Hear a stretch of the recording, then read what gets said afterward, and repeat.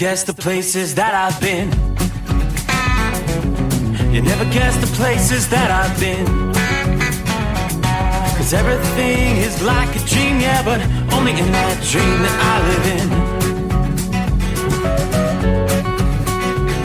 I'm never gonna let the day begin.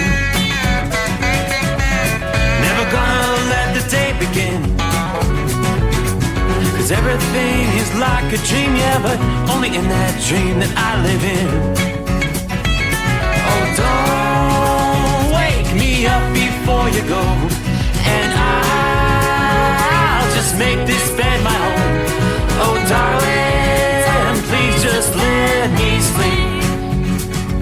Give me my dreams.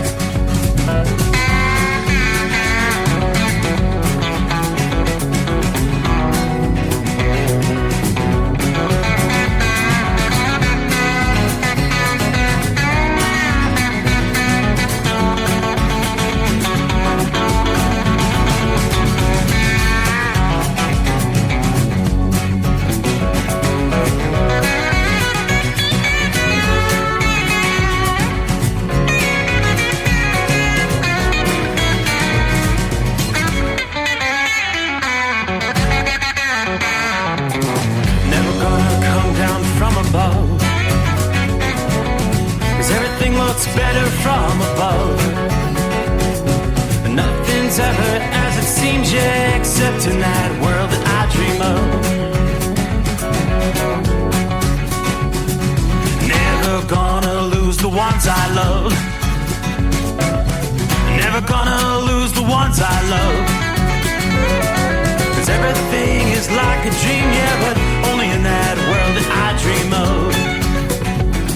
Oh, don't wake me up before you go, 'cause I can't face this day alone. Oh, darling, please just let me sleep. Give me my dreams. Give me my dreams. Give me my dreams.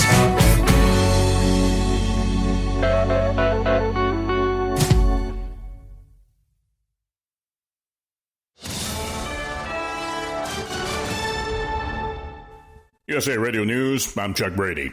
The Canadian ambassador to the U.S. is insisting that the two countries are still close allies despite recent disagreements over trade.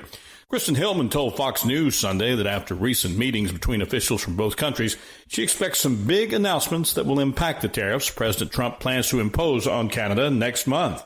Hillman said the meetings regarding trade have been productive and insisted Canadian officials want to accommodate President Trump's economic plan. And we understood from them his whole global agenda in this respect. And we talked about how Canada can fit into that. On April 2nd, there will be announcements that will affect the whole world, including Canada. As far as Canada becoming the 51st state, not so much. Hillman rejected the idea that Canada would become a state of the United States, saying over 91% of Canadians don't want to join the U.S. It's been a busy weekend weather-wise. Deadly storms that ravaged much of the South and Midwest have moved east. At least 36 people have been killed across Missouri, Arkansas, Texas, Oklahoma, Kansas, Alabama, and Mississippi as severe weather swept across the Midwest and the South. Preliminary reports show more than 34 of Saturday's storms were tornadoes. Wildfires in both Oklahoma and Texas. Nearly 300 buildings destroyed by Oklahoma wildfires, and the governor there saying the fires fueled by gusty winds swept both rural and urban areas across the state, 170,000 acres in all. A massive wildfire north of Fredericksburg, Texas as well. That fire was only 40% contained as of this morning. It started with 400 acres, and by Sunday morning, it was up to 8,600 plus acres, according to the Texas A&M Forest Service. Several areas in the east and northeast will continue to be under severe storm watches for the remainder of the evening.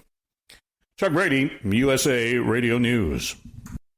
In today's troubled world, our USA Armed Forces stand ready to protect you and our American way of life. When veterans return to civilian life, they deserve your recognition and support. You can help put vets to work by donating your car, truck, or van to Patriotic Hearts. Your donation will directly support programs to help vets find jobs or even start their own business.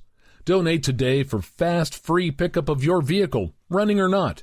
Operators are standing by to answer questions about making a tax-deductible vehicle donation. Find out how you can make a difference in the life of a United States veteran. Call 800-209-4580 for 24-hour response. Call 800-209-4580. 800-209-4580. That's 800-209-4580. News from outer space, and good news it is. 2 astronauts who have been stuck on the International Space Station since June could soon be coming home. The capsule containing 4 crew members docked at the ISS around 11 p.m. Eastern, nearly 30 hours after its launch from Cape Canaveral. Dragon contact and soft capture complete. The arrival of the new crew clears the way for astronauts Sonny Williams and Butch Wilmore to return to Earth. The pair was scheduled to be on board the ISS for about a week, but their Boeing Starliner spacecraft was deemed unsafe to return to Earth, and they've been up there for over 9 months. Weather permitting, Williams, Wilmore, and the 2 Russian cosmonauts will be heading back to Earth on Wednesday. I'm Jim Forbes. Who's ready to head to Mars? Elon Musk says SpaceX will be sending its Starship to Mars by the end of 2026. Musk says aboard the ship will be Optimus, which is Tesla's humanoid robot. Along with the Mars announcement, the billionaire said Saturday if those landings go well, human landings may start as soon as 2029, but it's more likely around 2031. The Voice of America may soon be silenced. Journalists for the Voice of America being put on administrative leave. The news came this weekend after President Trump signed an executive order aimed at eliminating the Voice of America's parent company, the U.S. Agency for Global Media. But the Committee to Protect Journalists is calling on Congress to take action. Chuck Brady, USA Radio News. Papa, why can't we telegraph while riding a horse? Son, there ain't no one to blame but Jeffro. He was riding old Betsy the Stallion, tip-tapping away at his telegraph, when blam! Ran right into the side of the saloon. Well, if Jeffro can't do it, neither should you. Don't text and drive. Visit StopTextStopWrecks.org. A message brought to you by the National Highway Traffic Safety Administration and the Ad Council. At Hot Shot Secret, we share the science behind common diesel problems. For example, CP4 injection pump failure. The CP4 has an unusually high failure rate, up to 7% in the U.S. compared to a less than 1% in Europe. A contributing factor is the lack of lubricity in ultra-low sulfur fuels. Hot Shot Secret Everyday Diesel Treatment with LX4 restores lubricity and protects your CP4. Everyday diesel treatment is available at truck stops, Tractor Supply, O'Reilly's Auto Parts, and online at HotShotSecret.com. For anything diesel, take it to Scheid Diesel. They provide a wide variety of services and diagnostics to determine what the problem is with the latest technology. From simple oil changes and preventative maintenance to fuel system diagnostics and repairs, engine rebuilds and cylinder head repairs, and rebuilds with our in-house machine shop. They also have on-site DPF cleaning for exhaust issues and DOT inspections. If your diesel is asking for some attention, Scheid Diesel has the specialist you need for anything diesel. Located in Terre Haute and Lafayette, Indiana, and Effingham, Illinois, Scheid Diesel has you covered. Under the dark night on the interstate, under the 100 miles in the pouring rain, these are worth all the time I've spent away. Under the dark night on the interstate, I'm driving through the years, I'm trying to make it right. My baby's at home, hope she's doing alright. Miss my dogs and I miss my girls. I'm 1,000 miles away from my old world.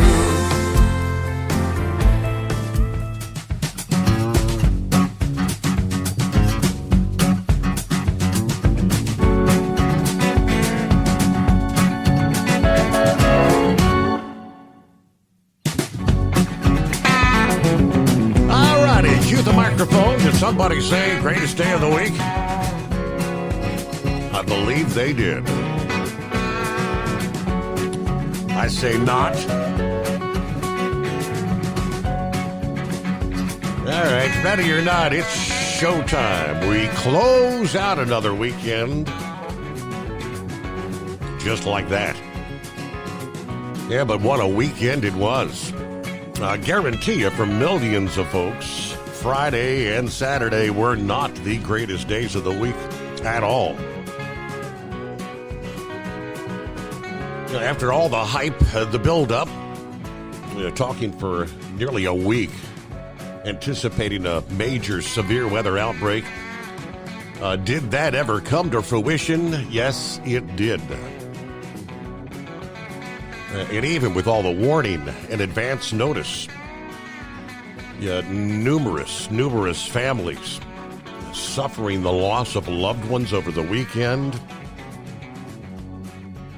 as the number of fatalities have continued to tick higher. Yeah, latest reports, I'm seeing 36, some are saying 37, but we'll go with 36, but could be more. First things first, though, it is the Steve Summers Overnight Drive. Ready or not? Here we go, live from the Hot Shot Secret Studios. Reality check, 36 degrees outside the secret bunker, with clouds and a bit of a breeze, making it feel much cooler. Right on the heels of temperatures well into the 70s over the weekend. Say, one of the more significant drop-offs, the poor folks in Fargo, North Dakota. Yeah, they were at 68, I believe, for a high Friday afternoon. With stronger storms rolling through. And the temperatures plummeting. They were down to 21 degrees by Saturday morning with snow and blizzard conditions. Just like that. But the highlights, as we kind of rehash what had occurred over the weekend, as far as the active weather is concerned, still some stormy activity confined to the eastern seaboard tonight. Now, there are, I think we're down to the final hour of a tornado watch that is still in place for the easternmost reaches of North Carolina and that southeastern corner of Virginia. Again, those set to expire at 1 a.m. Eastern time. Really, over the last several hours, the severe weather threat has pretty much died down. I think we have one active severe thunderstorm warning right there in southeast Virginia. And that's along with some straight line winds. Yeah, more of the problems in the East Coast is the flooding rains, torrential rains that are coming down. So from Raleigh, North Carolina on up into now moving just east of the D.C. metro area, some heavy rain still right through central and eastern Pennsylvania. You'll see another band of showers and thunderstorms rolling through the New York City, the Boston metro areas through the overnight hours. But it is all in the form of rain, no snow for those areas. We know 36 fatalities across 6 states over the weekend, starting Friday. As of Saturday afternoon, 52 tornadoes from severe thunderstorm activity. Now, that was just Friday and Saturday. Those numbers, there had been numerous tornado warnings throughout the day. Sunday, the final tally will be much higher than that. We started things Friday with a massive dust storm across western and central Texas into Oklahoma and portions of Kansas. That dust then spread into parts of the Midwest on Saturday. Hazy skies, poor air quality, obviously air travel. Nearly 1,100 flights canceled between Friday and Saturday alone. They break it down by state. Missouri with 12 confirmed fatalities, 8 in Kansas, 3 in Arkansas, Mississippi at 6, 3 in Alabama, Texas at 4, 1 in Oklahoma. At least 6 new deaths and 29 injuries reported in Mississippi, according to Governor Kay Ivey. She said 3 died in Arkansas. 2 deaths in Dallas County, 1 in Winterboro in Talladega County, as that round of storms ripped through Saturday night into Sunday. Alabama's governor said, unfortunately, we've learned of the loss of at least 2 of our fellow Alabamans. The sun had come up Sunday morning. We pray for the lives we lost as well as those who were injured. And we pray for our first responders, emergency management, and linemen that are out there doing incredible work on the ground. Authorities are assessing destruction across that state. Damage reported in 52 of the 67 counties in that state. In Mississippi, a tornado tearing through Tylersville Saturday evening.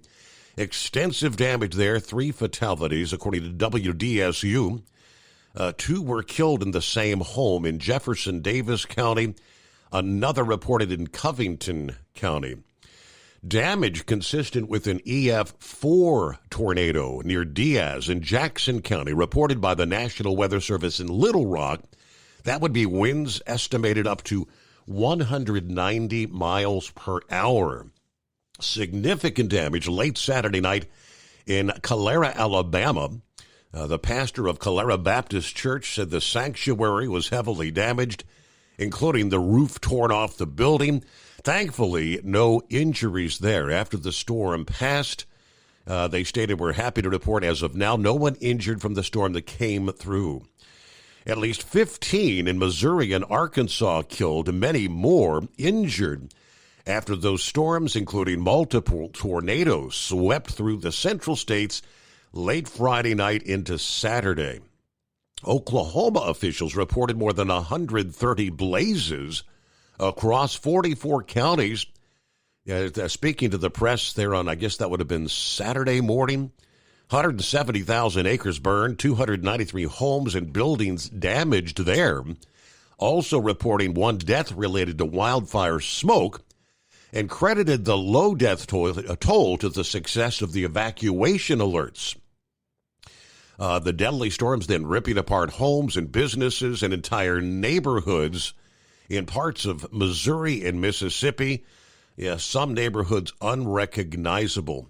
Some of the worst of the extreme weather was experienced in those states. Tornado and damaging thunderstorms pummeled then the Tennessee Valley and the Gulf Coast as the severe weather threat shifted on into the east through the afternoon Saturday. There were a pair of tornado warm storms in tandem across southern Mississippi during the afternoon, one of which was a confirmed large, extremely dangerous tornado barreling into Taylorsville shortly after 2 o'clock Central. Less than an hour later, residents in the same town rushing to shelters again as that second storm tracked over the same area, and there was extensive damage in that community. So really, they're still going to be getting out to assess the damages as we get the new week underway here, Monday, and checking the eastern seaboard. But again, looks like the worst is pretty much behind. Now, Mother Nature not going to waste any time kind of reloading the atmosphere back into the central states once again as we start the new week here. We are not, thankfully, anticipating anything close to a severe outbreak as we saw over the weekend. Nonetheless, we will be looking at another storm system bringing widespread winds and possibly more of a straight line wind event and more wintry precipitation. Winter storm watches in place for northern portions of Kansas, eastern Nebraska. Again, the red flag warnings stretching from eastern Missouri all the way back into central portions of Colorado, southward through much of eastern New Mexico, much of central and western Texas, once again with our next system. How much rain, how much snow? We'll break that down for you. We're talking Donner Pass, once again expected to see maybe 1 to 3 feet of snow with this new system. So as I said, Mother Nature not wasting any time kind of recharging the atmosphere. It is severe weather season, right? So we kick things off. The greatest day of the week, said who? Doc's Diesel is your one-stop online shop for diesel filter maintenance.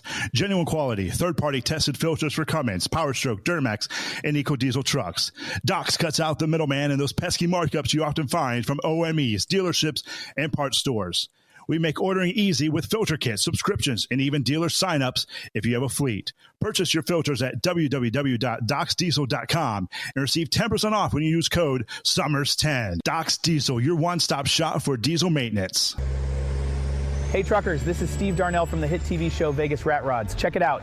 Industrial Injection has been a leader in the diesel heavy-duty industry since 1985. Whether you are looking to keep your truck on the road, you are a hard-working farmer feeding America, an over-the-seas mariner, a miner, or a construction craftsman, Industrial Injection can help keep your heavy-duty rigs and equipment running so you can keep America thriving. Get all your turbochargers, injection pumps, injectors, and engine parts at industrialinjection.com. Industrial Injection, the place to go for all your diesel parts needs.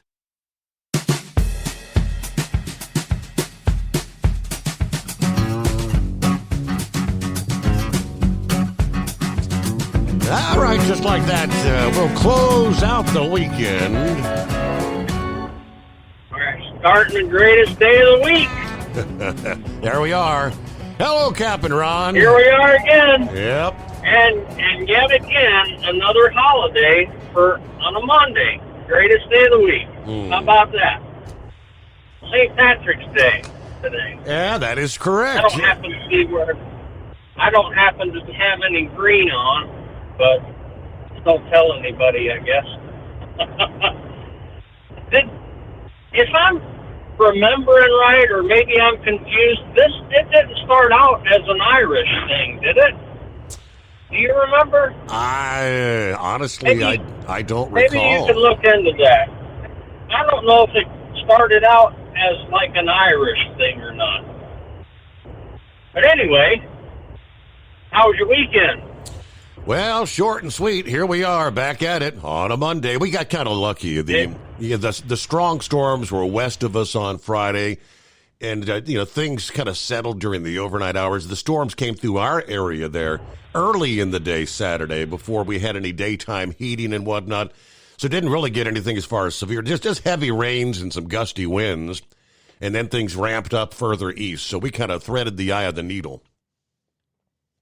Oh, okay. I think I got woke up at 5:30, an hour early for tornado warnings, there in Clearwater. I guess that would have been, the tail end of it? Right. I'm guessing. I don't know. But I don't think we got any tornadoes or anything, and my watch was going off, and my phone was going off, and the wife's phone was going off. You know how that goes. And when that happens, what's the first thing that you do? I don't know. You're supposed to seek shelter. I go outside and see if I can spot anything. I go right to the window or go outside to see what's going on. Exactly. Is that stupid or what? That's what we do. I know. Well, I went and played golf Friday. I got my money's worth. My swings per dollar, I guess you might would want to say. But I think that's the second time I went and I met up with Buckeye Boy a couple years ago, and I think this was my second time since we played together. And I let him win anyway because he had that sorry Ohio State Buckeye golf bag. So I just let him go ahead and win. So I can say they won at something. I'm sure he'll like that. Right. But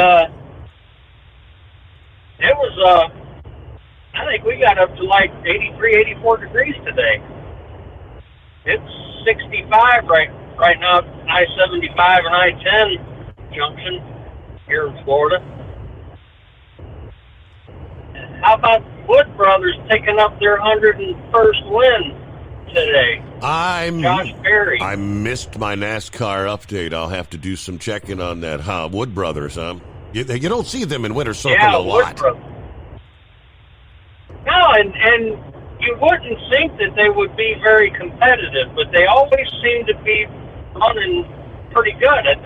They've just got the one team, the one car, and that's all they've had for years and years. I mean, there's been a lot of drivers that's driven for them in the past. But, yeah, they put it all together and pulled one out of the hat today. So other than that, that was a pretty nasty line of tornadoes. Is that like one of the largest? It seems to be like one of the largest that I remember, that I recall. I mean, the final numbers are not yet in, but they were talking Friday, the way things were set up, that it was forecast it could be an historic weekend, which it's going to be close to with 50-something confirmed tornadoes already, and they got to get out there and survey the damage. So, yeah, they forecast. They said we could see 50 to 100 tornadoes. Was the Friday afternoon they were saying. Wow. And then I saw something about a wildfire in Oklahoma, wasn't there? Did you see that? Yes, numerous wildfires, and then, of course, they had that massive dust storm. Some of the videos from the dust storm there in Texas had a massive pile-up with that as well, and I think some of the fatalities there occurred in that. People out there trying to film, and you could not see the vehicles right in front of them. Right. Yeah, I saw a little bit of that, too.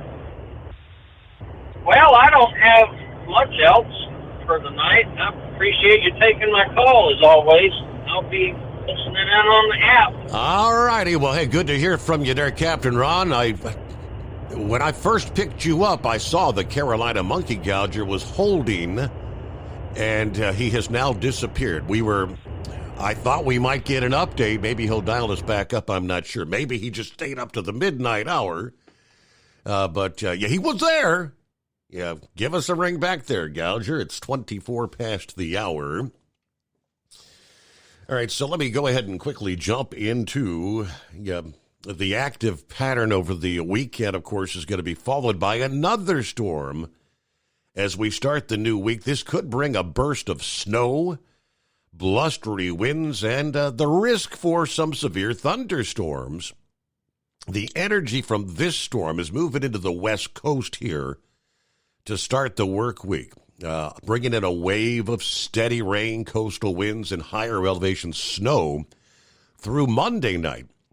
Now, we could see another round of heavy snow across the Sierra Sunday night through Monday. So as we speak, overnight tonight, feet of snow across the highest terrain. Heavy snow will reach down to most of the major passes. Routes like Donner Pass, once again, 1 to 3 feet of snow after similar amounts just a few days ago. Forecasters tell us travel can become dangerous to downright impossible across some of the passes here for Monday when the heaviest snow comes down. Gusty winds at the higher elevations can quickly reduce visibility with the blowing snow there. So check ahead for road conditions and road reports before you start your trip. Be prepared with your chains and emergency kits. We're not done with winter just yet, especially out west. As the storm transitions over the Rockies later Monday through Tuesday, we will see some heavy snow developing across portions of Idaho, Utah, Wyoming, and Colorado. The greatest snow totals will spread across the higher peaks in Colorado and Wyoming. Could see 30 inches occurring in those areas. Now, the system then emerges east of the Front Range Tuesday, bringing some snow across the Interstate 25 corridor of Colorado through Wyoming, as well as parts of I-70 and 80. Snow totals 3 to 6 inches for some, 6 to 12, with some locally some of the northern side of the storm, parts of Iowa into Wisconsin. Locations across eastern Colorado into the Central Plains, we'll see a spurt of mild conditions ahead of that stormy weather. Places like Denver and Wichita, Kansas, you're looking to climb into the 70s here for Monday before the storm begins to track into the region. In Wichita, Tuesday, highs may even be higher than Monday. We could be talking low to mid-80s, which would be the warmest day so far this year if that comes to fruition. Now, we're looking at the gusty winds that could spark fires for some and blizzard conditions for others. Another important factor is going to be the return of boisterous winds from the Rockies to the plains into midweek this week. Locations further east will not escape the gusty pattern as the storm ultimately transition across the Great Lakes and the Northeast later this week. Tuesday, get ready for the winds to ramp up again from southeast Colorado and New Mexico into Texas, Oklahoma, Kansas, and Nebraska. Widespread gusts upward of 40, with a corridor of winds exceeding 50 miles per hour across several states. Peak winds are expected to develop across central and eastern New Mexico, where gusts 60 to 70 once again may occur. Some gusts may approach 90 miles per hour.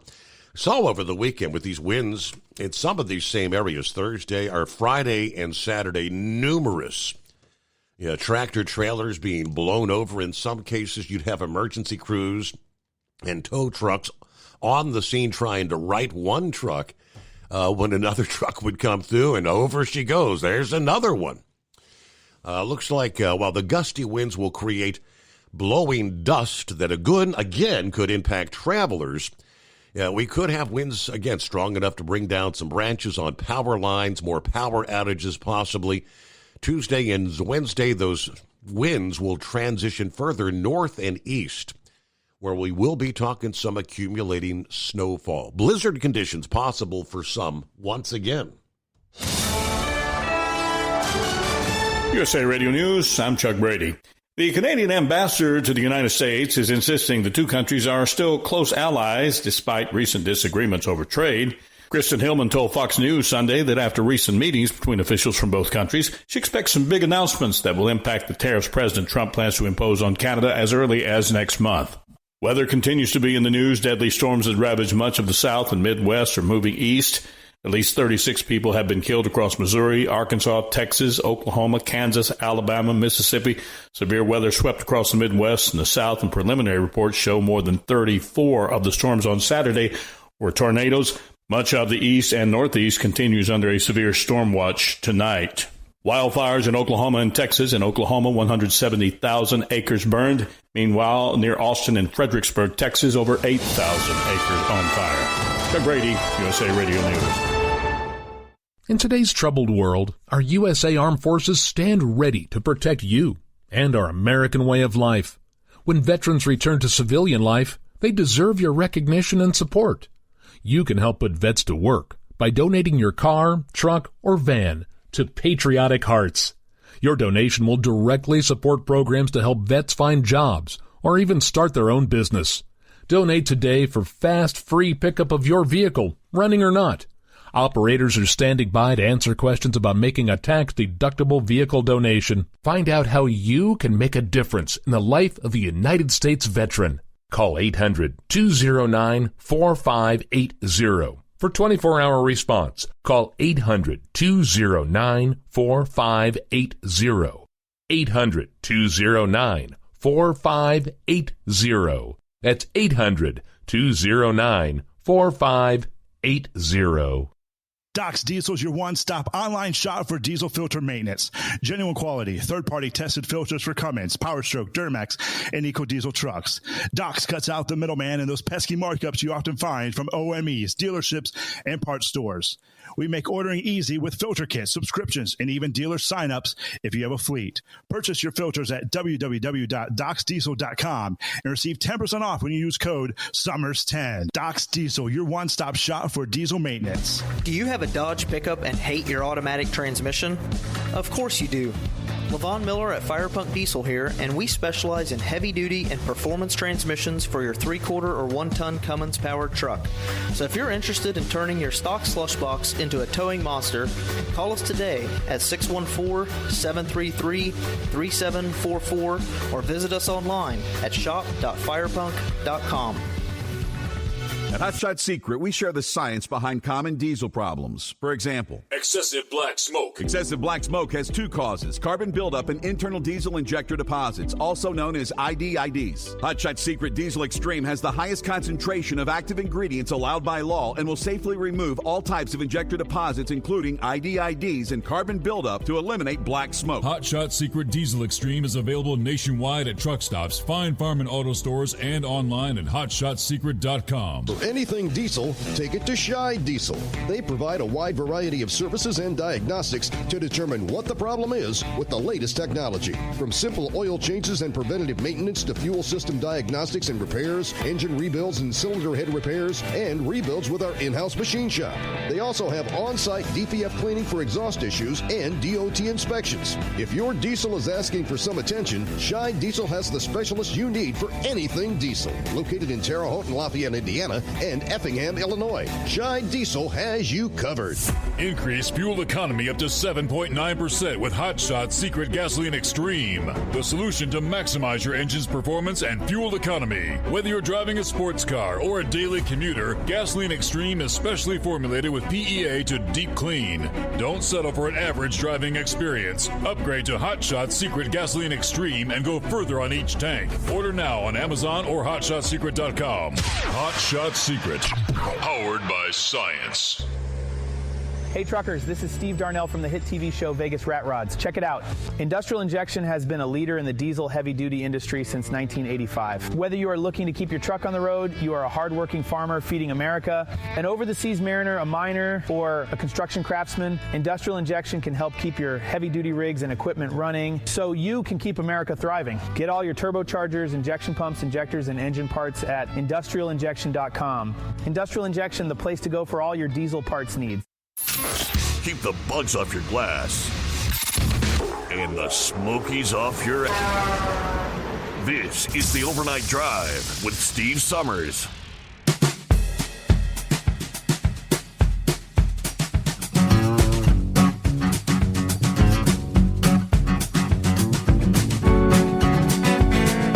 All right, we say hello to Philly Dan. Out of the box, it is that time again. Hope everybody had a great weekend. Looks like the Houthi rebels are finding out what a real president's like. Yeah, are they ever? And they're not done. This is an operation they're telling us that could last days or possibly weeks. One of our top national headlines: President Trump unleashing America's military might in the Middle East.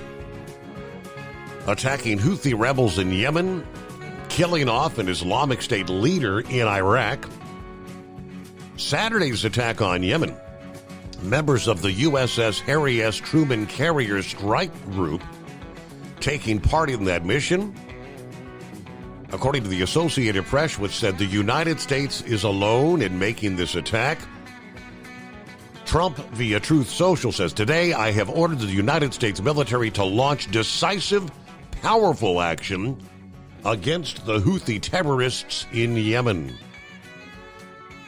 They have waged an unrelenting campaign of piracy, violence, and terrorism against American and other ships, aircraft, and drones.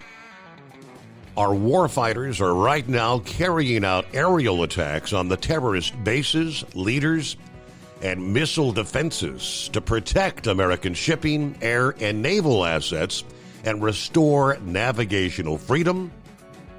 No terrorist force will stop American commercial and naval vessels from freely sailing the waterways of the world. Trump said he's finishing the job that his predecessor bungled. Biden's response was pathetically weak. So the unrestrained Houthis just kept going.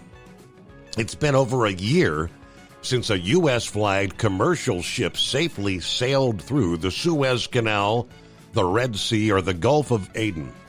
The last American warship to go through the Red Sea 4 months ago was attacked by the Houthis over a dozen times. Funded by Iran, these Houthi thugs have fired missiles at U.S. aircraft, targeted our troops and allies, These relentless assaults have cost the U.S. and the world economy billions of dollars, while at the same time putting innocent lives at risk. These Houthi attacks on American vessels will not be tolerated. We will use overwhelming lethal force as we have achieved until we achieve our objective. Now, he closed out, that is, President Trump closed out with a direct message to the Houthis as well as Iran, which Iran, of course, arms the group, stating, and I quote, "To all Houthi terrorists," then in all capital letters, "your time is up. Your attacks must stop starting today. If they don't, hell will rain down upon you like nothing you've ever seen before." To Iran, support for the Houthi terrorists must end immediately. Do not threaten the American people. Their president, who has received one of the largest mandates in presidential history, or worldwide shipping lanes. If you do, beware, because America will hold you fully accountable, and we won't be nice about it. Now, separately on Friday, Trump announced a strike that killed Abdallah Maki Mosleh Rafi, who was the leader of Islamic State in Iraq and Syria. It was a joint effort with American and Iraqi forces in this case. He was relentlessly hunted down by our intrepid warfighters. His miserable life was terminated, along with another member of Islamic State, in coordination with the Iraqi government and the Kurdish regional government. Peace through strength, Trump wrote. Central Command announced the attack in a post on X. All right, so they've actually released video footage as well of, I guess, this vehicle, several vehicles, whichever were taken out by an aerial strike. Mission accomplished, as the president said. But so it's been a very busy weekend, to say the least. Well, Double R, how the heck are you? Hello, brother. How you doing? It's greatest day of the week. Yes, sir. I know that's right. So we're over here in Texas, headed south here on 59, working our way over toward Laredo. You and I touched base over the weekend, and, this afternoon I'm driving down the road, and the AEB light on my dash came on with the camera light. And I'm going, what in the hell is going on with this truck? Mm-hmm. Well, I found out that I've got two cameras in my window. One is for the radar, the AEB braking system. And from what I was told, that if this radar is put on, this camera is put up there wrong, which I don't, it's got to be right in the exact, mm-hmm. in the perfect spot to where it's going to pick up and not cause a fault. Well, they're thinking that my camera is off center and it's not, and it's causing that fault. So that's what they're assuming, I should say. Right. So I got to try to. So that's not the kind of thing you would adjust, is it? I mean, that has to be. Yeah. No. Okay. Well, no. Our mechanics, they'll have to redo it. So they're thinking that whoever put they got to send a brand new truck, and I guess whoever put this camera on to cause this crap that they got on these trucks to work, apparently it didn't do it right, or he got it off center. Mm-hmm. They said it could be anything. I thought, well, do me a favor and take the crap down and throw it in the trash, and I won't have to worry about it no more. But they're not going to do that. Right. You know how that is. But, so, I mean, the reason we touch base over for the audience to understand that you were citing you're dealing with some of these, what they call it, phantom braking, where your truck sees something, slams on the brakes, and you're unaware what's going on, right?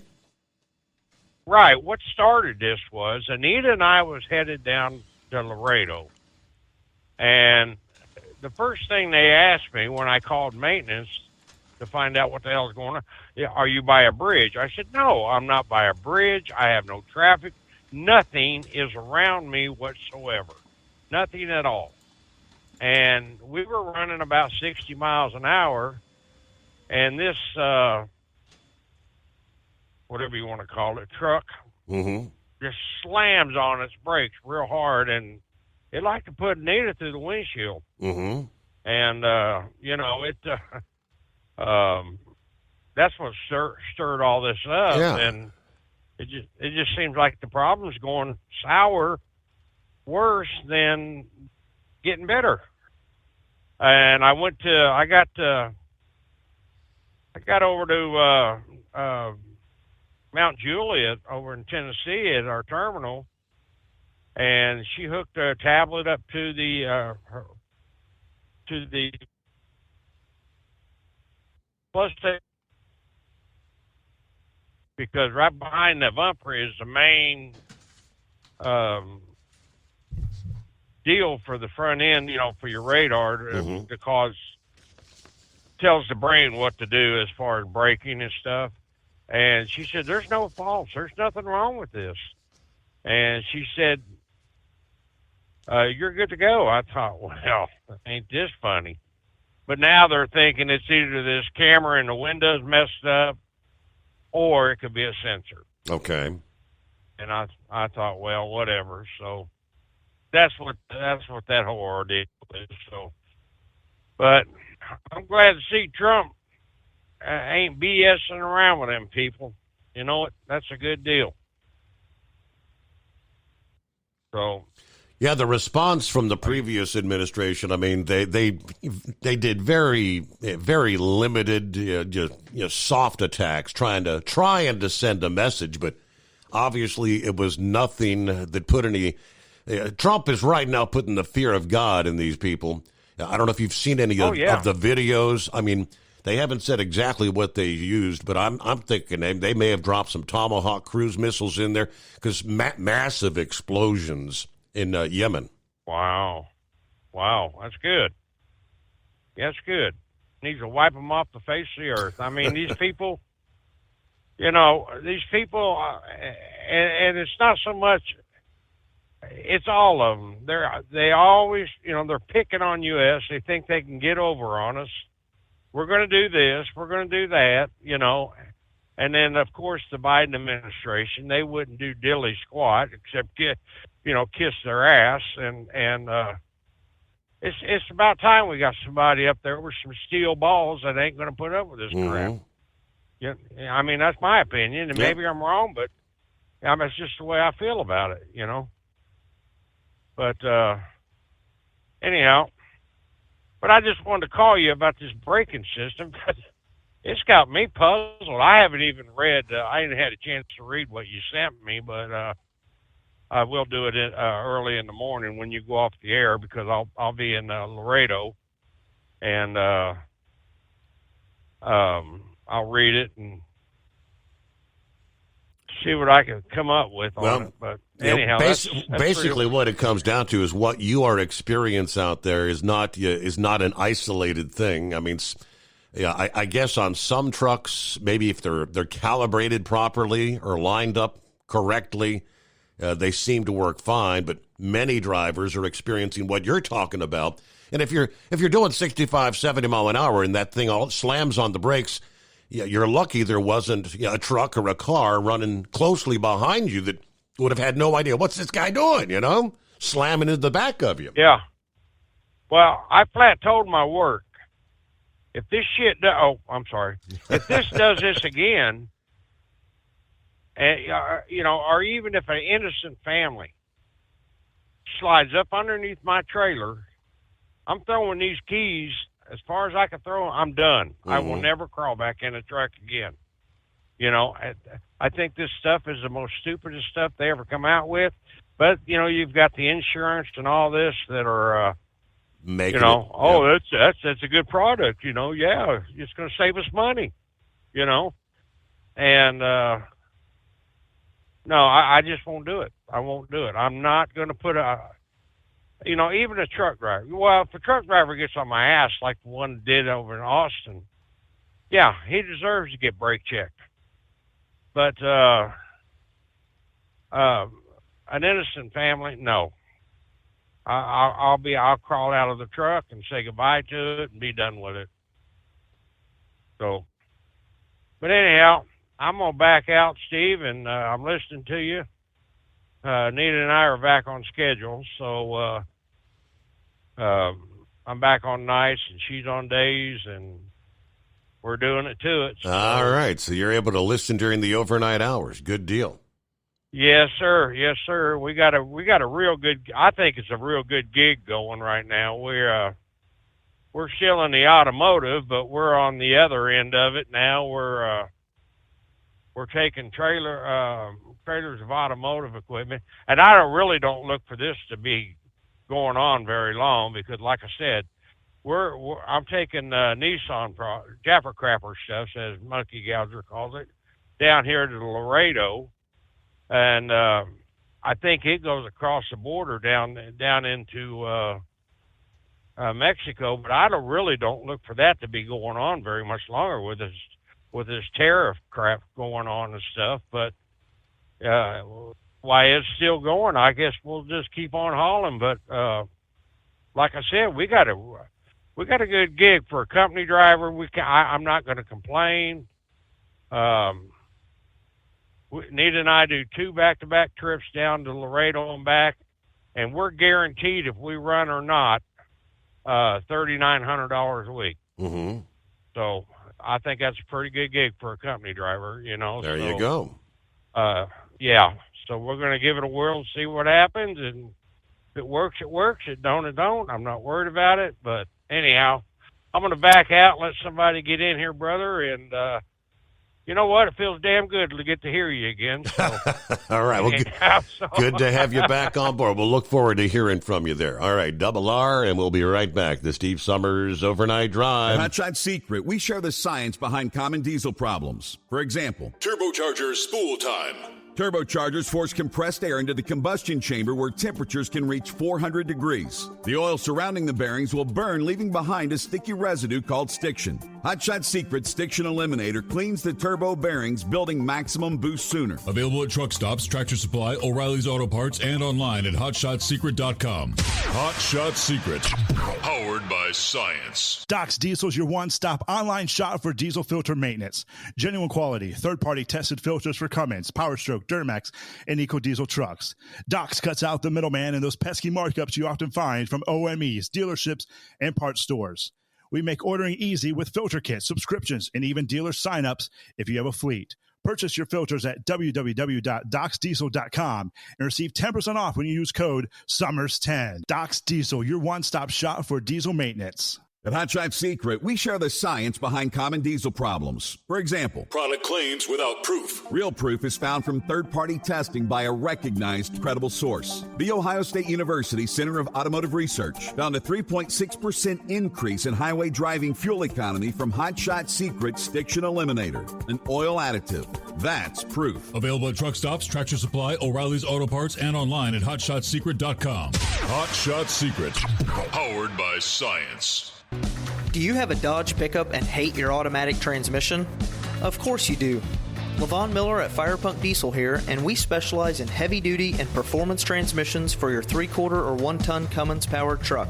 So if you're interested in turning your stock slush box into a towing monster, call us today at 614-733-3744 or visit us online at shop.firepunk.com.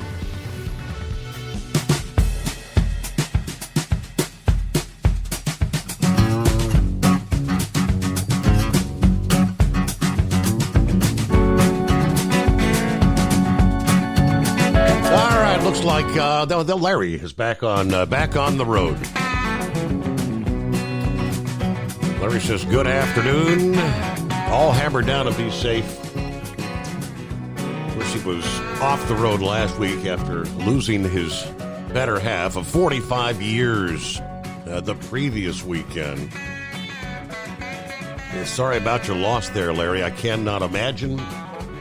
It's got to be a difficult time. And then Rubber Duck is on board, who also suffered a loss over the past weekend. Rubber Duck, his mom passed away Saturday. I'm watching on YouTube. He said, "Good evening, gang. I lost Mom Saturday afternoon. She would have been 95 today." Monday. All right. Short week for me and a Daytona trip. Of course, that's where Mom resided there down in Florida. So I'll be going to lay his mama to rest. Sorry about your loss. Man, oh man. Hello, Gary. Good morning, Steve. All the overnight crew on a happy Monday. Greatest day of the week. Bob in Michigan is on board. Hello to Glenn. Morning, everybody. Greatest day of the week. Not. Yeah, be safe out there. We got Bill. Good morning, Steve. I'm home in Horicon, Wisconsin. Have a catheterization, angioplasty in the morning, and a pacemaker change out on the 24th. So I'm going to be home for a few weeks. Drivers, be safe out there tonight. All right, hope all goes well with your procedures. Let's see, Rubber Duck posted here. Indiana Toll Road closed west of the 72 exit, about the 57-mile marker. So that posted about, I guess, it's been about 40 minutes ago now. So thanks for the heads up. Yeah, who else on board? There's Dennis. Morning, Dennis. Before long, everybody's going to be whining and complaining because it's too hot. Yeah, good morning, my friends. I thought my house was going to be ripped to shreds Friday night. My prayers for all those affected by the brutal, unforgiving weather. We all had the real deal over the central and southern states this weekend. Yes, indeed. Let's see. Dirty Harry's on board. Good morning, Steve. Today, the greatest day of the week. If you're ever in New Orleans, there's a World War II museum by Gary Simones where you'll find a section about POWs. One of them, his name is Airborne Lenny, where you can read his personal journals he kept as a POW. Well, I'm blessed, and with great honors, I'd like to wish my personal friend a happy birthday. So here it is, Airborne Lenny. A happy 100 turns around the earth. And I can't wait till 10 a.m. when we have coffee and cake as you'll drive to our favorite restaurant. Happy birthday, Mr. Lenny. That's pretty impressive. 100. All right, the century mark. It is 844-844-3388. All right, we got Brain Dad is on board. We'll get some NASCAR news, updates, Plowboy, and yeah, well, looky there. It's been a while. Hey, Mike. We go, where have you been? We'll get a full report.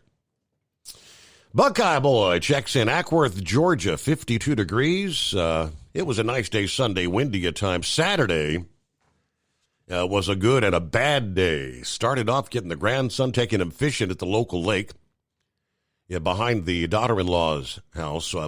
We were soon joined by 3 other granddaughters, Wildcat, and the brother's son. Had a great time fishing. Everyone but Wildcat caught some fish. Second to youngest caught the biggest one of the day.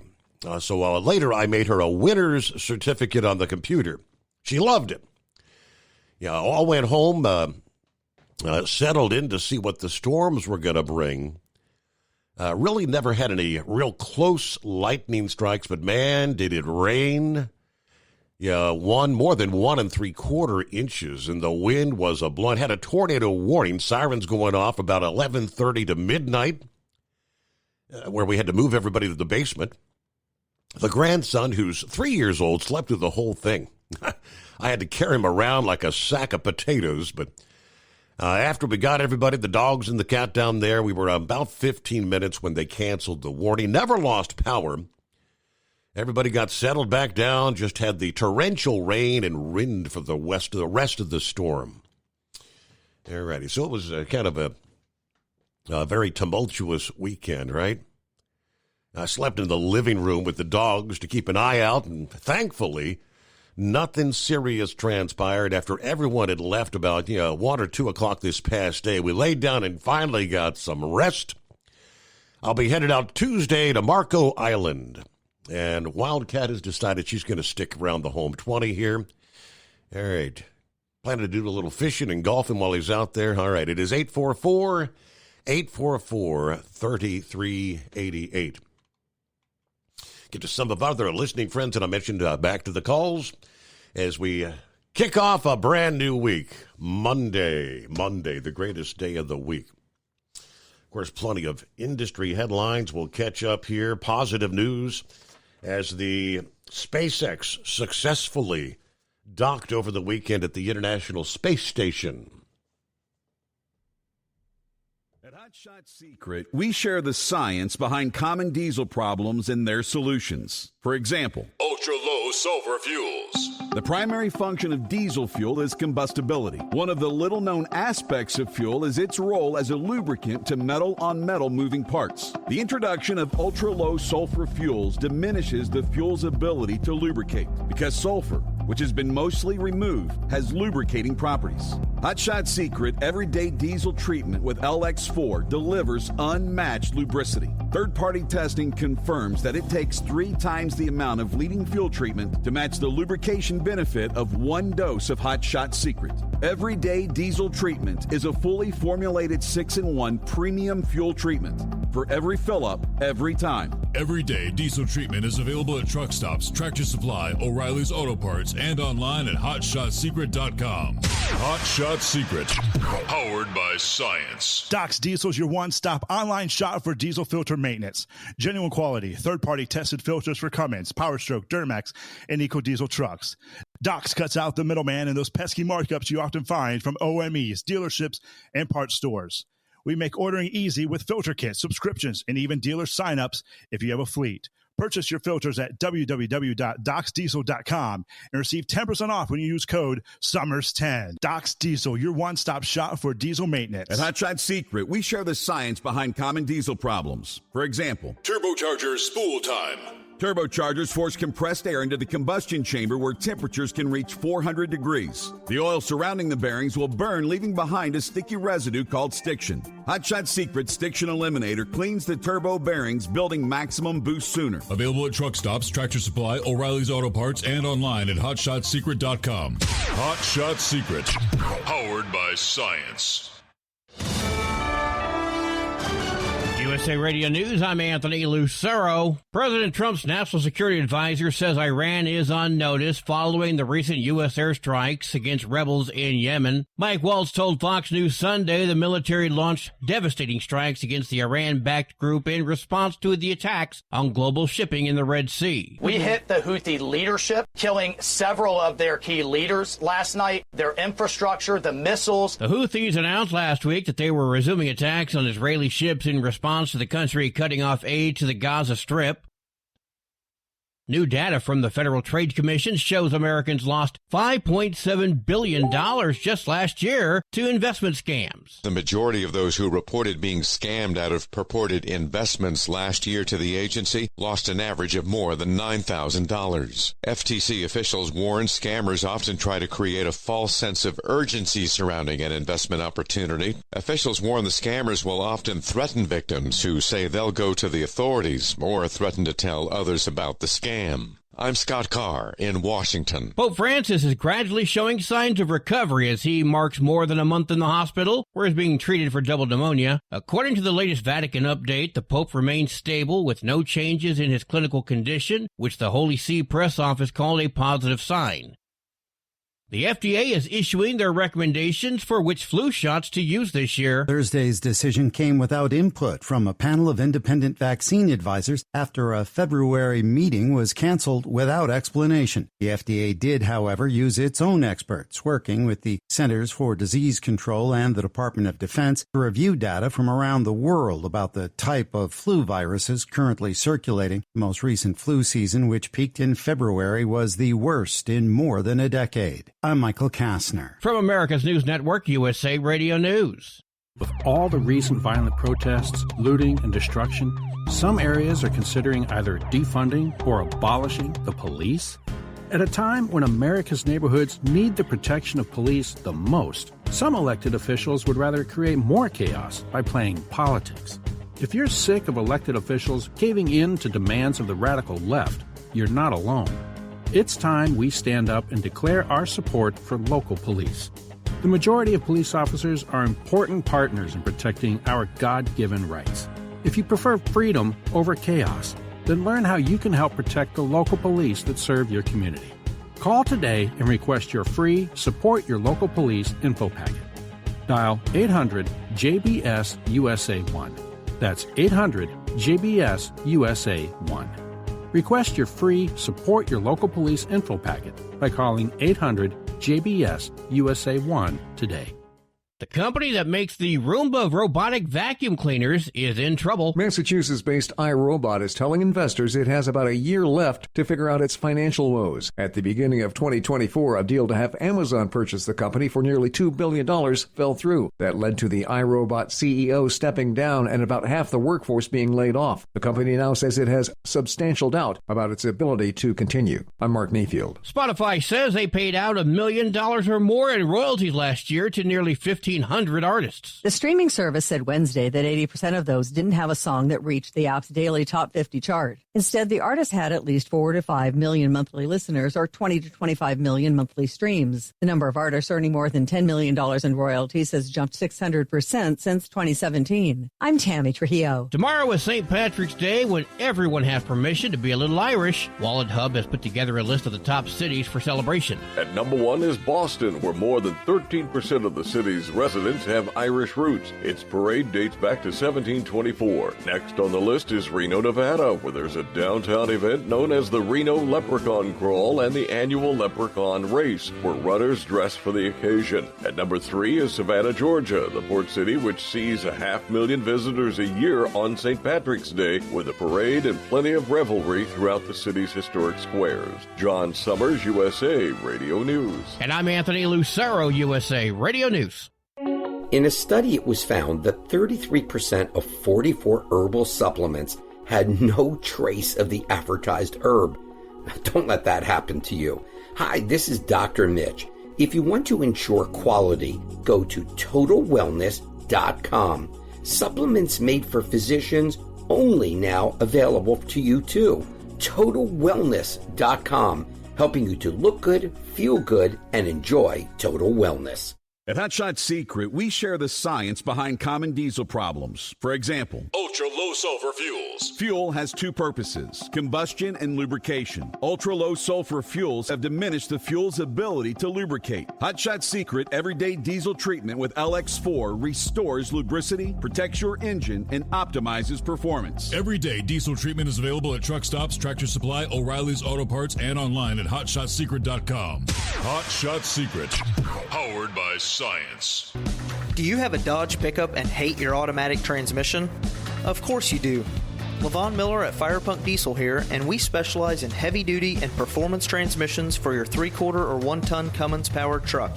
So if you're interested in turning your stock slush box into a towing monster, call us today at 614-733-3744 or visit us online at shop.firepunk.com.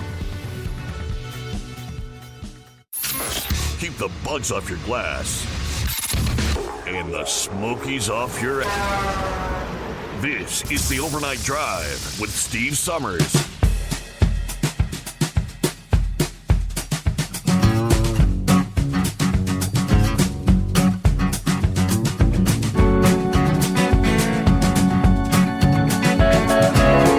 All right, well, we started off the weekend Friday with the dust.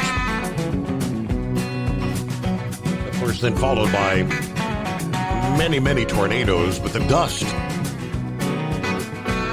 Ultimately, 71 vehicles involved, massive pileup near Goodland, Kansas. Yeah, that shut down, obviously, I-70. I believe when all is said and done this past day, the death toll, eight fatalities. Yeah, visibility was down to near zero. And then when the dust all settled, 71 vehicles involved. Wow.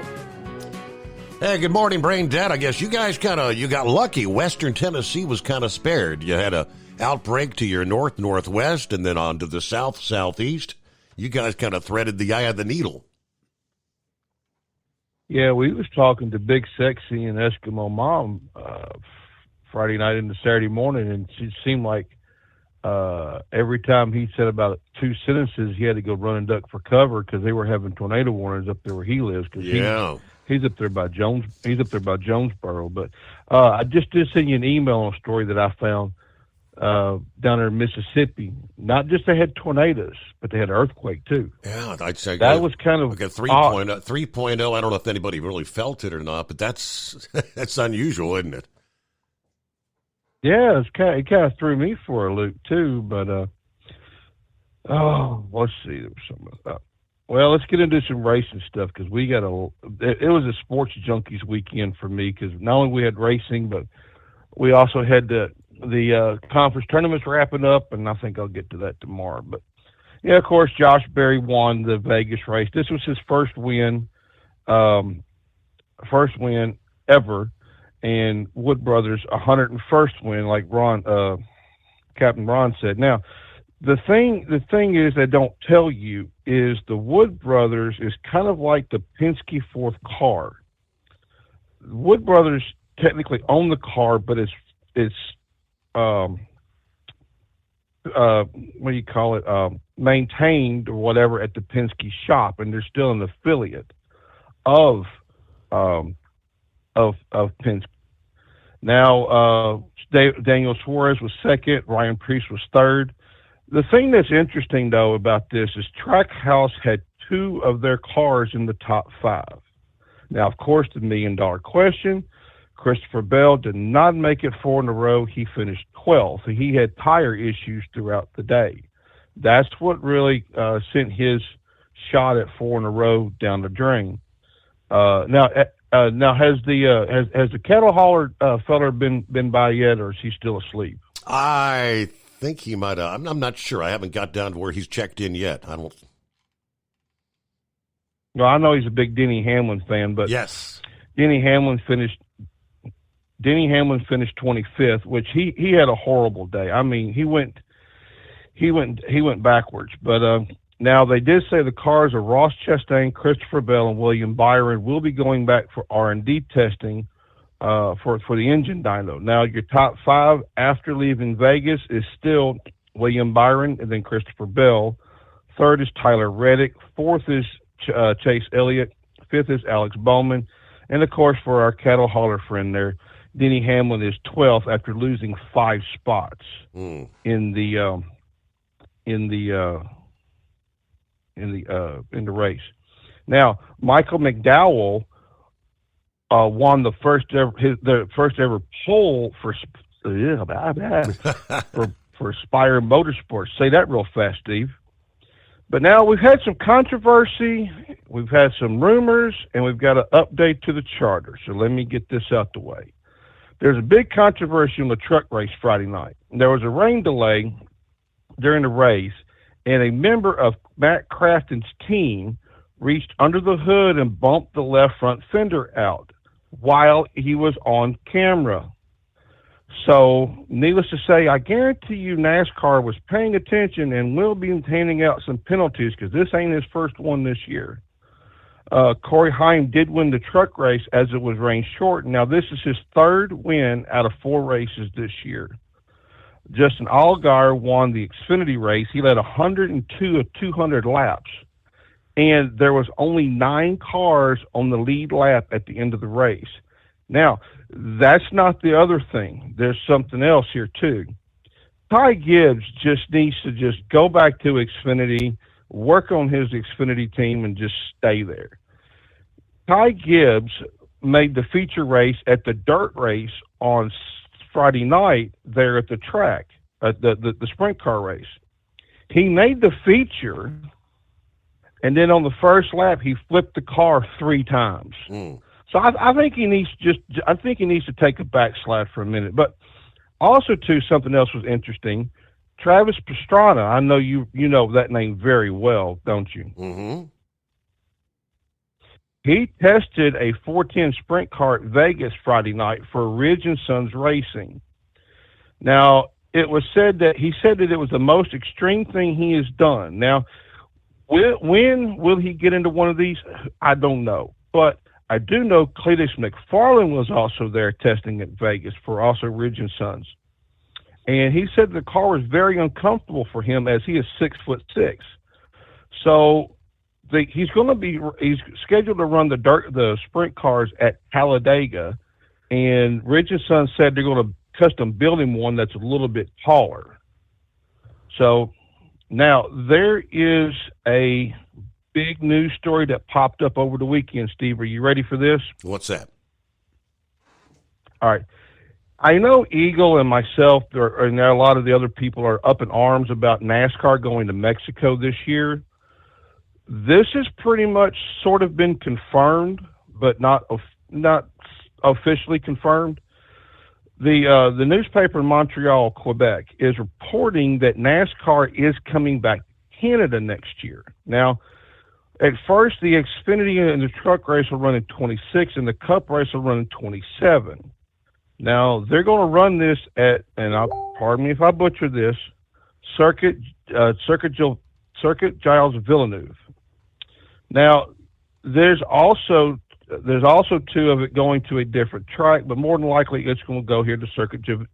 Yeah, say that 5 more times faster. Anyway, that track. It is a road course too.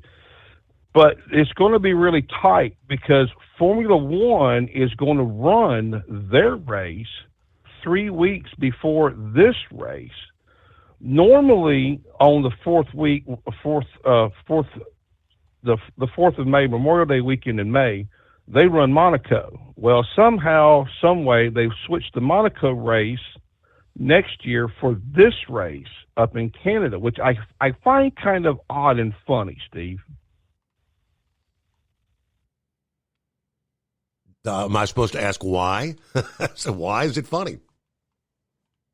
It just, to me, it just seems like it always has been at Monaco. And why would you go from where you have been for ever and a day to somewhere like in Canada for a historic race? Because a lot of us would get up on that Sunday Memorial Day. Right. And we would, 3 a.m., get up, watch Monaco, and then the Indy 500, veg out for the day. But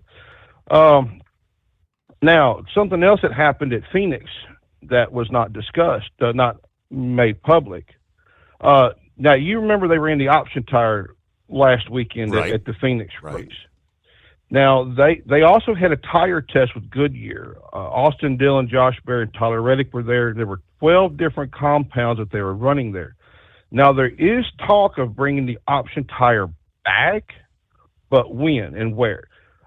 I honestly think they need to keep that at some of these intermediate tracks and short tracks, maybe an Indy, but do not bring it for the high bank tracks like the Talladega, Daytona, Atlanta races, those kind of races. The road courses, I could really see them running them at because it really did bring a lot of excitement. Now, something else that was also not known is there were steering issues during the Phoenix race and the Daytona race. It happened with Tyler Reddick's car and the RFK cars. Now, a lot of people think that you have to go to one single source supplier and get all your parts and pieces. Well, there is some parts and pieces that the teams can outsource on their own and not go through NASCAR. One of those is the steering system. Now, the issue for Reddick was a hose that went to the steering rack, making him lose control. Now, also, too, and I think this is what they found. Remember when Ryan Preece hit the wall at the 500? Mm-hmm. I think this is what they found as well, because there was a leak in a hose to the steering pump, and the steering pump itself had issues. So I'm thinking that's the main problem, because that is the steering system box and all of that. They can outsource it. They don't have to go through the NASCAR suppliers. So, let's see what else. If you do the outsource thing and you have a problem, maybe you might want to rethink doing the outsourcing thing. You think? Not so much. I mean, this is something that NASCAR has not sounded the alarm on. Has not said that not issue the warning. But the other thing too is you can outsource are the seats and the rear view mirrors, but everything else can be outsourced. Because I mean, with the steering, think about it. You've got to mount the steering box in one spot, and not every spot is where the teams use. I mean, some may use the left side, some may use the right side. It varies, and the hoses have got to be custom fitted and custom made. So. All right. Well, tomorrow night when we come back with more on the sports world, we got to take a look at March Madness. Yeah, the brackets have been filled out. I see our Bearcats did not make the field. I don't believe I saw Ohio State in the mix there. Let me see. I did see Louisville and Lexington. All the excitement in Kentucky about basketball. If they can win a couple of games, we could be seeing both of them playing when we're there in Louisville for the Mid-America Truck Show. But all the action gets underway. Of course, they got the first four, as they call it. I think that's Tuesday night. And I did see Cincinnati's Xavier, starting there, just trying to get into the main field later this week. Come Thursday, productivity at offices all over the country goes in the tank because everybody's tuned into March Madness. Well, Plowboy, how was your weekend? Well, just fine. Good morning, Steve. Before I go any further, I got to say this, since I know Brain Dead's still listening. I'd like to congratulate some Tennessee Volunteers for beating Auburn. I think it was 70-65, and I mean, they had Bruce Pearl dang near ready to poop his britches down there when they were getting their ass whooped there at the end of the game. And now they're trying to say the referees weren't doing it right. I mean, yeah, they're even talking about calling the NCAA over it. But congratulations to the Volunteers of Tennessee. There you go. I rarely saw them say that, but since I'm a diehard Bama fan, we can't ever be for all. So, thinking about basketball, I got up and made a phone call to a gentleman out in North Carolina. And I'll be damned, Steve, if he didn't answer his phone. Barbecue Robin is alive and well, and he's pulling for Duke. He's wanting to go to San Antonio to watch him in the Final Four. So Robin is alive and doing well. All right. Well, that's good news. Good to hear. Yes, sir. Yes, sir. Yes, sir. But other than that, not too much more. But how much of the Weather Channel were you watching today? I ask you for a reason. I've got I watch the Fox weather. I don't have the cable, so I don't have the Weather Channel. I got the Fire Stick, so I watch the Fox Now weather. Oh, okay. Yep. Okay. The reason why I was asking that, sir, was this one particular reason. I guess night before last, when they were having all them tornadoes out there west of St. Louis. Yeah. This is on the Weather Channel. They were showing a plane on takeoff. Right behind it, I hate to be a guesstimation man, but I want to say at least an F2, if not an F3 tornado at darkfall. Had they been going the opposite direction, they would have flew right into it. Really? Wow. What the hell hit them. Yes, sir. I mean, yeah, it was a big. It wasn't nothing. It was not been good. Unfortunately, it was not been good.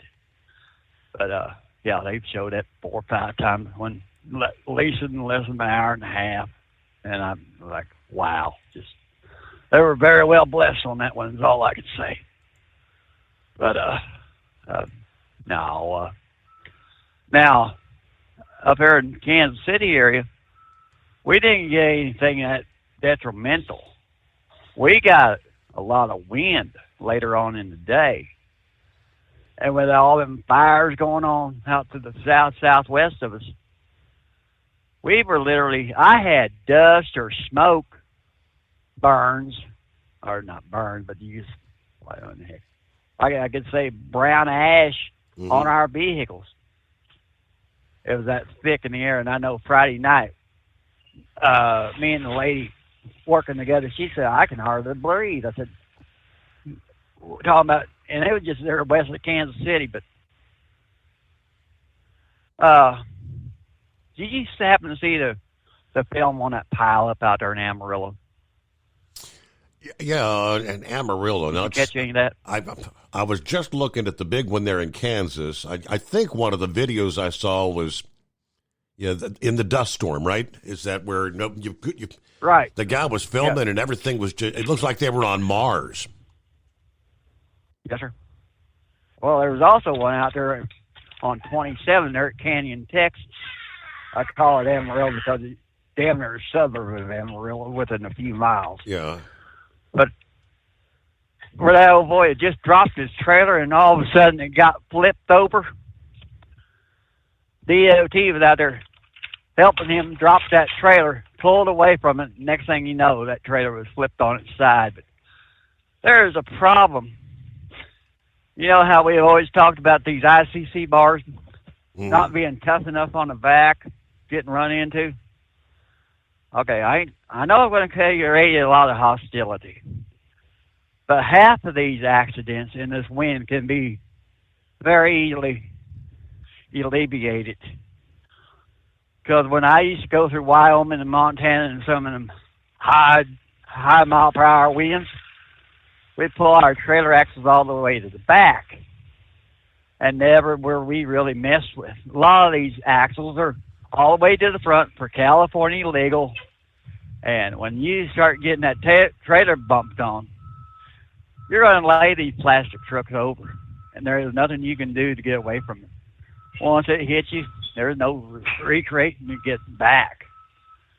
Because, I mean, I feel for the driver driving because there was a JBS, I seen a Triumph, and a Prime. This damn near guy. I don't know how Prime kept from laying it over, but I mean the pictures is just like it was just almost. I thought there was 3 that was in on the fatality list there in Texas, but I might be wrong. But whatever it was not good. Yeah, that area always gets beat up. But we got a little chance of again coming through there. I think tomorrow night or next night or two. Not supposed to be that bad, but yeah, they are talking about this tornado. We could see more dust storms kicking up this week. They did say that all that wind out there, Texas, Kansas, Oklahoma again. Yeah, much like last week. All right, roll it up on 25 past the hour. It is 844-844-3388. Hey, Mike. Are you still with us? Yeah. So, I've had last week off there, so we actually ended up out west there. So here, down in actually, I think you guys had warmer temperatures here than we had out west because we were down in Arizona, and when we got down to we flew into Phoenix and then went on up towards like Sedona way, and it was still highs of 50s and 60s there. I think you guys were warmer up here than we were down there. I guess it was Monday we went up to the Grand Canyon there to the south rim of the Grand Canyon up through Flagstaff, and heck, there was snow on the ground most of the way up all the way to the Grand Canyon. And then when we got ready to turn around and come back there, we went down to Phoenix Thursday evening, and that other storm rolled through. You had one that went through, I guess, Tuesday you sent one through, and then Thursday night into Friday, there was another storm come through, and they were calling for 20 inches of snow up there at Flagstaff. So I don't know what they ended up with, but I know they had Interstate 17 closed, and they had parts of 40 closed, and they had all kinds of mess down through there. So, but that was a heck of a light show. We were down in Phoenix, and boy, I tell you what, those thunderstorms and that rolled through Thursday night, Friday morning, and that was quite the light show that got put on. So I can only imagine what it went on further to the east. But anyway, so we got home Saturday morning from all that. But yeah, I saw a few things there, did a little bit of sightseeing and stuff, and got to go to the big fire museum down in Phoenix, Arizona there, called the Hall of Flame. I don't know, I think we've talked about it a couple times there. But yeah, a lot of nice stuff. So if you ever get a chance to get down that way and get in there to see that, that's definitely something you should see. So, but so you but other than that, we're back. You made it out to Phoenix. Did you make a pit stop there and stand on the corner of Winslow, Arizona?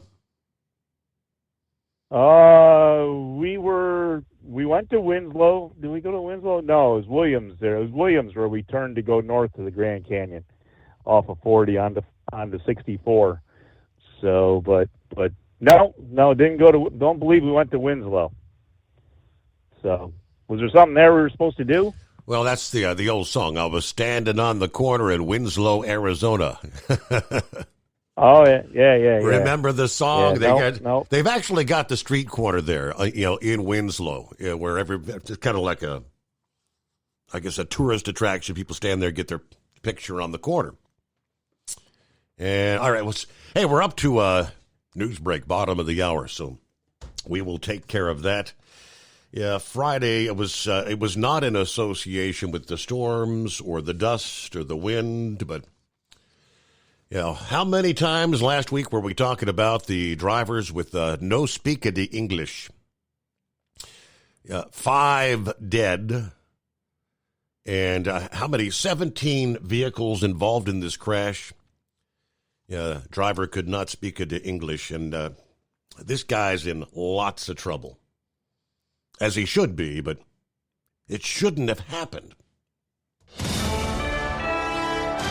USA Radio News, I'm Anthony Lucero. The Canadian ambassador to the U.S. is insisting the two nations are still close allies despite recent disagreements over trade. Kirsten Hillman told Fox News Sunday that after the recent meetings between officials from both countries, she expects big announcements will impact the tariffs. And we understood from them his whole global agenda in this respect. And we talked about how Canada can fit into that. She said the meetings regarding trade have been productive and insisted Canadian officials want to accommodate President Trump's economic plan. President Trump's quest to make the federal government more efficient has struck the French Quarter of New Orleans. The National Park Service office near Jackson Square in the Big Easy is shuttered. Calls to the office have gone unanswered and the doors are locked. It's one of nearly 200 federal facilities targeted by the General Services Administration for closure. John Summers, USA Radio News. From America's News Network, USA Radio News. Did you know that healthy arteries make a gas? Yes, actually 3 known gases. Hi, I'm Dr. Mitch, and nitric oxide is a gas that's readily made all day long to keep our arteries open by relaxing the blood vessel walls.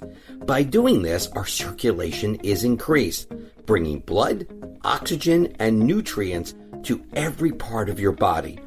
Both age and poor diet can lead to a loss of this precious gas, and in turn, blood pressure can go up, energy can go down, and you can get tingling in your hands and feet. Well, our product, Ultimate Nitric Oxide, can easily help fix this lack of nitric oxide. Go to TotalWellness.com. That's TotalWellness.com, where we are helping you to look good, feel good, and enjoy total wellness. At Hot Shot Secret, we share the science behind common diesel problems and their solutions. For example, excessive black smoke.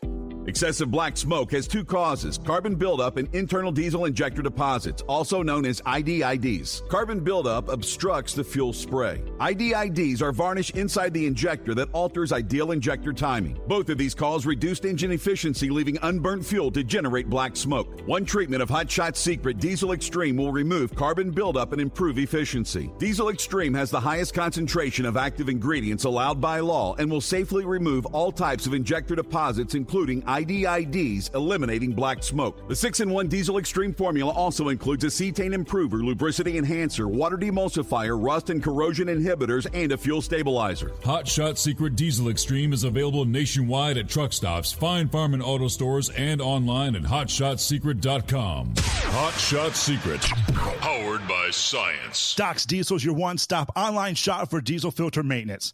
Genuine quality, third-party tested filters for Cummins, Power Stroke, Duramax, and EcoDiesel trucks.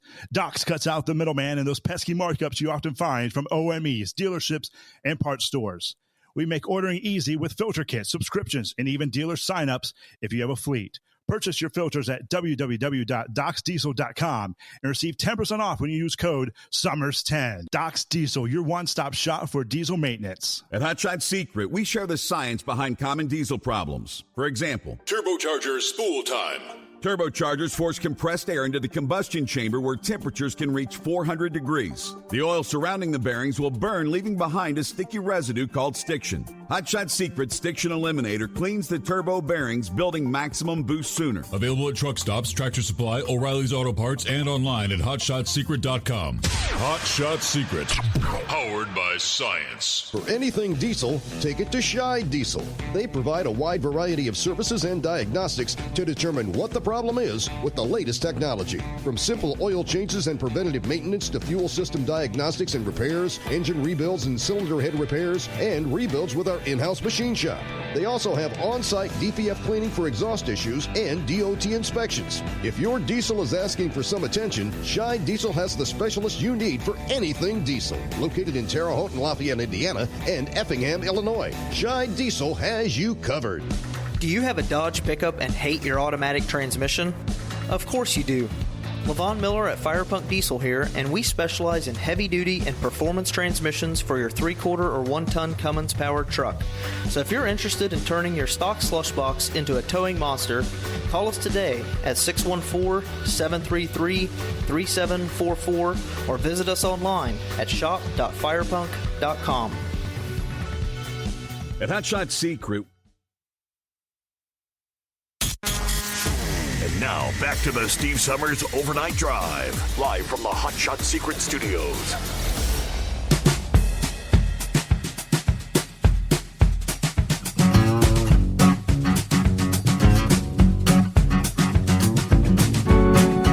All right, welcome back as we roll into a Monday. Oh boy, the greatest day of the week.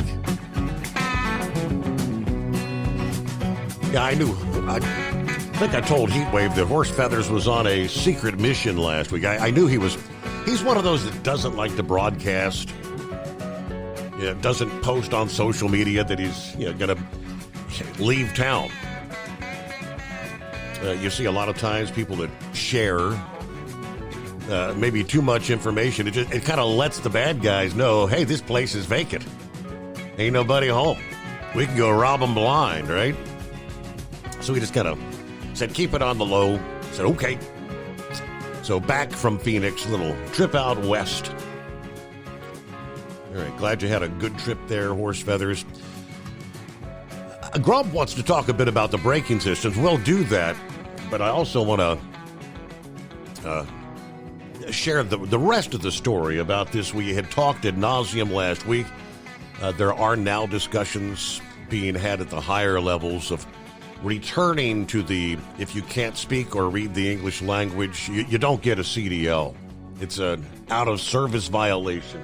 Fines for companies that put these kind of drivers behind the wheel. After all that discussion last week, we have a driver which, before I get to the actual what transpired there Friday, there was another truck driver who had come upon the scene, had witnessed this accident, had got out of his truck and had just apparently witnessed a vehicle with 2 deceased bodies in the vehicle. And he was pretty upset, but he walked over to the truck that had caused this 17-vehicle collision. And he's trying to talk to this driver. And, of course, he couldn't understand what he was saying. He said, he was explaining to him, dude, there's 2 people dead over here.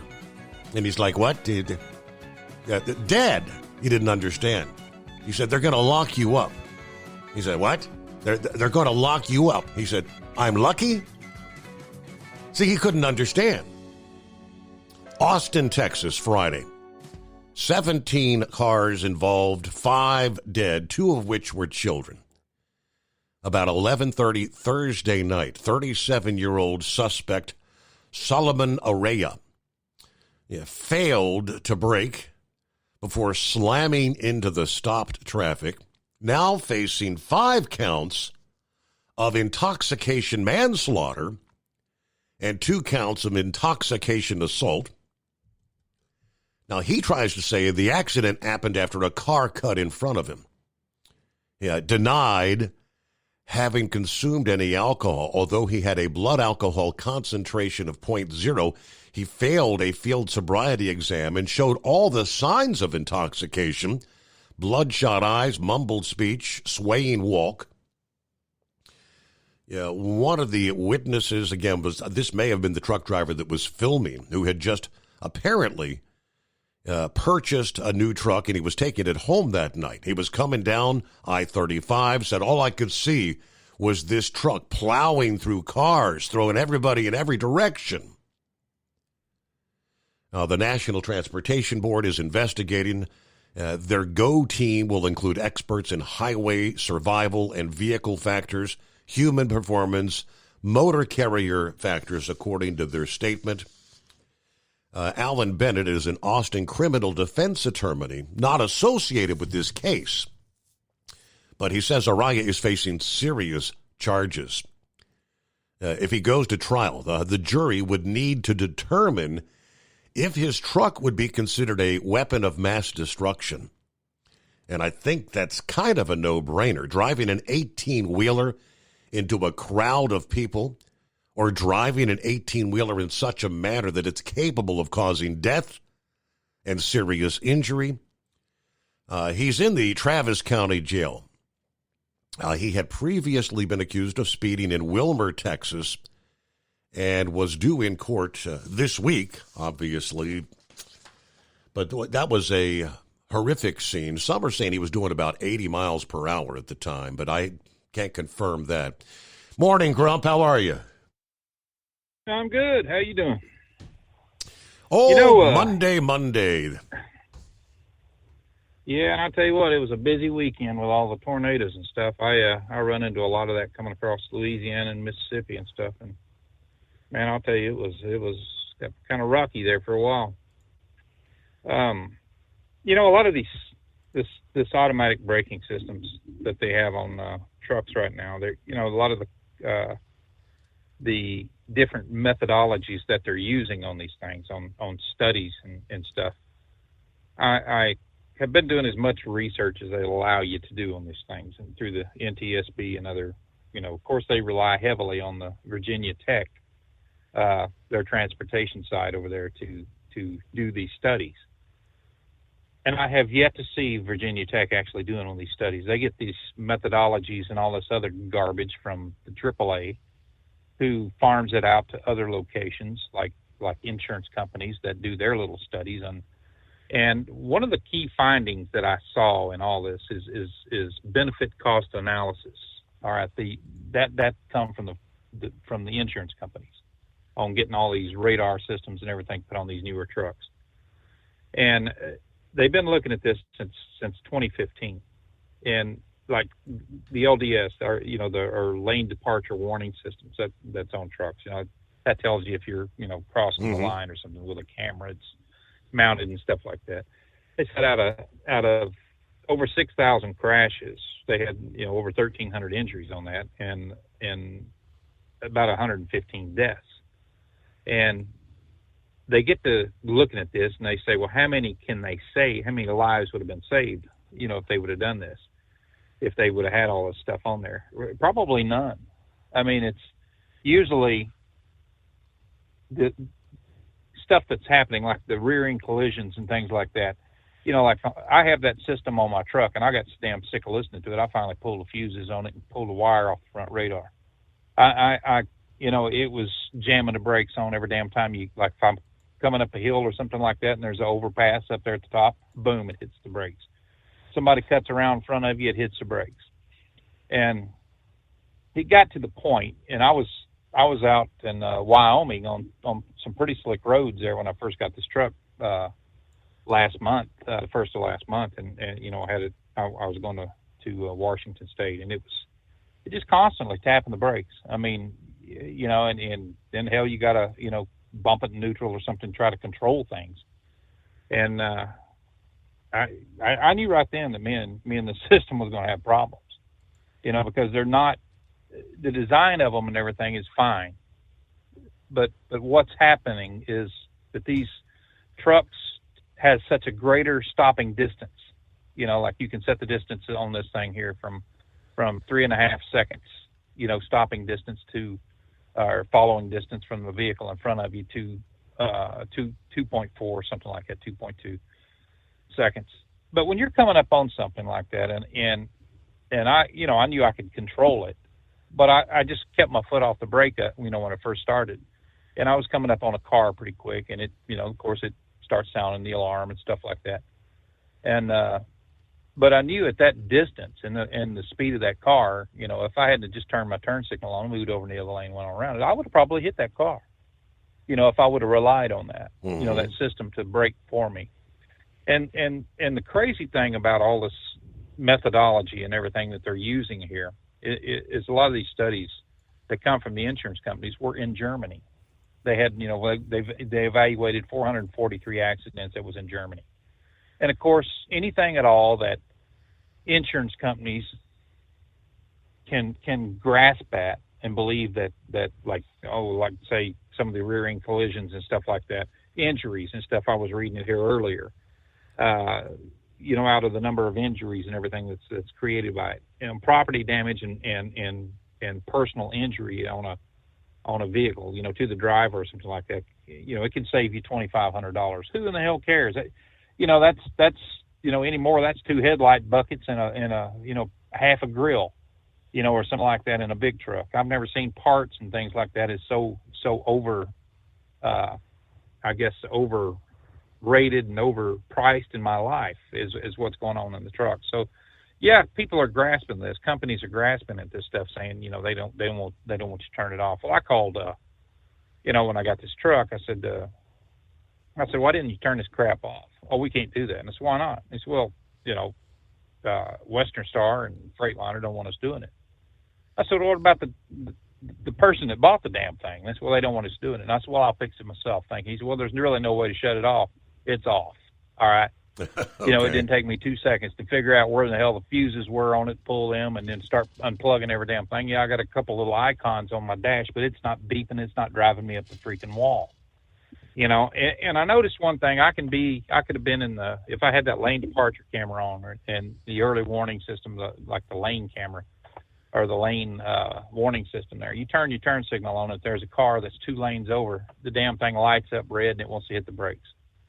I'm like, what the hell is going on? I mean, it's just you're constantly stepping on the gas pedal.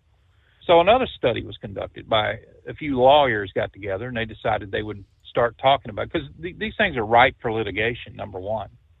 It's and it all goes back to the driver. Whether you hit that car or not, they're still looking at the driver saying, damn, did he actively try to brake? Okay, this is telling the tale now that the automatic braking system kicked on before he did. Before you started mashing on the brakes. And so it didn't save anything as far as accidents are concerned. It didn't save anybody a damn dollar on litigation or lawsuits. So I don't know where they're coming off thinking that this is so much safer. And I was listening to Double R there, talking about that system they got. And when you're in traffic, this damn thing never shut up, Steve. I mean, it just beeps and beeps and beeps and beeps. and keeps going off. I mean, you can increase your following distance. First thing that happens when you increase your following distance is some son of a gun comes right in there and cuts you off, right in front of you. And it just blows your mind how they think that this is so much safer. I mean, we got enough stress on us the way it is without having to listen to a damn beep constantly. And that was one of the things that was driving me up the wall. Is it shut your AM FM radio off and it come off with this damn beeping noise and all this other crap. And so I got sick of it. I pulled into a rest area and I just started yanking fuses. I said, I've had enough of this crap. I ain't gonna listen to it anymore. And and so they look at this stuff, and so many companies right now is, they're telling drivers, well, you can't, if you touch anything at all, you're fired. The company that I worked for there, I was leased to when I was pulling my hopper. They had a guy that put like a piece of tape up in front of that camera for the lane departure, and it just, it was always raising hell with him and things like that, and they wouldn't adjust it right. So he put a piece of tape over it, and it made it look fuzzy, like the camera would look fuzzy. So it didn't know whether you was in the lanes or not. So it basically shut it off. And I was there at the shop one day, and I had to get my hopper worked on. They was in there. And he come in, and that's the first thing they saw was that piece of tape over the lens of that camera. So, right off the bat, clean your truck out, you're gone. But how stupid is that to fire somebody over something that you will not fix, And I don't know. I've had a couple of different systems on here, and both of them, I've had a couple of different trucks that had it. One truck I lost $27,000 on because I got rid of the damn thing about a month after I got it because I couldn't stand it. I mean, it just, I just couldn't put up with it any longer. And I took it back down. I said, look, I want my old, where's my old truck at? Stuff I'll trade back and, and everything. Well, I got my old truck back, but I lost all my down payment and everything else. It was about $27,000. And I really didn't give a rat's ass at the time. I mean, I made some money with that truck, but it just wears on your nerves to constantly listen to that. But if you look at some of these studies and things that they've looked at, they go back to 2010, and they look at different stuff like the onboard video recordings and things like that of all the accidents and stuff. But they all had, every one of these freaking studies had one thing in common. They used the word potentially, this lane departure system could potentially save, 115 lives. The video-based system, the radar system here, I'm looking at it right now, could potentially save or prevent as many as 290. They don't know whether it'd prevent one damn death or one accident. I do know this, that, if you're not paying attention to what you're doing and when you got stopped traffic, like what's down in Austin and places like that, I just went through there a few days ago. It's just a damn nightmare. But if you're flying up through there and stuff like that, you're not going to get a damn truck, an 80,000-pound truck, stopped to keep them running in somebody unless you see it a good ways off. And that's the problem. So many of these guys, they put so much crap in these trucks anymore, Steve, to distract you. You're looking at your clock, on your damn log, saying, "Damn, am I going to make it down here to the truck stop or what? Or am I going to be in?" And you see traffic that's stopped. You're sitting there looking at this thing, going, "Well, what do I do now?" There's no way to stop in this 14-hour clock, and hell, government has created this mess. Not people or not companies. It's government that has created this. They've created this environment where you're constantly looking at something in that damn truck. Now, granted, when you got an idiot that's drinking, or just playing video games or whatever in the hell, I've never been that bored going down the damn road where I got to do something other than stare out the window, and watch what I'm doing there. But it happens every day. Every time you turn around, somebody's trying to pass you. I've had guys trying to pass me and, got their phone up texting. I'll lay on the damn horn if they say something. I'm like, yeah, pull over up here. You want to see a 65-year-old guy kick your ass? You hit my truck, and that's exactly what's going to happen. But it's, you just get sick of all this added extras in here. I mean, and they just keep putting these layers of safety items on you, like these radars and every damn thing else, saying, well, that's going to help out. That's going to help this. It has the potential to stop this. No, what has the potential to stop all the accidents and every damn thing else is to put qualified drivers behind the wheel, and to put people that actually gives a rat's ass about their job, and not some fool that is, just come off being a whopper flopper 2 days later, and he's going to work for one of these damn bottom feeder companies for a couple of months to make a little bit of money, and knowing damn well that they can't stand it. That's why the longevity in trucking right now is about 4.2 years. That's it. That's all they can stand. It's just, it's not cut out for everybody, but the people that it would be cut out for, if they would make it a little more accessible to, and get the pay down to where guys are actually getting paid for sitting in traffic, instead of saying, hey, if the wheels ain't turning, you ain't earning. Mm-hmm. That should have went a long time ago. It should have went by the wayside many, many years ago. And that was part of this little design, like I talked about the other night, that companies want to hang on to that. They want to hang on to that mentality that you give me 6 weeks out on the road and I'll give you 3 days off with your family, or some crap like that. You can watch your family grow up or your kids grow up on a damn cell phone now. So, what's your problem? You can FaceTime them. Everything that we do out here it creates a different kind of environment. It's just the way it is. I mean, look at all the different jobs that you can do out here. You got tankers, you got bull haulers, you got, reefers running, you got flatbed, you got everything under the sun. And the one thing they cannot do is put somebody that actually wants to be behind that wheel for any length of time. That's just the way it is. It's just, the most qualified people. They just create this atmosphere that drives people away from this job.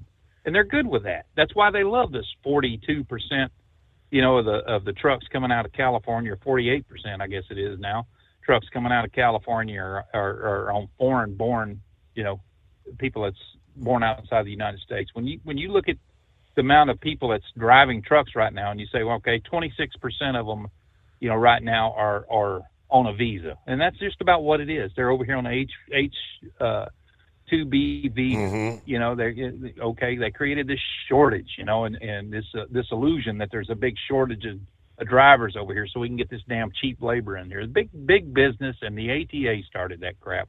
The same people that's pushing for these damn onboard systems like this automatic braking and these adaptive cruise and all the rest of this garbage. People, they don't care.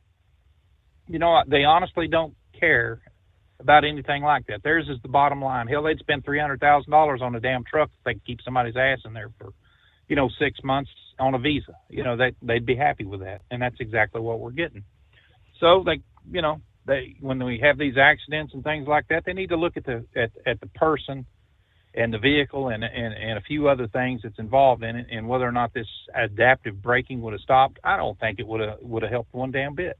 Not one bit. I think it's just insurance companies look for any damn thing at all that can limit their liability footprint and can keep money in their pockets and stuff like that.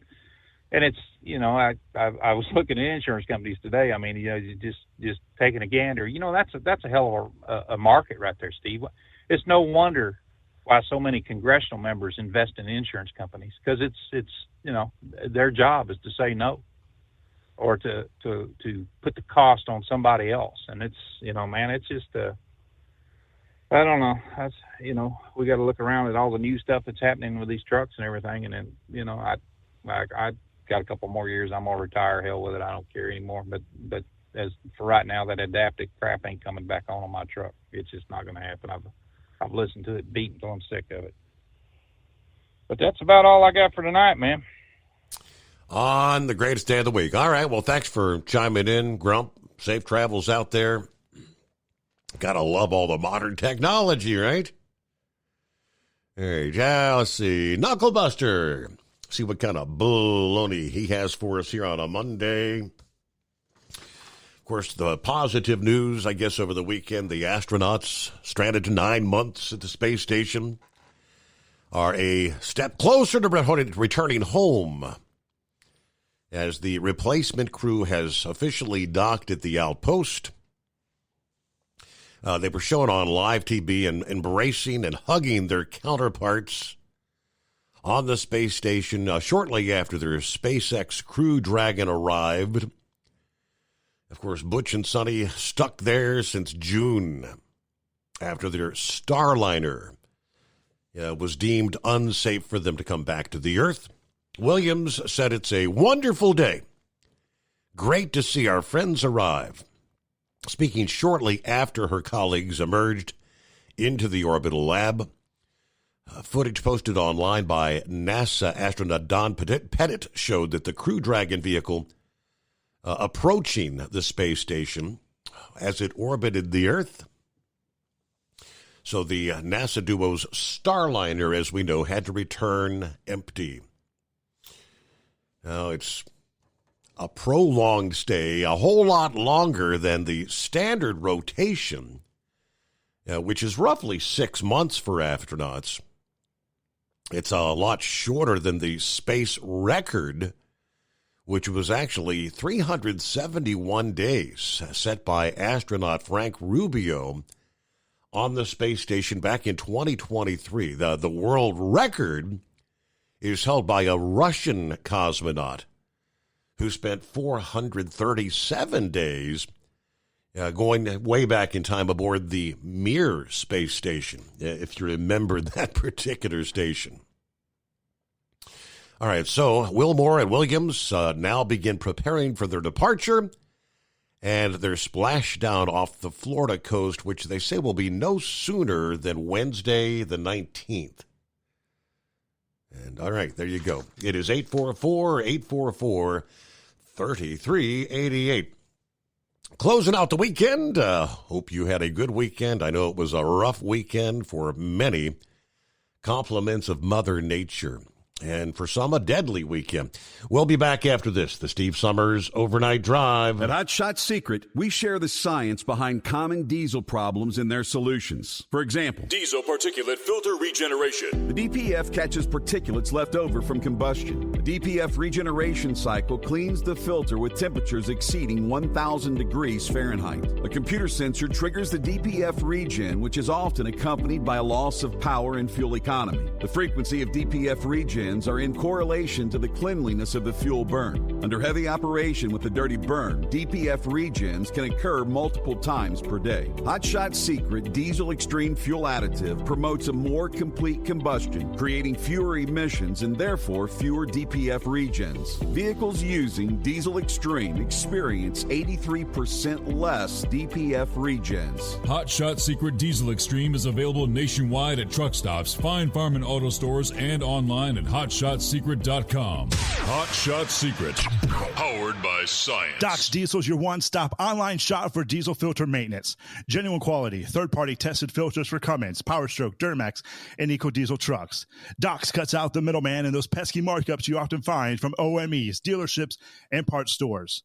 We make ordering easy with filter kits, subscriptions, and even dealer sign-ups if you have a fleet. Purchase your filters at www.docsdiesel.com and receive 10% off when you use code SUMMERS10. Doc's Diesel, your one-stop shop for diesel maintenance. For anything diesel, take it to Scheid Diesel. They provide a wide variety of services and diagnostics to determine what the problem is with the latest technology. From simple oil changes and preventative maintenance to fuel system diagnostics and repairs, engine rebuilds and cylinder head repairs, and rebuilds with our in-house machine shop.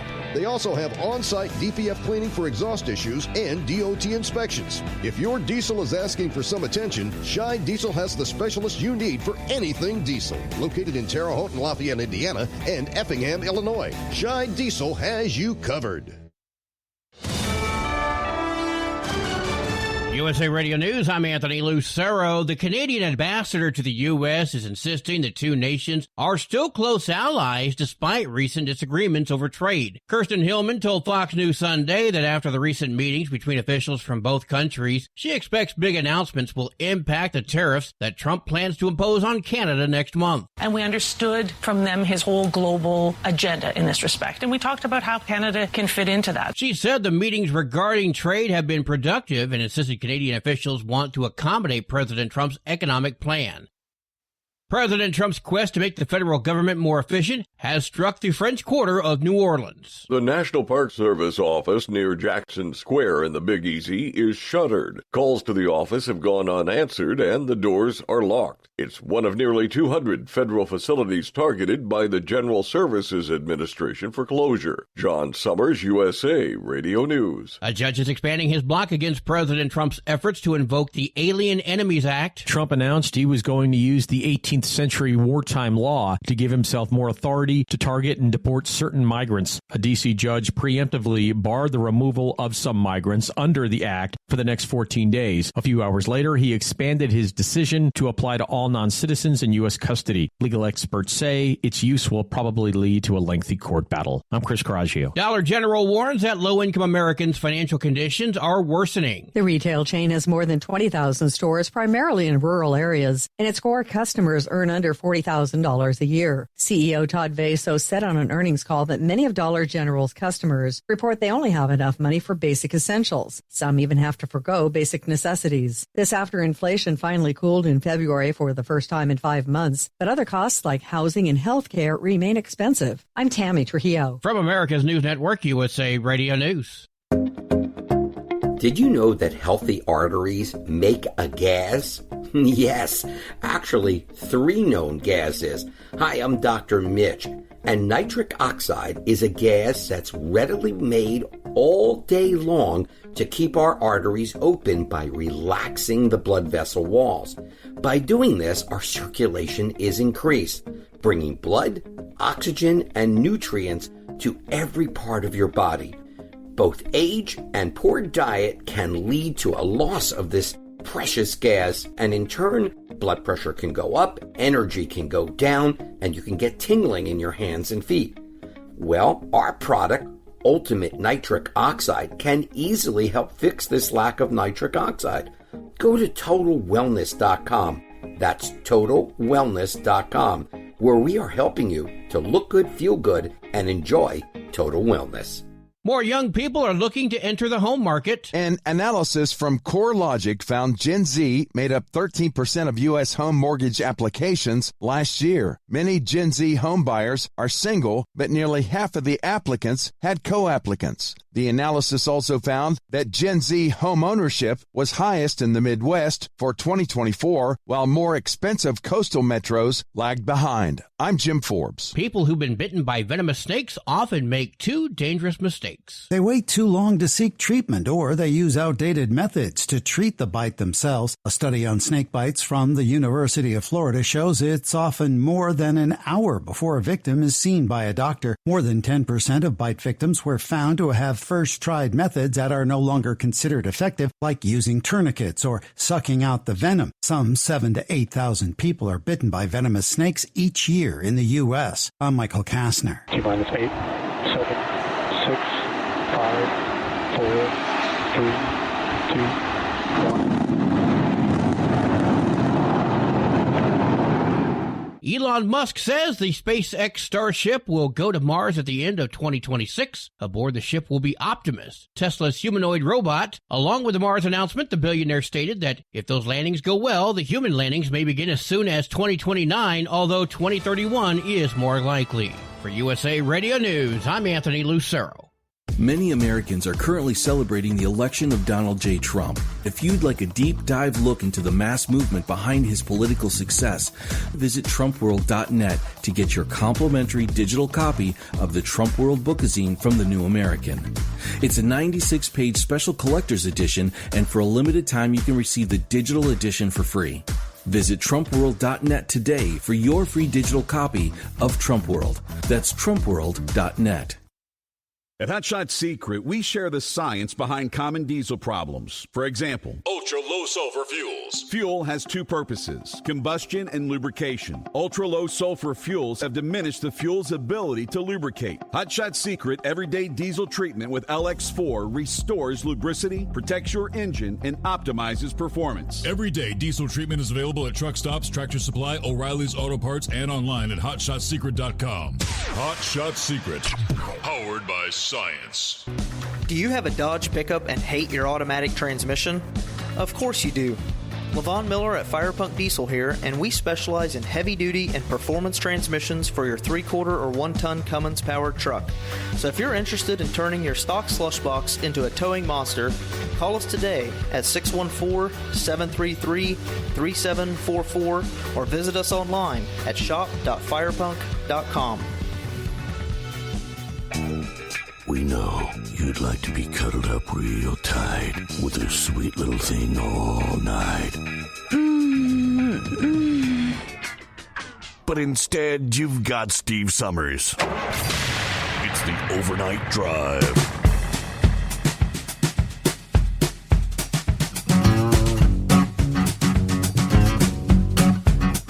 All right, we get another hour underway as we turn the page on the calendar. Where are we at? 17th day of March already.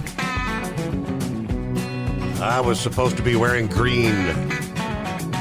St. Patrick's Day. Uh-oh. Morning, Knuckle Buster.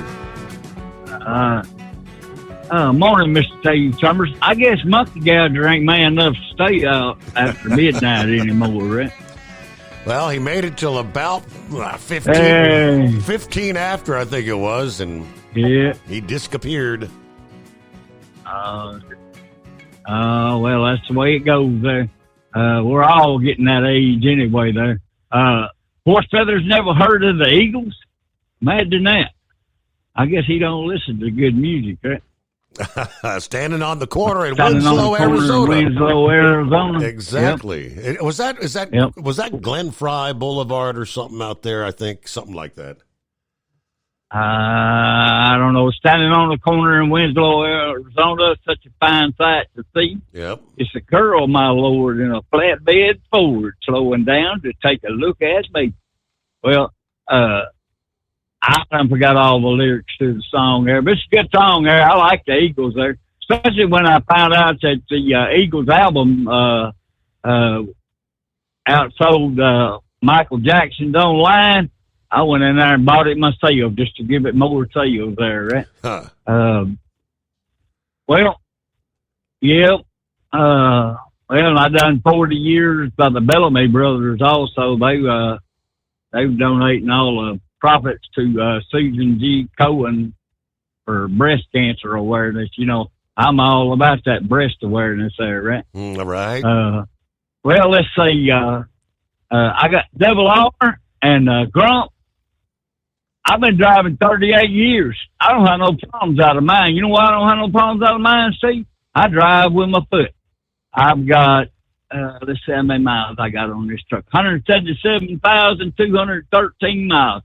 I'm getting 7 miles to the gallon just from driving on my foot. Now, I will put it on the cruise if there ain't nobody around me. But if people get around me and stuff, you know, I kick it off, drive with my foot most of the time there. So it cuts a lot of that junk out there. It only slams on the brake if you got the cruise on. It won't slam on the brake when it's on your foot. So I drive a 2024 Freightliner right now. So,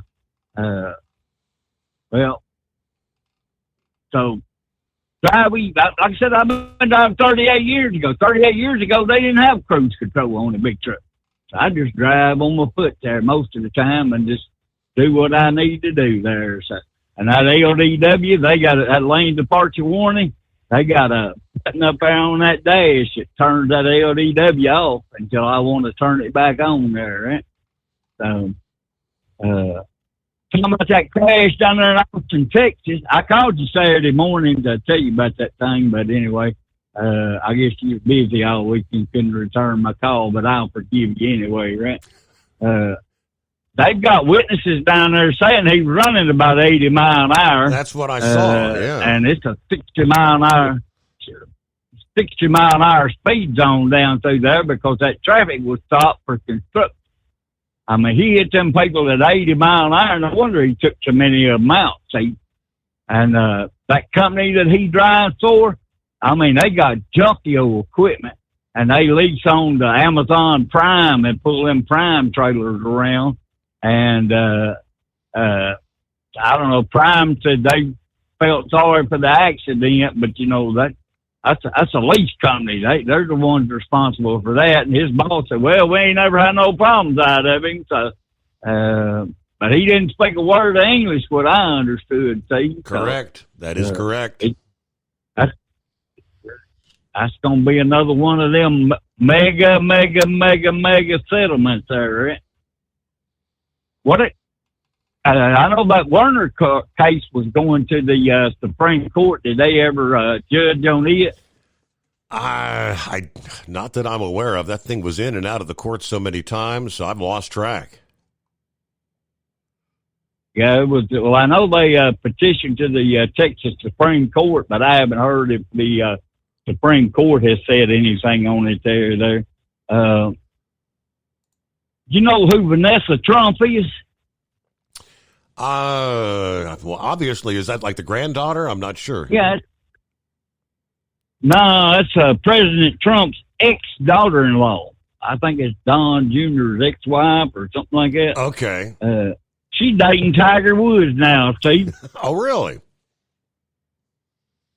Yeah. You know, a lion wouldn't fool around on its mate, but a tiger would. And I read this. This is funny, really. This is all in the family moment there. Tennessee told me she was just a girlfriend at the time, but Donny Osmond admits he stole his wife from his brother after an Elton John concert. How about that? I won't even answer. I won't even bother with making a rude comment about all that there. I mean, they had did he say something about them tires for NASCAR? Yeah, Brain Dead did. Yeah, good year. That means they're good for 1 year, Steve. No wonder they had so many tire troubles, right? Has he mentioned cousin Carl? Carl Edwards used to be a NASCAR driver. Right, yeah, not lately. Well, anyway, he was on one of them podcasts, and he finally came out and said NASCAR was rigged because they pulled that. He was fixing to win the race, and they pulled a caution flag out there and got them all bunched up again, and then he had a wreck and wound up. They let old Jimmy Johnson win another championship there race, but he said it was all rigged. But anyway, he says, you know, we have a case closed. It's a 10-year-old cold case, just like that.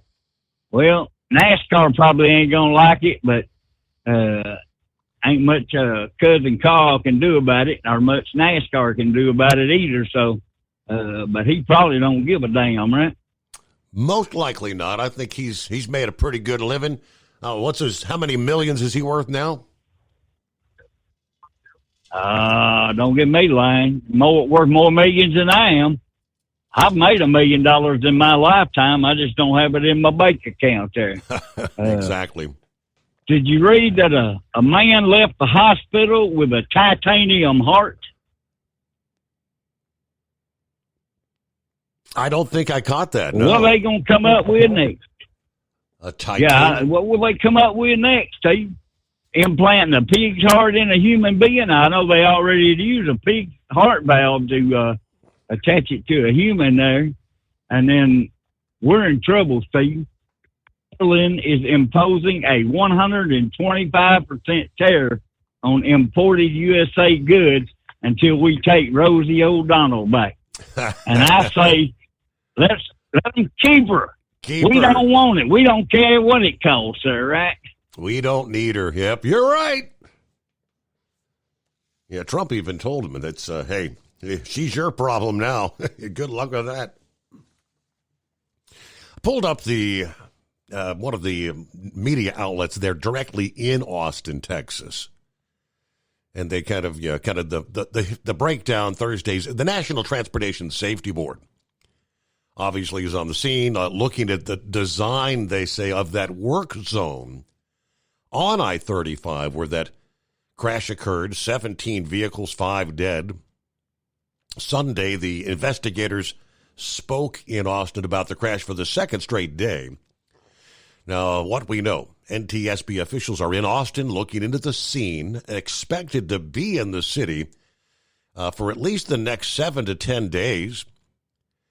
Investigator Kenny Bragg said investigators have used unmanned aerial vehicles to analyze the area of the crash site. I-35 southbound in North Austin, in a temporary work zone inside the highway expansion project on 35. 3 lanes were reduced to just 1 in the area at the time of the crash.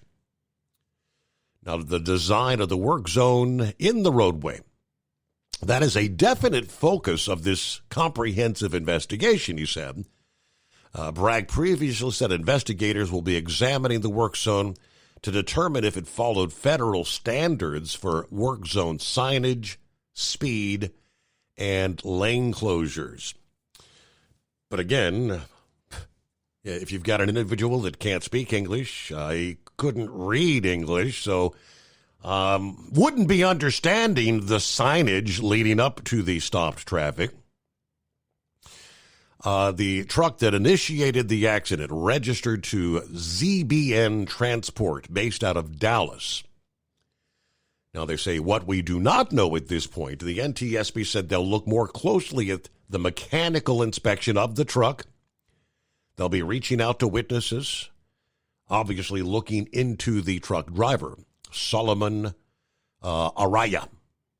His driving history, his crash history, traffic violations, medical history for any possible factors that could have influenced his driving. Now, the agency said Sunday's update will be their final one while they're in Austin. A preliminary report should be available online in about a month. A final report could take 1 to 2 years. But 17 people, 17 vehicles, including the semi-truck, involved in that crash. The initial call was received about 11:30 p.m. there Thursday night going into Friday morning. The accident stretched more than 1/10 of a mile, about 500 feet. 5 people, including a child and an infant, dead at the scene. 11 others transported to local hospitals. 2 adults with life-threatening injuries taken to St. David's Round Rock. Bragg said the semi-truck did not slow down before hitting the other vehicles. At this point, the identities of the victims had not yet been released as of Sunday. The 37-year-old driver, again, Solomon Araya, arrested and charged with 5 counts of intoxication manslaughter, 2 counts of intoxication assault. Right now being held on a collective bond amount of $1.2 million. At Hot Shot Secret, we share the science behind common diesel problems and their solutions. For example, ultra-low sulfur fuels. The primary function of diesel fuel is combustibility. One of the little-known aspects of fuel is its role as a lubricant to metal-on-metal moving parts. The introduction of ultra-low sulfur fuels diminishes the fuel's ability to lubricate because sulfur, which has been mostly removed, has lubricating properties. Hot Shot Secret Everyday Diesel Treatment with LX4 delivers unmatched lubricity. Third-party testing confirms that it takes 3 times the amount of leading fuel treatment to match the lubrication benefit of 1 dose of Hot Shot Secret. Everyday Diesel Treatment is a fully formulated 6-in-1 premium fuel treatment for every fill-up, every time. Everyday Diesel Treatment is available at truck stops, Tractor Supply, O'Reilly's Auto Parts, and online at HotShotSecret.com. Hot Shot Secret, powered by science. Doc's Diesel is your one-stop online shop for diesel filter maintenance. Genuine quality, third-party tested filters for Cummins, Power Stroke, Duramax, and EcoDiesel trucks. Doc's cuts out the middleman and those pesky markups you often find from OMEs, dealerships, and parts stores. We make ordering easy with filter kits, subscriptions, and even dealer sign-ups if you have a fleet. Purchase your filters at www.docsdiesel.com and receive 10% off when you use code SUMMERS10. Doc's Diesel, your one-stop shop for diesel maintenance. At Hot Shot Secret, we share the science behind common diesel problems. For example, turbocharger spool time. Turbochargers force compressed air into the combustion chamber where temperatures can reach 400 degrees. The oil surrounding the bearings will burn, leaving behind a sticky residue called stiction. Hot Shot Secret Stiction Eliminator cleans the turbo bearings, building maximum boost sooner. Available at truck stops, Tractor Supply, O'Reilly's Auto Parts, and online at HotShotSecret.com. Hot Shot Secret, powered by science.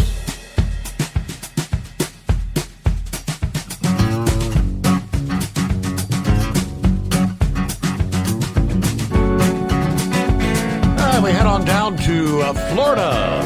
And Philip, up and at 'em on a Monday. What's happening, Philip? Just driving down I-4, buddy, going to work. So we had some pretty good weather move through last night. Did you guys have any move through up there?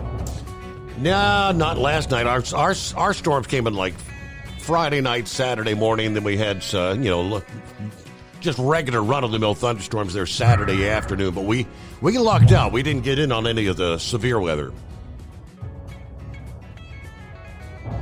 Yeah, it broke up by the time, it got down to us, but it was breaking up by the time we got in. They were talking down here possible tornadoes and whatnot after what we had last week, and didn't materialize. It worked its way out, thank God, and we did all right. I hear it was pretty rough up north. And, yes. If anybody wants to watch any golf today, the golf is going to be on. They're going to have their playoff this morning at 9 o'clock at TPC. Be Rory McIlroy against J.J. Spahn. So if anybody wants to catch the finish of the golf, that'll be today. And somebody's coming home this week, huh, Steve? That's the word, yes. Yeah, I heard they'll leave about 1 o'clock in the morning. They'll get home about 6 p.m. So I'd heard that they were going to go in the Pacific, but I guess we're going to go in the Atlantic. So we're going to land in the Gulf. So hopefully everything works out for them. They can get the thing back down. So everything looked good on that launch the other day. I actually saw that Friday after I got off work. I actually got to see that launch, and it looked good. Then they had one the next day. At a Starlink one, so he's getting them going, buddy. He's keeping them going now. And that one on Friday actually came back to the Cape Canaveral. It was a really good landing. There was a lot of neat pictures of that landing on Facebook and different social media. Did you see any of those, Steve? You've seen one. I can't recall if it was that one or a previous one. But. It's amazing how they're bringing them back. Sometimes they land them on the Space Coast and sometimes on the ships out there. But that's pretty cool. Yeah, it was pretty cool. And also, I know Brain Dead's a sports guy, and this is happening down here, so I thought I'd mention it. Steve, did you hear anything about the Tampa Bay Rays possibly might be moving from Tampa Bay to Orlando? Yes, indeed. I guess they officially made the announcement last week that they're not going to proceed with fixing the stadium. Yeah, they say they're going to get Trop fixed, but they're not going to stay. They're just going to use the remainder of whatever their agreement is signed out on Trop, and then they're either going to go over to Tampa itself because they're in St. Petersburg, or they're going to come up to Orlando. So kind of interested to see what's going on. I know there's a lot of these cities are trying to get them to come to their city. So, And St. Petersburg said they won't deal with them unless they get different management. So that ain't going to happen. That's not going to happen. And what was that? I heard Brain Dead earlier talking about something about the cars. He had a couple drivers hit the wall because of steering problems. Yeah, he was talking about some, I guess, an aftermarket. Most everything on those vehicles you have to procure, officially signed off by NASCAR. He's saying that there's a steering thing that you can, I guess, get aftermarket. Yeah, it's the steering boxes and all that. They, depending on the setup of the car and how they want to set it up, they can do that. But I think with these cars, if I'm not mistaken, everything is pretty much the same, the geometry of the car. So your steering box is usually in the same spot, be it on the left or the right side. It depends on the manufacturer, too, how they have their stuff set up, because even though the stickers are different, they still have to go by some of the manufacturer's suggestions and what they've got going on with their cars. So that's interesting, though, that they're having problems with that. But those cars, they can't turn worth a darn anyway because of the way they are. So, but we're just hanging in there, and Knucklebuster, I'll tell you what, dude, you can't make up some of the stuff you talk about, buddy. So, y'all have a good one. Thank you. All right. Thank you, Philip. You have a good morning. Enjoy your greatest day of the week. Yeah, Brain Dead had forwarded that my way last week. In regards to the Tampa Bay race, citing hurricanes, costly delays, will not proceed with the development of a $1.3 billion baseball stadium in St. Petersburg, according to the principal owner, Stuart Sternberg. After careful deliberation, we've concluded we cannot move forward with the new ballpark and development project at this moment. A series of events beginning in October that no one could have anticipated led to this difficult decision. Our commitment to the vitality and success of the Rays organization is unwavering. We continue to focus on finding a ballpark solution that serves the best interest of our region, Major League Baseball, and our organization. But under the current contract with the city of St. Pete, the Rays would play 3 more seasons at Tropicana Field after it's repaired from the significant damage that it was sustained back in October when the roof was shredded during Hurricane Milton. That stadium is unplayable for 2025 season. Beyond that, the team's future in the Tampa Bay area is not certain. Major League Baseball is committed to finding a permanent home for the club in the region for their fans and their local community. Rob Manfred says he understands the disappointment of the community from the announcement, but we will continue to work with elected officials, leaders, and the Rays officials to secure the future of the club in the region. The proposal to build the 30,000-seat stadium to replace the outdated Tropicana Field as the signature piece in a $6.5 billion revitalization of the historic gas plant district. Now, that was met with excitement last summer when the team and officials announced the deal. Government officials had approved the sale of bonds to pay their share, but the Rays had until March 31 to meet specific conditions to gain public financing, proof that they could meet their minimum $700 million obligation, not including likely overruns toward that project. So what will the future be? All right, we get a news break. USA Radio News, I'm Anthony Lucero. The Canadian ambassador to the U.S. is insisting the two nations are still close allies despite recent disagreements over trade. Kirsten Hillman told Fox News Sunday that after the recent meetings between officials from both countries, she expects big announcements will impact the tariffs. And we understood from them his whole global agenda in this respect. And we talked about how Canada can fit into that. She said the meetings regarding trade have been productive and insisted Canadian officials want to accommodate President Trump's economic plan. President Trump's quest to make the federal government more efficient has struck the French Quarter of New Orleans. The National Park Service office near Jackson Square in the Big Easy is shuttered. Calls to the office have gone unanswered and the doors are locked. It's one of nearly 200 federal facilities targeted by the General Services Administration for closure. John Summers, USA Radio News. From America's News Network, USA Radio News. Did you know that healthy arteries make a gas? Yes, actually 3 known gases. Hi, I'm Dr. Mitch, and nitric oxide is a gas that's readily made all day long to keep our arteries open by relaxing the blood vessel walls. By doing this, our circulation is increased, bringing blood, oxygen, and nutrients to every part of your body.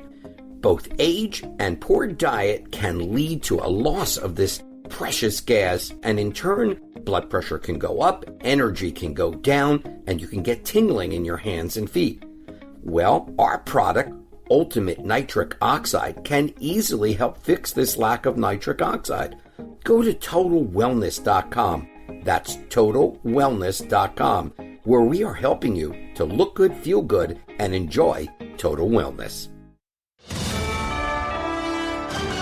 USA Radio News, I'm Anthony Lucero. President Trump's national security advisor says Iran is on notice following the recent U.S. airstrikes against rebels in Yemen. Mike Waltz told Fox News Sunday the military launched devastating strikes against the Iran-backed group in response to the attacks on global shipping in the Red Sea. We hit the Houthi leadership, killing several of their key leaders last night, their infrastructure, the missiles. The Houthis announced last week that they were resuming attacks on Israeli ships in response to the country cutting off aid to the Gaza Strip.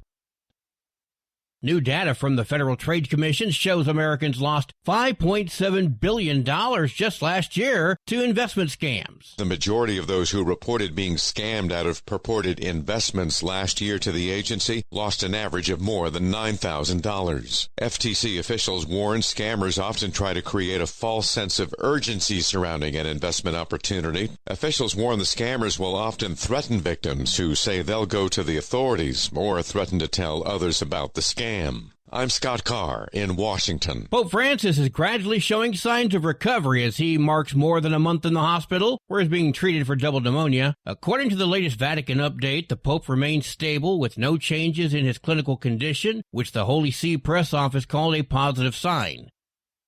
The FDA is issuing their recommendations for which flu shots to use this year. Thursday's decision came without input from a panel of independent vaccine advisors after a February meeting was canceled without explanation. The FDA did, however, use its own experts, working with the Centers for Disease Control and the Department of Defense to review data from around the world about the type of flu viruses currently circulating. The most recent flu season, which peaked in February, was the worst in more than a decade. I'm Michael Kastner. From America's News Network, USA Radio News. With all the recent violent protests, looting, and destruction, some areas are considering either defunding or abolishing the police. At a time when America's neighborhoods need the protection of police the most, some elected officials would rather create more chaos by playing politics.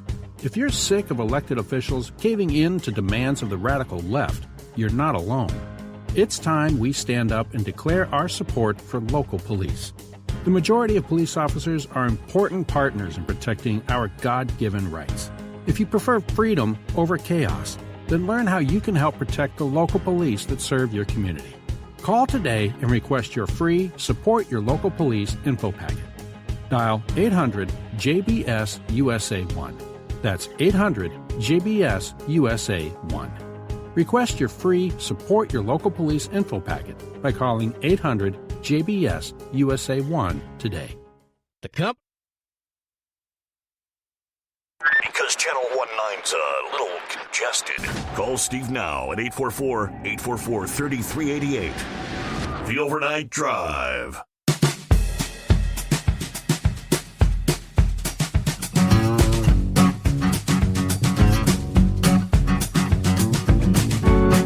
Back on a Monday. Wow, it seems like it's been forever and a day. Cue Ball, how the heck are you? Good morning, Steve. It's been it's been interesting. Steve, I remember, over the years I've been calling your show for quite a many years now.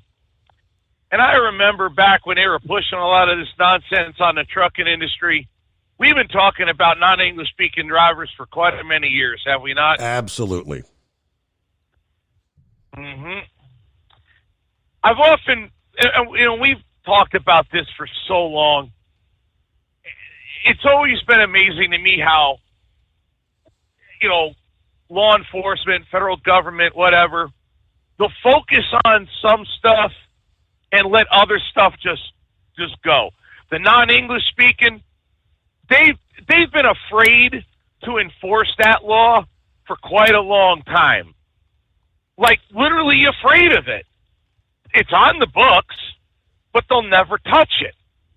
That goes from high up in the FMCSA all the way to this local state trooper, the local state trooper that has the guy pulled over. The guys in the the DOT in the scale house. They can't speak with the guy, but they'll just let it ride. They won't even write him a ticket for fear of getting, called a name or something. It's amazing to me. But they'll focus on the dumbest of dumb stuff. I remember saying years ago, 10, 15, maybe 20 years ago on your show, where if they keep pushing this to the level that they were at that time, I said, and I remember saying these exact words, some of me believe we should give them what they want. And when the highways become killing fields, we can look at them and say, I effing told you so. Mm-hmm. I remember saying those exact words on your show to you at least 15 to 20 years ago. Here we are. Are we not? Yes, sir. We have made it to where we have overregulated this industry to the point where we have gotten rid of the experienced drivers. The drivers that have an option have opted to leave. The drivers that are heavily invested in the industry are the few and far between that stay around. We have made these machines to the point where the lawyers and the corporate types believe that these things can almost drive themselves. We have no use for the skilled driver because they think these things can almost drive themselves. In fact, they're trying to develop ones that actually do. Or at least they think can until they swerve off the road and crash on camera. You notice I ain't really been talking too much about the autonomous vehicles after all the rashes, the crashes, the Waymo one that ran over pedestrians. And, of course, I mentioned that one company out of California where the truck swerved to the left on camera and somebody leaked out that footage and it wound up hitting the barrier on the left side, went right over a lane right after a Dodge pickup passed it. Why did that truck swerve? No one really knows. It's funny they keep that crap like real buttoned up. They don't want to talk about none of that stuff. I've been saying for many, many years, if you want skilled drivers behind the wheel, you have to make it so only skilled drivers can operate the vehicle. So get rid of all of this automatic nonsense, all these beeping buzzers, flashing lights that just are nothing but an absolute distraction. And make it so you actually have to know by listening to your engine, actually have to operate the transmission. I hate to say it, but with I'm a firm believer in it. If you can't drive a standard manual transmission in a truck, you shouldn't be driving it. If your brain can't function at that level to where you can work your way through at least a 10-speed gear, transmission, your brain probably can't understand everything that's going on around you in that semi anyway. If you can't do one, there's no way you could do the rest. That's my belief. They don't, maybe I'm wrong, but I don't think so. I just honestly believe that we had better drivers when we had equipment that had to be operated. When you had to know, gee, maybe I should reach over and turn my wipers on. Maybe I should know to reach over and turn my headlights on, or maybe turn them off. Maybe when you pass a truck, you have a guy that knows to turn if the trucks can do it, the few that are out here still. When you pass a guy and you flash them to come over, dim your lights. Don't throw them damn high beams in my eyeball. And Steve, there's another thing I've been talking about for a lot recently in the bad weather. Can you imagine driving or doing any kind of work for that matter, and you just hear this repetitive noise that never shuts off? When you got people going down the road, like the other day I was going in the snow. I wasn't going all that fast, and people were passing me, and they had their four-ways on. And I'm sitting there thinking, can you imagine going down the road hearing nothing but click-clack, click-clack, click-clack, click-clack, click-clack, click-clack, click-clack? That would drive you absolutely bat-crap crazy. And these people will drive that way for hours. There's a certain mentality that will just tolerate that, and I don't think they belong anywhere near people, let alone a truck. Because if you can tolerate that nonsense for that kind of length of time, I'm sorry. You're not really all there. Right. At least that's my opinion on it. I just can't imagine it.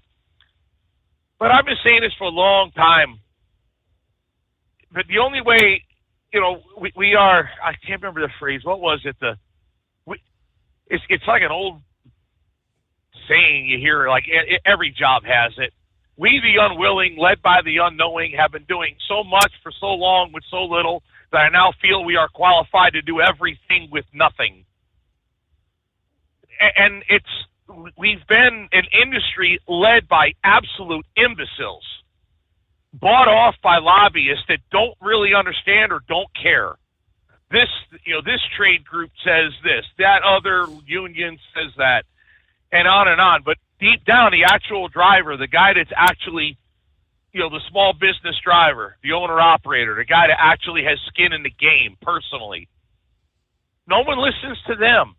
How many years we hear the FMCSA has their listening sessions? Oh, they listened, or rather they heard us, but they didn't listen to us. In other words, their ears felt the vibration of the air of coming out of our mouths, but it didn't impact their brain. And that's what they now have.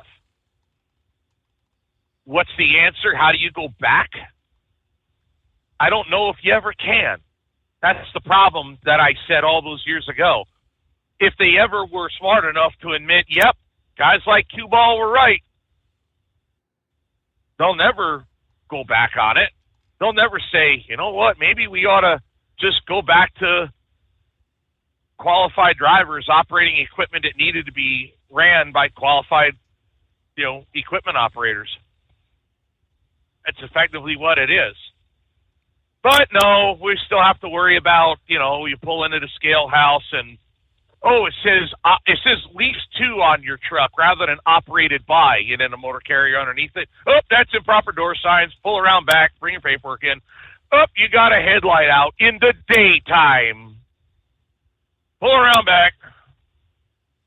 Oh, just all kind of dumb crap that they will bust our chops about. Mm-hmm.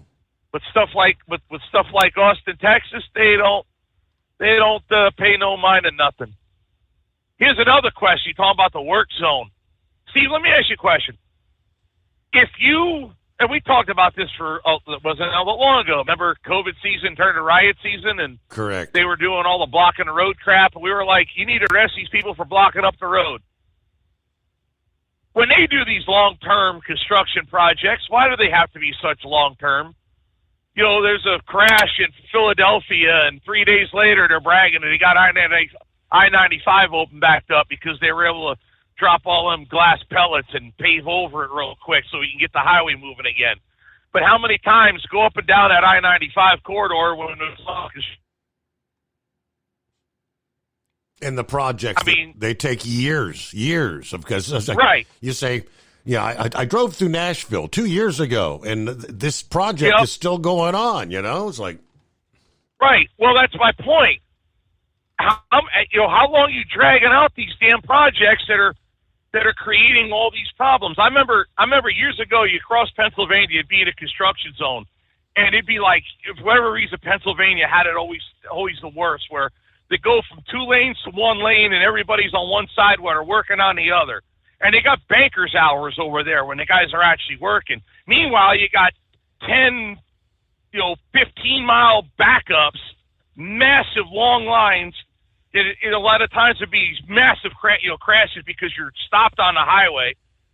And these construction workers are literally working banker's hours. And people they're getting killed because of the crashes, because of the backups, these construction zones that go on forever. And in Pennsylvania, it used to be like, it was just one bad construction zone, there'd be 3 or 4 of them, and everybody would try to haul ass and run at night, just so you didn't have to sit in traffic for 3 hours because of a stupid construction zone. But like I said, the working bankers hours on it, if you're holding that many people up for that length of time, and people are getting killed in these construction zones, man, I'm sorry, 3 shifts a day, 365 a year, you work until it's done. You can't hold up that many people, just like them damn protesters blocking up the road. Well, how is it you can have construction workers holding up the road that damn long while they're working bankers hours, or they're setting up the cones?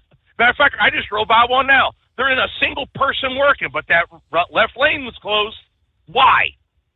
They're not working on it. They'll just leave it there forever.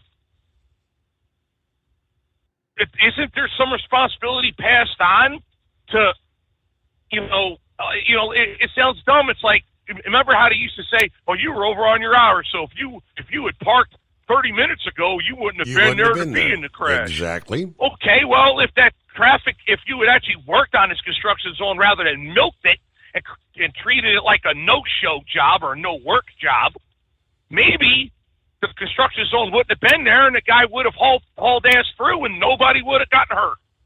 Because you're milking that project for all it's worth rather than getting it done. Nobody wants to look into all factors. You want to look at the lowest common denominator, which always, crap rolls downhill. It always lands on the driver. I had this conversation the other day with somebody about like forward-facing cameras, rear-facing cameras, all the telemetry in vehicles. And someone said to me, he says, well, we're talking about logbooks. They're like, oh, yeah, with the ELD, they won't be able to blame the truck driver for nothing no more. No, even if you had the hours, they can still blame you on how you drove the truck. They can still blame you on, someone said to me with the driver-facing camera, well, if you weren't doing something wrong, you wouldn't have a problem. Like, really? I was eating a cheeseburger. That's not illegal, but I guess you can call that distracted driving. I was changing the radio station. That's not illegal. Well, you can still consider that distracted. I was opening up a pack of gum, lighting a cigarette. I don't know, scratching my ass. Whatever. There's always something you can nail a guy with, you know? Yep. I was coughing, sneezing, choking, I don't know. You name it. There's always something you can blame a guy on. So it don't matter what they do or they say, oh, it'll solve all these problems. No, it won't. You still think about it. We have ELDs out here, an overwhelming majority of these trucks now, right? Did the DOT close up and go home? No. They just, driver, you got, that's the other one I couldn't remember. I remembered it a little bit ago. I remember we had problems with some of our trucks. Different company I was leased onto back in the day. We used to have ICC-MC on the side of the trucks in your numbers. And then they went to DOT, and a lot of trucks had both your ICC number and your DOT number. And then we started getting guys getting popped because it said DOT and the number. It didn't say USDOT. Really? That's the kind of crap you're going to bust our chops about? That's the point. They didn't go away. They just figured out the little sub-paragraph C / right. Prefix A, your door side. Oh, your door side is 1 1/4 inches tall. It should be 1 1/2 or 2. Just some knick-knack, paddywhack, bull crap. Because they can't get you on the old tried and true. There's always a driver with a messed up logbook. Oh no, there's always something. There's always a brake line touching something. There's always something or other, a drop of oil here, water stain there, a little bit of rust or corrosion here. Now, granted, there's a lot of equipment out here that don't need to be out here, but man, if they know how to get you on that little bull crap too. It hasn't solved a damn thing. In the end, you need to get qualified drivers that know how to operate pieces of equipment. But they chased them all away. And now they got what I said that they would have 20 years ago. But they'll never listen to a guy like me. Well, like you said, though, is there a way to reverse it? I mean, what do you think of the Arkansas legislation where they're talking about going back to disqualifying drivers that cannot read and speak the English language? And we should have done that 30 years ago. And fining the companies if they put them behind the wheel, right?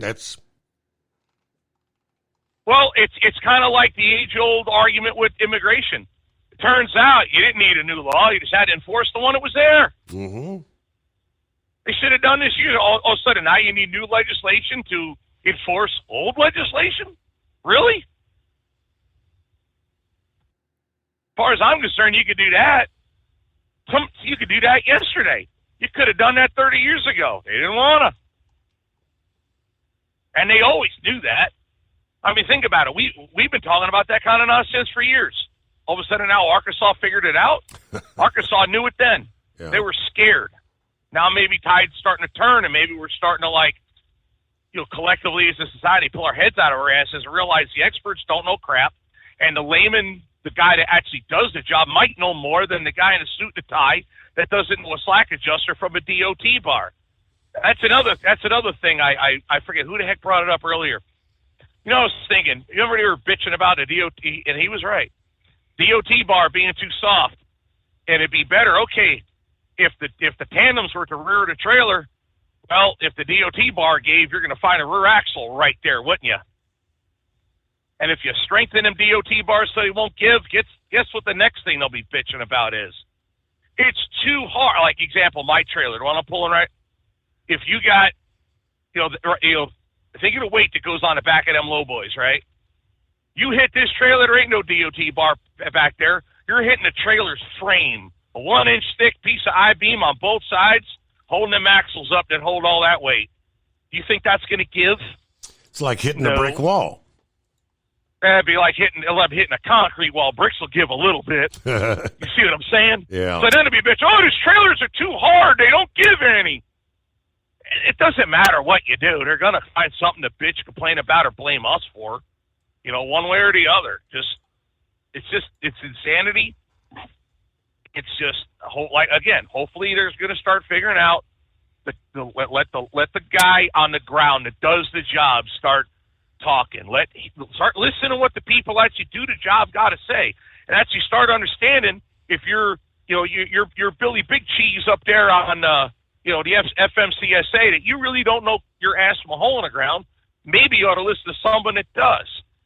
Maybe you ought to get behind the wheel of a truck, or at least ride in one a little bit. Just go to a truck stop or something. And I don't mean that bull crap I remember Ann Farrow rode in a truck, but that was like a big, huge, mega sleeper truck and all of that, and they had the perfect driver. No. Just get behind the wheel of a normal truck with a normal driver. Just figure that kind of stuff out. But I don't know, maybe they will, but I don't know. I'm not holding my breath. I mean, we've been talking about it forever. Right. There's a lot of stuff changing, but I don't know at what level is it going to start affecting us. So, cue ball, as Louisville. As far as I'm concerned, Louisville just around the corner. You're going to make it in this year? You're going to be there with the green guys you were the last couple of years, or? Yeah, I'll be. I don't know what day yet, but I'll be there all 3 days. That's the plan anyway. But yeah, I'll be doing a meet and greet at the Green APU booth, but I'm not sure what day, so I can't really. Okay. Hopefully today or tomorrow I'll get the details ironed out with all of that. It's gonna be a busy next little bit here because I've got oh boy, do I got my hands full. Okay.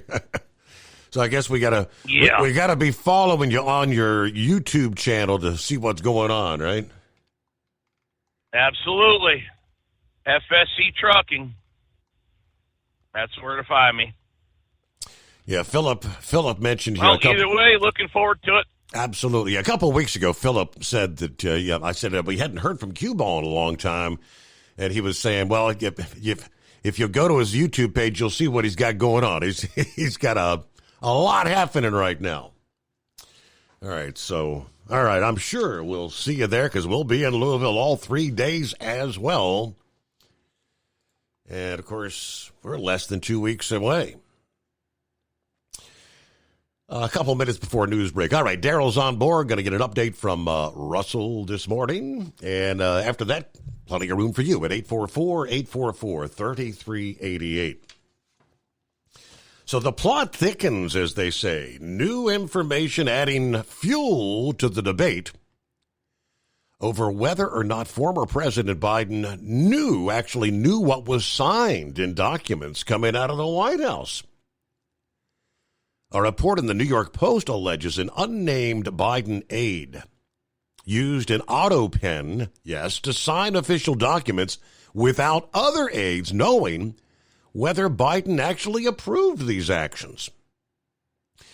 Reports said, according to one of two unnamed former aides, the staff member in question would say he was doing what the boss wanted, but no one dared ask if it was true. I feared no one as much as I feared that staffer. To me, that staffer basically was the president, according to this whistleblower. No one ever questioned the staffer, period.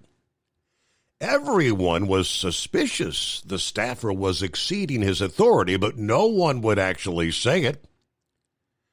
I think the aide was using the auto pen as standard and past protocol. Yeah, there is no clarity on who actually approved what. The President of the United States, or was it the aide? A second aide said other aides suspected the staffer was issuing orders saying they had come from Biden without a clear understanding if Biden knew what was being done. The report also said other former aides said that they did not believe the staffer abused his authority. But this all has to do with they're questioning 6 signatures on pardons that Biden issued on December 30th of last year. Who is behind this auto pen that pardoned 6 criminals with the exact same auto pen signature while Joe Biden was vacationing and golfing in the Virgin Islands at the time?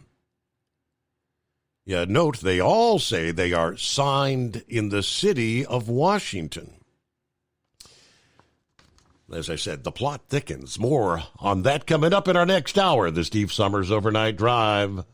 At Hot Shot Secret, we share the science behind common diesel problems and their solutions. For example, diesel fuel cetane levels. In many states, the cetane rating in diesel fuel is 42 to 45. Most diesel engines operate more efficiently with a cetane rating of 48 to 50. One treatment of Hot Shot Secret Diesel Extreme will raise your cetane 7 points, increase fuel economy, and improve cold starts. Due to a cleaner burn, there are less hydrocarbons and particulate matter in your exhaust. This reduces the blockage of your diesel particulate filter. Using Diesel Extreme generates 83% less DPF regenerations. The 6-in-1 Diesel Extreme formula also includes the most concentrated detergent on the market, lubricity enhancer, water demulsifier, rust and corrosion inhibitors, and a fuel stabilizer. Hot Shot Secret Diesel Extreme is available nationwide at truck stops, Fine Farm and auto stores, and online at hotshotsecret.com. Hot Shot Secret, powered by science. Do you have a Dodge pickup and hate your automatic transmission?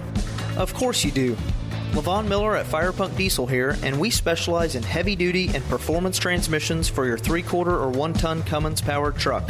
So if you're interested in turning your stock slush box into a towing monster, call us today at 614-733-3744 or visit us online at shop.firepunk.com. For anything diesel, take it to Scheid Diesel.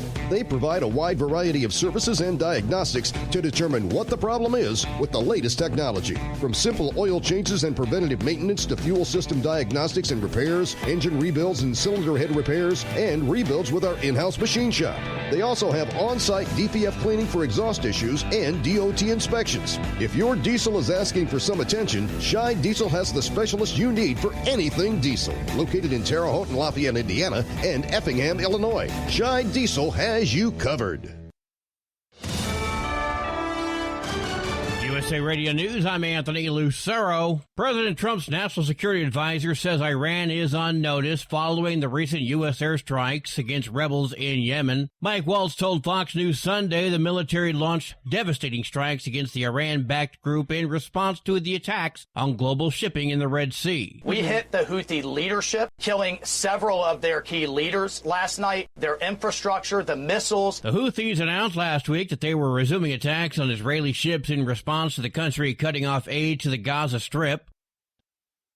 New data from the Federal Trade Commission shows Americans lost $5.7 billion just last year to investment scams. The majority of those who reported being scammed out of purported investments last year to the agency lost an average of more than $9,000. FTC officials warn scammers often try to create a false sense of urgency surrounding an investment opportunity. Officials warn the scammers will often threaten victims who say they'll go to the authorities or threaten to tell others about the scam.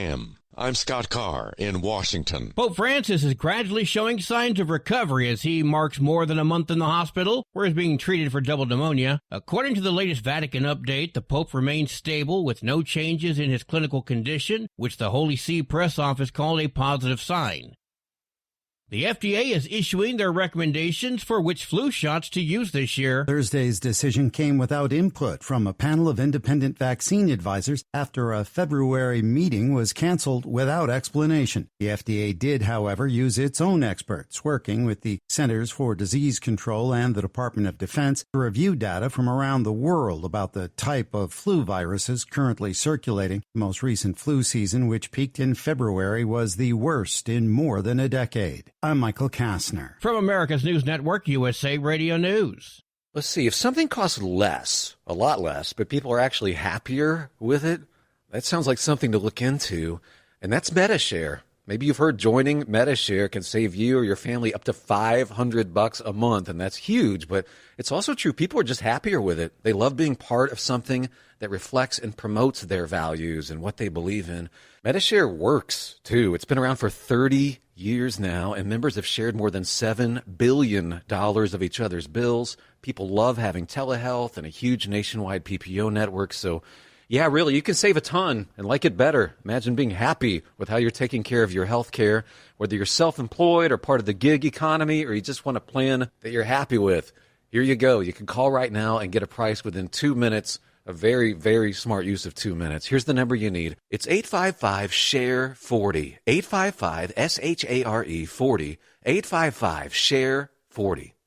The company that makes the Roomba robotic vacuum cleaners is in trouble. Massachusetts-based iRobot is telling investors it has about a year left to figure out its financial woes. At the beginning of 2024, a deal to have Amazon purchase the company for nearly $2 billion fell through. That led to the iRobot CEO stepping down and about half the workforce being laid off. The company now says it has substantial doubt about its ability to continue. I'm Mark Mayfield. Spotify says they paid out $1 million or more in royalties last year to nearly 1,500 artists. The streaming service said Wednesday that 80% of those didn't have a song that reached the app's daily top 50 chart. Instead, the artist had at least 4 to 5 million monthly listeners or 20 to 25 million monthly streams. The number of artists earning more than $10 million in royalties has jumped 600% since 2017. I'm Tammy Trujillo. Tomorrow is St. Patrick's Day, when everyone has permission to be a little Irish. Wallet Hub has put together a list of the top cities for celebration. At number 1 is Boston, where more than 13% of the city's residents have Irish roots. Its parade dates back to 1724. Next on the list is Reno, Nevada, where there's a downtown event known as the Reno Leprechaun Crawl and the annual Leprechaun Race, where runners dress for the occasion. At number 3 is Savannah, Georgia, the port city which sees 500,000 visitors a year on St. Patrick's Day, with a parade and plenty of revelry throughout the city's historic squares. John Summers, USA Radio News. And I'm Anthony Lucero, USA Radio News. If something costs less, but people are happier with it, maybe you've heard switching to Medi-Share to pay for healthcare can save the typical family $500 a month. And that's huge, but it's also true that people are way more satisfied. The customer satisfaction rate for Medi-Share is double that of the typical health insurance plan. Double. Here's the number you need. 855-SHARE-40. That's 855-SHARE-40. 855-SHARE-40. Doc's Diesel is your one-stop online shop for diesel filter maintenance. Genuine quality, third-party tested filters for Cummins, PowerStroke, Duramax, and EcoDiesel trucks. Doc's cuts out the middleman and those pesky markups you often find from OMEs, dealerships, and parts stores. We make ordering easy with filter kits, subscriptions, and even dealer sign-ups if you have a fleet. Purchase your filters at www.docsdiesel.com and receive 10% off when you use code SUMMERS10. Doc's Diesel, your one-stop shop for diesel maintenance. Hey truckers, this is Steve Darnell from the hit TV show Vegas Rat Rods. Check it out. Industrial Injection has been a leader in the diesel heavy-duty industry since 1985. Whether you are looking to keep your truck on the road, you are a hardworking farmer feeding America, an over-the-seas mariner, a miner, or a construction craftsman, Industrial Injection can help keep your heavy-duty rigs and equipment running so you can keep America thriving. Get all your turbochargers, injection pumps, injectors, and engine parts at industrialinjection.com. Industrial Injection, the place to go for all your diesel parts needs. And now, back to the Steve Summers Overnight Drive, live from the Hot Shot Secret Studios.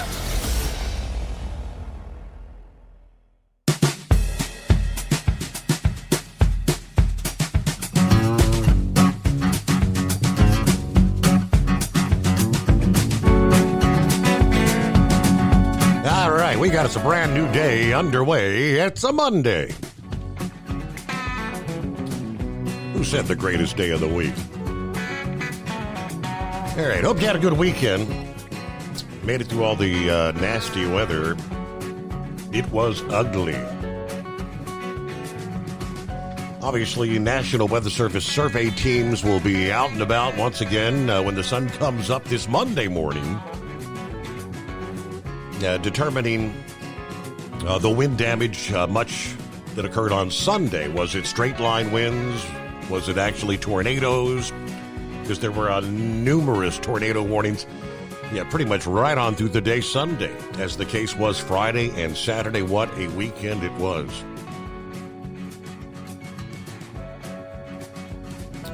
All right, Daryl checks in here as we get the new week started. What's happening, Daryl?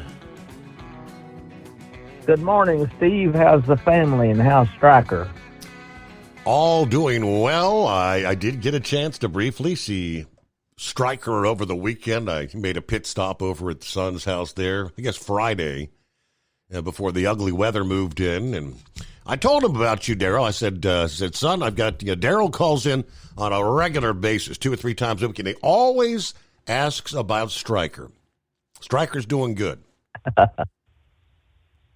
Is your son able to go back to work yet? I asked him that Friday. He said the date right now is in April, so next month. April. Yep. Oh, bless his heart. He's had a long struggle with it, hasn't he? Yes, indeed. Well, and I imagine Stryker's ready to go back to work too. Most definitely, yes. He's chomping at the bit to get back on the job. You were talking about the tornadoes that came through Arkansas and Missouri. One destroyed a church in Cave City, Arkansas, and another one destroyed a church in Poplar Bluff, Missouri. And I remember we built a church in Paragould, Arkansas, and my dad was on the building committee, and a tornado came through and opened up the roof where you could see the sky by about 2 feet. And Dad came home and laid across the bed and cried after all his hard work. Tornado did a lot of damage to that church in Paragould. The tornadoes don't seem to be a respecter of persons. They tear up tractor dealerships, churches, houses, schools. It's sad to see that destruction. You was talking about the accident in Houston, or the capital city, Austin. Mm-hmm. That 35 they've been working on for at least 20 years. It has been under construction, just like Columbus. You ever drive through Columbus recently? Yes, sir. Always I'd under rather construction. take a beat than to drive through Columbus. Yep. And I have come back from Cleveland or wherever you come from to come through Columbus and get on the highway that takes me up to Wheeling. It is the most frustrating highway for any. As Grump says, you need to be a trained truck driver to drive through Columbus, Ohio. And it's scary for the four-wheelers. But how long have they been working on this interstate in Columbus, do you think? I have no idea. Like I said, every time I come up there, there's always the construction, though, so it's years. And I think it's the same way in all capital cities. Do they get extra money for their interstate repairs? And I agree with Grump. You know, you see that long stretch, sometimes 4 or 5 miles of barrels, and no one is working on the other side at all. And that gets frustrating to the traffic and to the truck drivers. I was going to St. Louis one night, and one of those big yellow lights was blinking at the end of a construction site, and roadway truck driver or somebody said that if he had his pistol, he would shoot it out. And the old roadway driver said, "Son, you drive the way you shoot. You better go home and get a shotgun." And then the argument started. You have a great week, Steve, and I'll see you at the show, and I hope to get to speak to you. And I'm going to try to buy me a hat while I'm there. Is that your wife that works the sales place over there, or is it someone? She'll be there. Yes, that's the princess, Lisa. Yep. Well, she was one of the nicest ladies to me and my son when we visited there a year or two ago, and she sure is a nice lady to talk to. Absolutely. You got to win her. She'll be there with me. I believe she was a Georgia gal, wasn't she? She was. She was a Georgia peach. Yeah, they're the best. I'll talk to you later. All right, there you go. Thank you much. Yes. All right, real quick, let me get back to the auto pen signatures, which the plot kind of thickened over the weekend. Last week, we know the Missouri Attorney General said he wants the Department of Justice to investigate whether Biden's deluge of executive orders and pardons that marked the final weeks of his presidency came at a time when he had no idea what he was signing. I am demanding the DOJ investigate whether President Biden's cognitive decline allowed unelected staff to push through radical policy without his knowing approval. If true, these executive orders, pardons, and all other actions are unconstitutional and legally void. Now, in that post, Bailey attached a copy of a letter he wrote to Michael Horowitz, the Inspector General of the Department of Justice.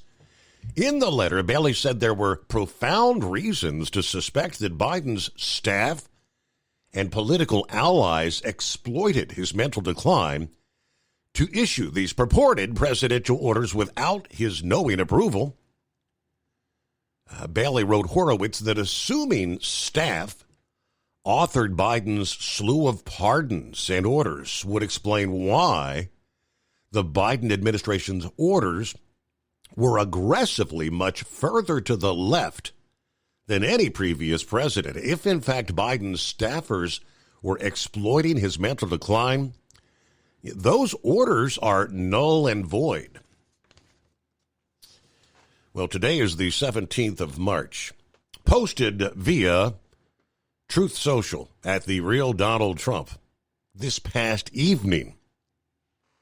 Donald J. Trump says the pardons that sleepy Joe Biden gave to the Unselect Committee of political thugs and many others are hereby declared void, vacant, and of no further force or effect because of the fact that they were done by AutoPen. In other words, Joe Biden did not sign them, but more importantly, he did not know anything about them. The necessary pardoning documents were not explained to or approved by Biden. He knew nothing about them. and the people that did may have committed a crime. Therefore, those on the unselect committee who destroyed and deleted all evidence obtained during their 2-year witch hunt of me and many other innocent people should fully understand they are subject to investigation at the highest level. The fact is, they were probably responsible for the documents that were signed on their behalf without the knowledge and consent of the worst president in the history of our country, Crooked Joe Biden. January 6th committee is on notice. Now, some say the crooks thought they got away with it. See where it goes, but it is 844-844-3380. Let's get an update from Russell here. He's been hanging in there this Monday morning. Russell. Hey, Steve. How you doing? Thanks for taking my call. Well, thanks for hanging in there this morning. How's things going?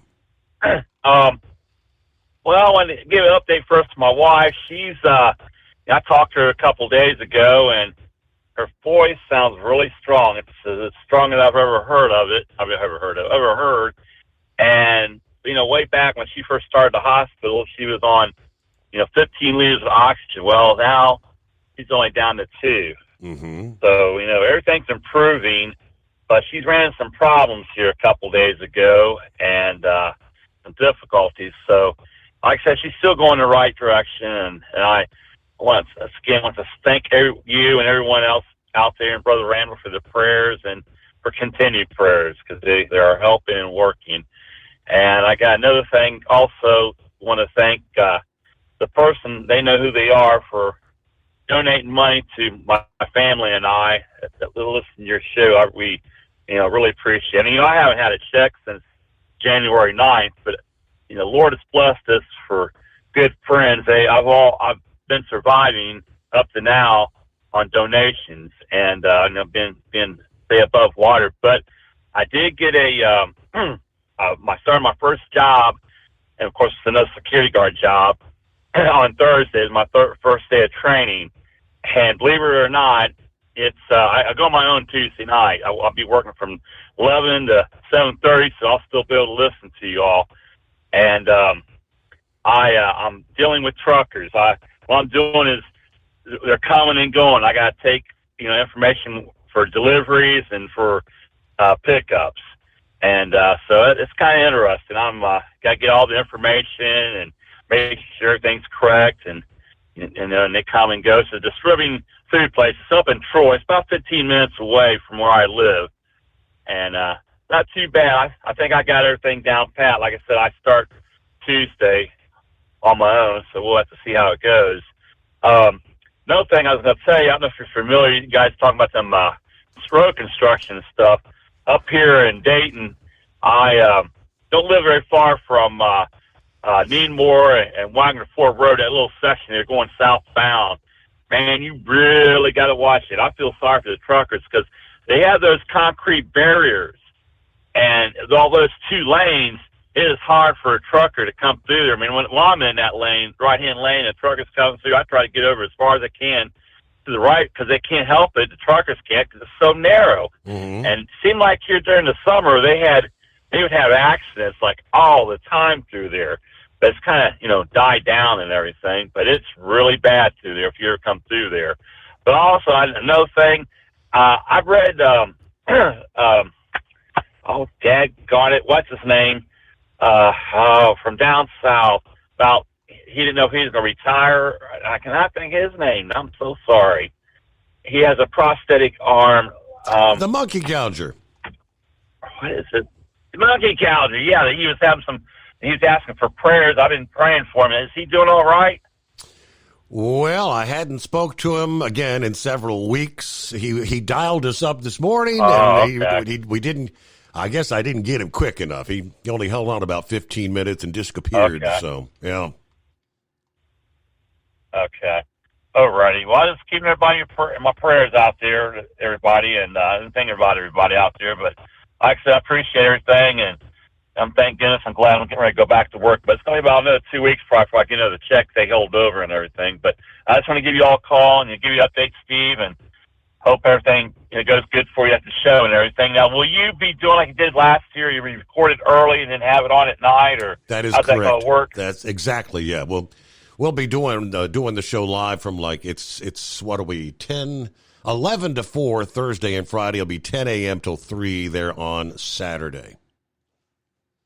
And then it'll play. Okay. Then it'll play back during then. the overnight hours, midnight to 5 Eastern. Okay then. Well, Steve, you take care, and thanks for everything you all out there, you and Steve and you and everybody for all the prayers and everything, and we'll check in later on. Thank you for the update, Russell. It's good that the wife's making progress, one day at a time, right? At Hot Shot Secret, we share the science behind common diesel problems and their solutions. For example, ultra-low sulfur fuels. The primary function of diesel fuel is combustibility. One of the little-known aspects of fuel is its role as a lubricant to metal-on-metal moving parts. The introduction of ultra-low sulfur fuels diminishes the fuel's ability to lubricate because sulfur, which has been mostly removed, has lubricating properties. Hot Shot Secret Everyday Diesel Treatment with LX4 delivers unmatched lubricity. Third-party testing confirms that it takes 3 times the amount of leading fuel treatment to match the lubrication benefit of 1 dose of Hot Shot Secret. Everyday Diesel Treatment is a fully formulated 6-in-1 premium fuel treatment for every fill-up, every time. Everyday Diesel Treatment is available at truck stops, Tractor Supply, O'Reilly's Auto Parts, and online at HotShotSecret.com. Hot Shot Secret, powered by science. Doc's Diesel's your one-stop online shop for diesel filter maintenance. Genuine quality, third-party tested filters for Cummins, PowerStroke, Duramax, and EcoDiesel trucks. Doc's cuts out the middleman and those pesky markups you often find from OMEs, dealerships, and parts stores. We make ordering easy with filter kits, subscriptions, and even dealer sign-ups if you have a fleet. Purchase your filters at www.docsdiesel.com and receive 10% off when you use code SUMMERS10. Doc's Diesel, your one-stop shop for diesel maintenance. At Hot Shot Secret, we share the science behind common diesel problems. For example, Turbocharger spool time. Turbochargers force compressed air into the combustion chamber where temperatures can reach 400 degrees. The oil surrounding the bearings will burn, leaving behind a sticky residue called stiction. Hot Shot Secret Stiction Eliminator cleans the turbo bearings, building maximum boost sooner. Available at truck stops, Tractor Supply, O'Reilly's Auto Parts, and online at HotShotSecret.com. Hot Shot Secret, powered by science.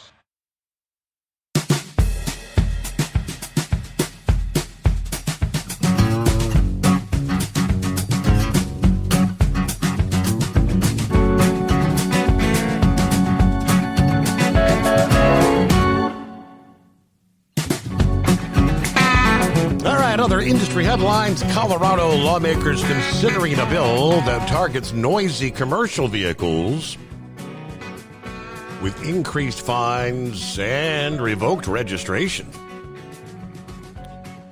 Currently under consideration in the Colorado General Assembly, House Bill 25-1039 would tighten up muffler requirements for commercial vehicles operating in the state. While current law only requires a muffler on commercial vehicles that are equipped with an engine compression brake or a Jake brake, this bill seeks to require mufflers on all commercial vehicles. The bill also increases the fine for commercial vehicles without mufflers from $500 to $1,000. And the commercial vehicle may not be registered for 1 year unless the owner or operator shows compliance. The bill would also require the muffler be installed in such a way that it may be visually inspected to ensure it is present, intact, and functioning properly. Now, that requirement, they say, can be waived if the driver of the truck can present documentation proving a muffler is installed. Carriers can avoid the fine if they can prove that a compliant muffler was installed before the citation was issued. The fine is reduced by 50% if a compliant muffler is installed within 30 days of the issuance of the citation, according to the Colorado Community Media. Colorado Motor Carriers Association president says that a small number of truckers remove their muffler because they prefer the look and the loud noise their truck produces without it.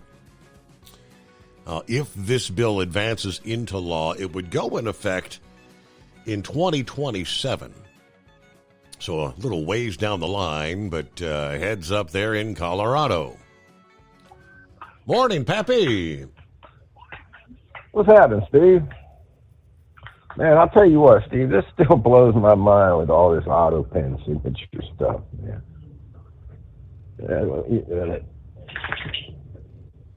Little stint you just did there on all that. I mean, can you just picture this, man? These illegal criminal Democrats, man, that would do this. I mean,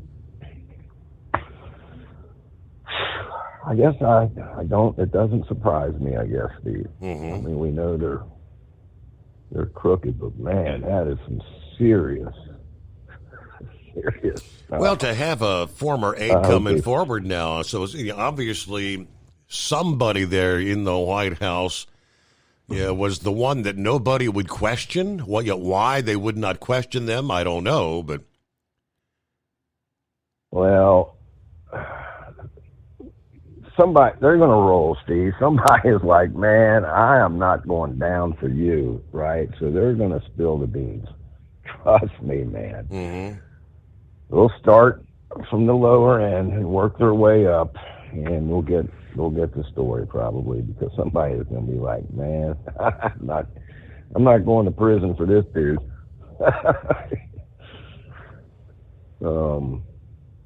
But real quick, I really don't have a lot, but they managed to pass that bill, that spending bill. I guess Chuck Schumer kind of caved there. I think he knew, Steve, that the Democrats, man, if this didn't go through, they were going to take a hit. And I think you're seeing a power struggle between the House and the Senate. I mean, the House was adamant they did not want this thing to go through. So I think you're looking at the radical left in the House having a power struggle with the Democrats in the Senate. I don't know if you've seen that interview with Hakeem Jeffries, where he asked about, do you think Mitch McConnell should be removed now? Should he step down from that? And he just said, next question. You know, he didn't go on and say, absolutely not. You know, I mean, I don't know, Steve. I think these radical lefts are going full pedal, man. They don't care. They're just going full hammer down, babe. So we'll see what happens here, but man, we need to keep our eye on this story you just read there, man. That just and then for Trump to be posting this past evening that all those pardons of the J6ers are null and void. Does that mean he's going to sick Pam Bondi on them? I would assume so, Steve. We'll see, man. Bongino gets sworn in tomorrow, Steve, or today, rather. His first day as deputy director. So how about that? I didn't get to see it live, but that final show, I guess he was actually in tears. He just hated to have to separate with his podcast audience there, but yeah. All right, well, we're up to the news break there. So clear lines at 844-3388. USA Radio News, I'm Anthony Lucero. President Trump's national security advisor says Iran is on notice following the recent U.S. airstrikes. Mike Waltz told Fox News Sunday the military launched devastating strikes against the Iran-backed group in response to the attacks on global shipping in the Red Sea. We hit the Houthi leadership, killing several of their key leaders last night, their infrastructure, the missiles. The Houthis announced last week that they were resuming attacks on Israeli ships in response to the country cutting off aid to the Gaza Strip. The FDA is issuing their recommendations for which flu shots to use this year. Thursday's decision came without input from a panel of independent vaccine advisors after a February meeting was canceled without explanation. The FDA did, however, use its own experts, working with the Centers for Disease Control and the Department of Defense to review data from around the world. I'm Michael Kastner. From America's News Network, USA Radio News. Let's see, if something costs less, a lot less, but people are actually happier with it, that sounds like something to look into, and that's Medi-Share. Maybe you've heard joining Medi-Share can save you or your family up to $500 a month, and that's huge, but it's also true. People are just happier with it. They love being part of something that reflects and promotes their values and what they believe in. Medi-Share works, too. It's been around for 30 years now, and members have shared more than $7 billion of each other's bills. People love having telehealth and a huge nationwide PPO network, so yeah, really, you can save a ton and like it better. Imagine being happy with how you're taking care of your health care, whether you're self-employed or part of the gig economy, or you just want a plan that you're happy with. Here you go. You can call right now and get a price within 2 minutes. A very, very smart use of 2 minutes. Here's the number you need. It's 855-SHARE-40. 855-SHARE-40. 855-SHARE-40. Docs Diesel is your one-stop online shop for diesel filter maintenance. Genuine quality, third-party tested filters for Cummins, PowerStroke, Duramax, and EcoDiesel trucks. Docs cuts out the middleman and those pesky markups you often find from OMEs, dealerships, and parts stores. We make ordering easy with filter kits, subscriptions, and even dealer sign-ups if you have a fleet. Purchase your filters at www.docsdiesel.com and receive 10% off when you use code SUMMERS10. Docs Diesel, your one-stop shop for diesel maintenance. Do you have a Dodge pickup and hate your automatic transmission? Of course you do. Levon Miller at Fire Punk Diesel here, and we specialize in heavy-duty and performance transmissions for your 3-quarter or 1-ton Cummins-powered truck. So if you're interested in turning your stock slush box into a towing monster, call us today at 614-733-3744 or visit us online at shop.firepunk.com. At Hot Shot Secret, we share the science behind common diesel problems. For example, excessive black smoke. Excessive black smoke has 2 causes: carbon buildup and internal diesel injector deposits, also known as IDIDs. Hot Shot Secret Diesel Extreme has the highest concentration of active ingredients allowed by law and will safely remove all types of injector deposits, including IDIDs and carbon buildup, to eliminate black smoke. Hot Shot Secret Diesel Extreme is available nationwide at truck stops, fine farm and auto stores, and online at hotshotsecret.com. For anything diesel, take it to Shy Diesel. They provide a wide variety of services and diagnostics to determine what the problem is with the latest technology. From simple oil changes and preventative maintenance to fuel system diagnostics and repairs, engine rebuilds and cylinder head repairs, and rebuilds with our in-house machine shop. They also have on-site DPF cleaning for exhaust issues and DOT inspections. If your diesel is asking for some attention, Shy Diesel has the specialist you need for anything diesel. Located in Terre Haute and Lafayette, Indiana, and Effingham, Illinois, Shy Diesel has you covered. Increase fuel economy up to 7.9% with Hot Shot Secret Gasoline Extreme. The solution to maximize your engine's performance and fuel economy. Whether you're driving a sports car or a daily commuter, Gasoline Extreme is specially formulated with PEA to deep clean. Don't settle for an average driving experience. Upgrade to Hot Shot Secret Gasoline Extreme and go further on each tank. Order now on Amazon or hotshotsecret.com. Hot Shot Secret, powered by science. Hey truckers, this is Steve Darnell from the hit TV show Vegas Rat Rods. Check it out. Industrial Injection has been a leader in the diesel heavy-duty industry since 1985. Whether you are looking to keep your truck on the road, you are a hardworking farmer feeding America, an over-the-seas mariner, a miner, or a construction craftsman, Industrial Injection can help keep your heavy-duty rigs and equipment running so you can keep America thriving. Get all your turbochargers, injection pumps, injectors, and engine parts at industrialinjection.com. Industrial Injection, the place to go for all your diesel parts needs. We know you'd like to be cuddled up real tight with a sweet little thing all night. But instead, you've got Steve Summers. It's the Overnight Drive.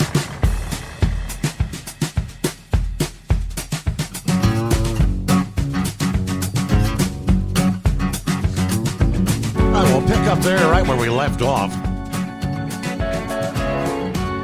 I think most of us, at anyone with some common sense realizes that much of the so-called aid, assistance, military equipment that we've been sending to Ukraine for the last several years, some of it makes it to the battlefield, much of it does not. As far as the money goes, where does the money go? Because there's been there has been no transparency. Let me share a piece from Maurice Richards. Maurice is the former chief of the Martinsburg, West Virginia Police Department. Actually worked 24 years as an officer and lieutenant in the Chicago Police Department. He holds a doctorate in adult education. Who tries to break it down. He says Ukrainian President Vladimir Zelensky is a thief. Ukraine's little dictator has overseen the misuse of billions in American taxpayer dollars, amassing a vast personal fortune while running arguably the most corrupt nation in Europe. Ukraine has become little more than an organized crime state. Donald Trump and his America First team have long been aware of the depth of Zelensky's venality.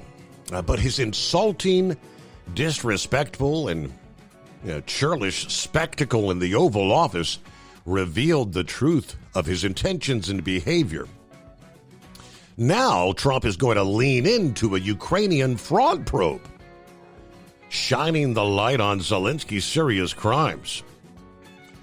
Zelensky's an anti-American globalist puppet thief who belongs in prison. And Doge is on the case, and Elon Musk has Zelensky's number. Musk describes the dictator's regime as a massive graft machine feeding off the dead bodies of Ukrainian soldiers. The magnitude of the thievery, staggering, he says, but the malfeasance by the warmongers in Congress and the mainstream media's continued cover-ups have hidden the full extent of Ukraine's corruption. When the initial $60 billion for the globalist proxy war against Russia in Ukraine was allocated, Senators Rand Paul and Representative Thomas Massie stood up for the American taxpayers, proposing an inspector general and audit to track how military aid was being spent. But the warmongers shot him down. There would be no oversight, no accountability, and little reporting on the topic plunder that followed. But this, he said, is just the tip of the iceberg. Last month, Zelensky, while claiming that Ukraine had received just $75 billion of the $177 billion in U.S. aid, stating nonchalantly, "I don't know where all the money is." Well, here's a few places to look, he says. Early in the war, the now censored CBS report revealed that due to theft and diversion to the black market, only 30% of American equipment was actually reaching the front lines. Some of the weapons ended up in the hands of criminal gangs in Sweden, terrorists in Nigeria. Last year, the Pentagon admitted it had failed to track $1 billion in weapons deliveries, mainly small arms, including Javelin and Stinger missiles, which is ideal for the arms traffickers. Ukrainian soldiers are cannon fodder. The Zelensky's regime's contempt for its troops is made apparent by how it spends and steals money.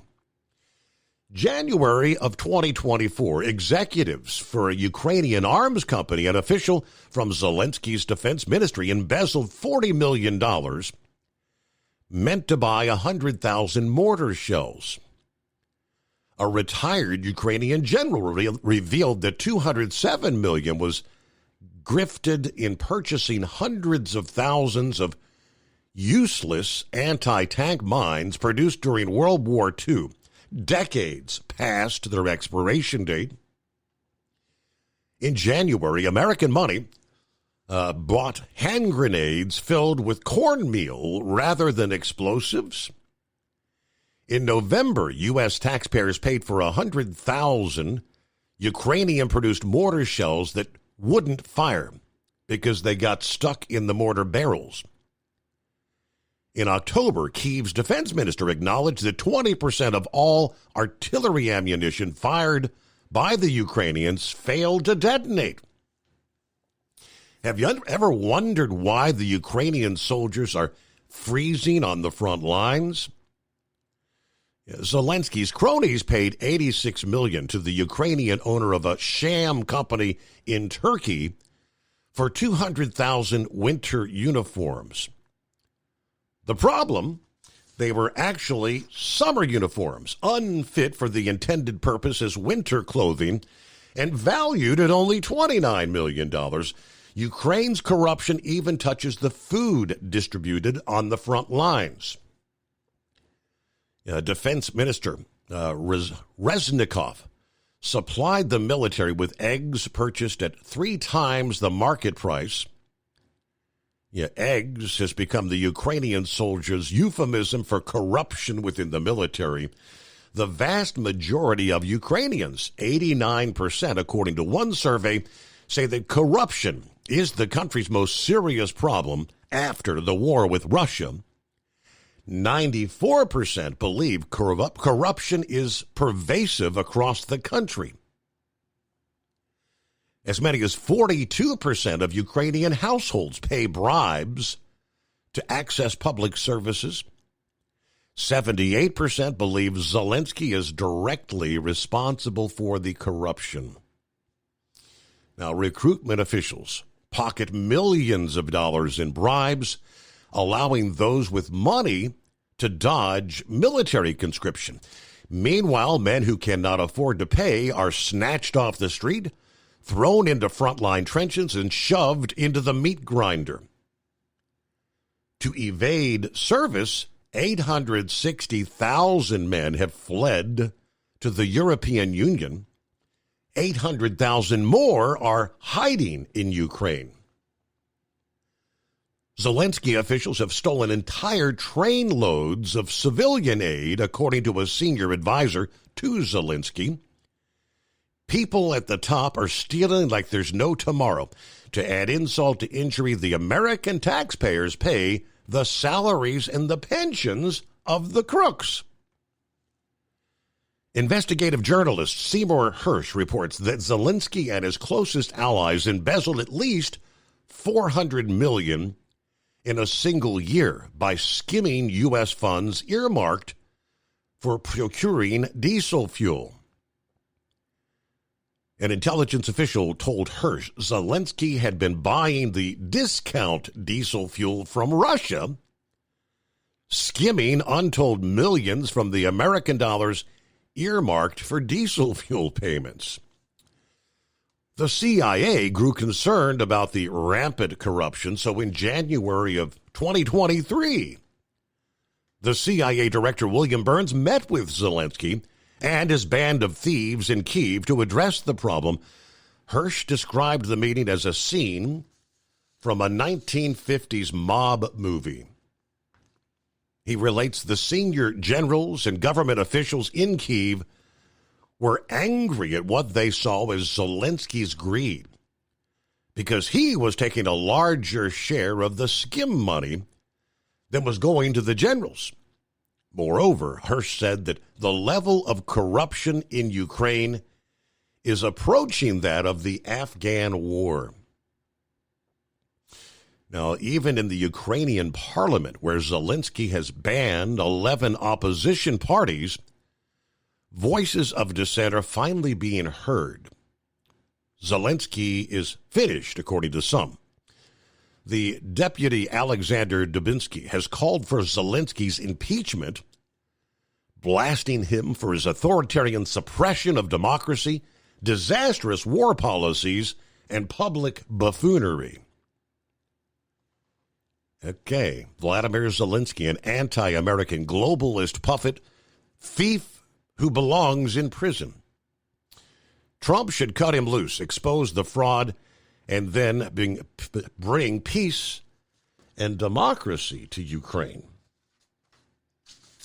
Interesting little piece, but yeah, where's the money? Where's the accountability? We've been asking for years, and until Donald Trump rolled around, although questions would be asked, it was all in word, but no action was ever being taken, as the previous administration would just, time after time, sign another check. Here's another $1 billion. Here's another $50 billion. And toward the end of the administration, you'll recall, after Trump won the election, Biden came out and said, we're gonna pump as much money as we can possibly get to Ukraine before Trump assumes the office. All right, clear lines at 844-844-3388.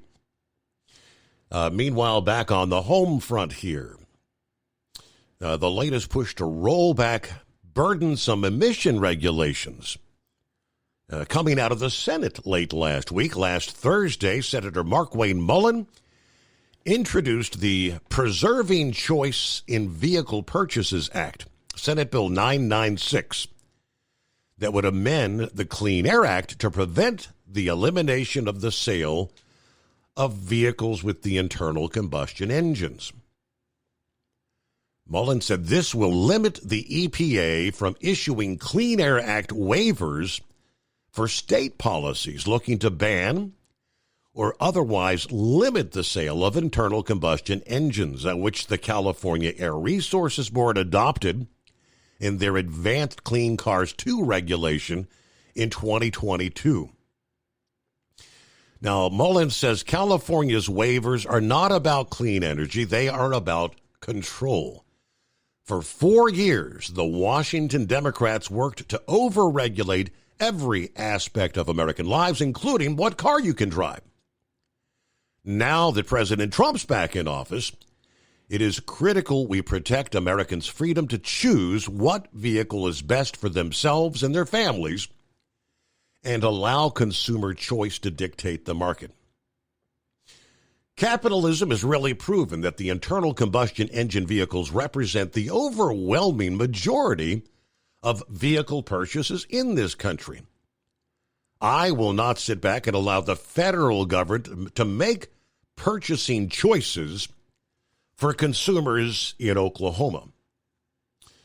Now, proponents of the Preserving Choice in Vehicle Purchase Act contend that preserving consumer choice would be critical to maintain competition in the auto markets and ensuring all Americans have access to reliable, affordable vehicles rather than rushing emission regulations without adequate technology and pace.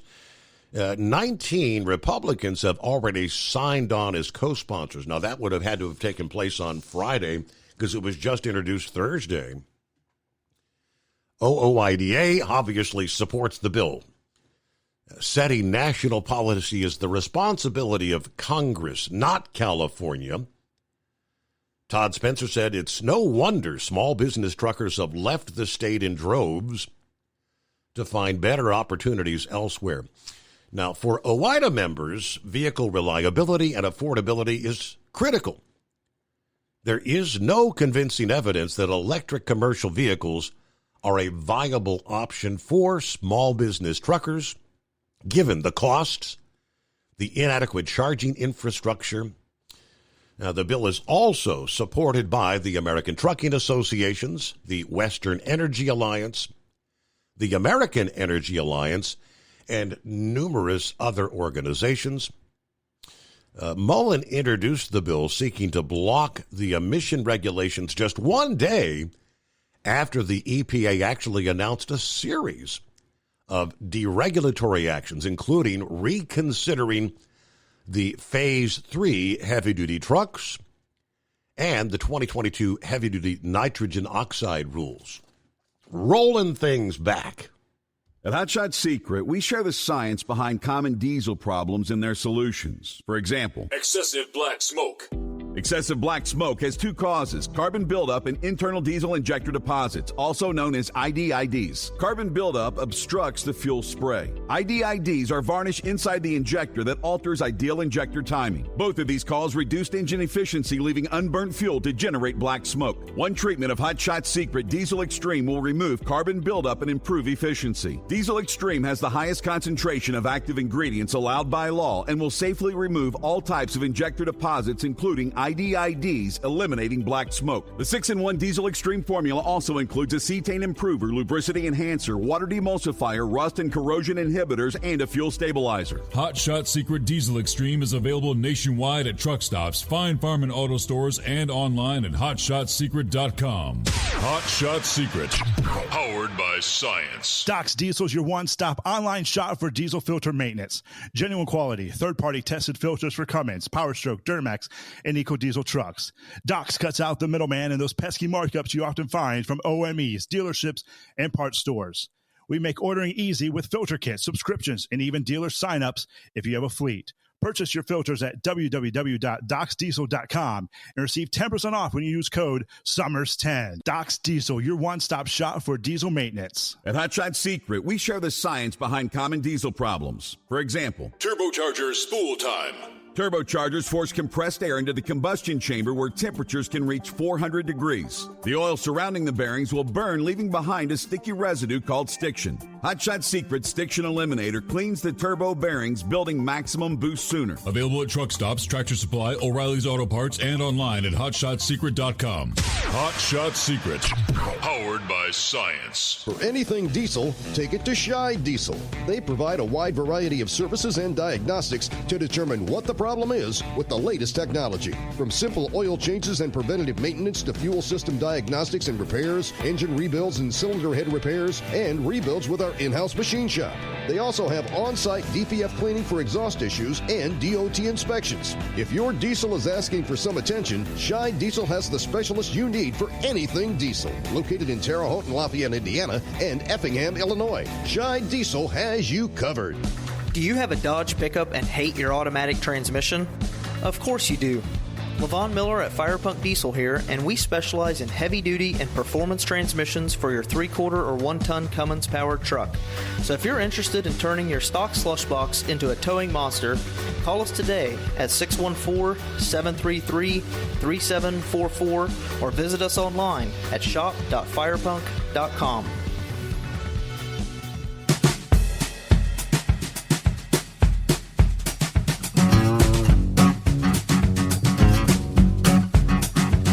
Meanwhile, over the weekend, we saw the Trump administration transfer hundreds of immigrants back to El Salvador. Despite a federal judge's order temporarily barring the deportations, week after week, everything this administration tries to do, find some leftist judge trying to block it and hold things up. Trump declared the 18th century wartime declaration targeting Venezuelan gang members. Now, they said when the judge made the order, there were actually flights in the air already at the time of the ruling. U.S. District Judge James Boasberg issued the order Saturday evening, supposedly blocking these deportations. But lawyers told him there were already 2 planes with migrants in the air, one headed for El Salvador, the other was headed to Honduras. The judge then verbally ordered the planes to be turned around, but they apparently were not. And he did not include that directive in his written order. Believe it or not, the Salvadoran president said, oopsie, too late. The Salvadoran president is actually a Trump ally who agreed to house the 300 migrants for a year at a cost of $6 million in his country's prisons. Yeah, he said, oopsie, too late. The post was recirculated by the White House's communications director, Secretary of State Marco Rubio, who had negotiated an earlier deal to house these migrants, posted on the site, "We sent over 250 alien enemy members of Tren de Aragua, which El Salvador has agreed to hold in their very good jails at a fair price that will save our taxpayers dollars." Rubio said hundreds of violent criminals were sent out of our country, deported after Trump's declaration of the Alien Enemies Act of 1798, which has been used only 3 times in U.S. history.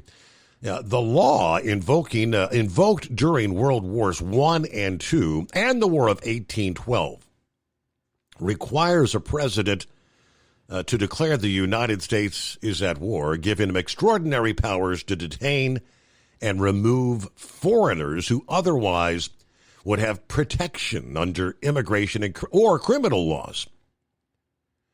It was last used to justify the detention of Japanese-American civilians in World War II.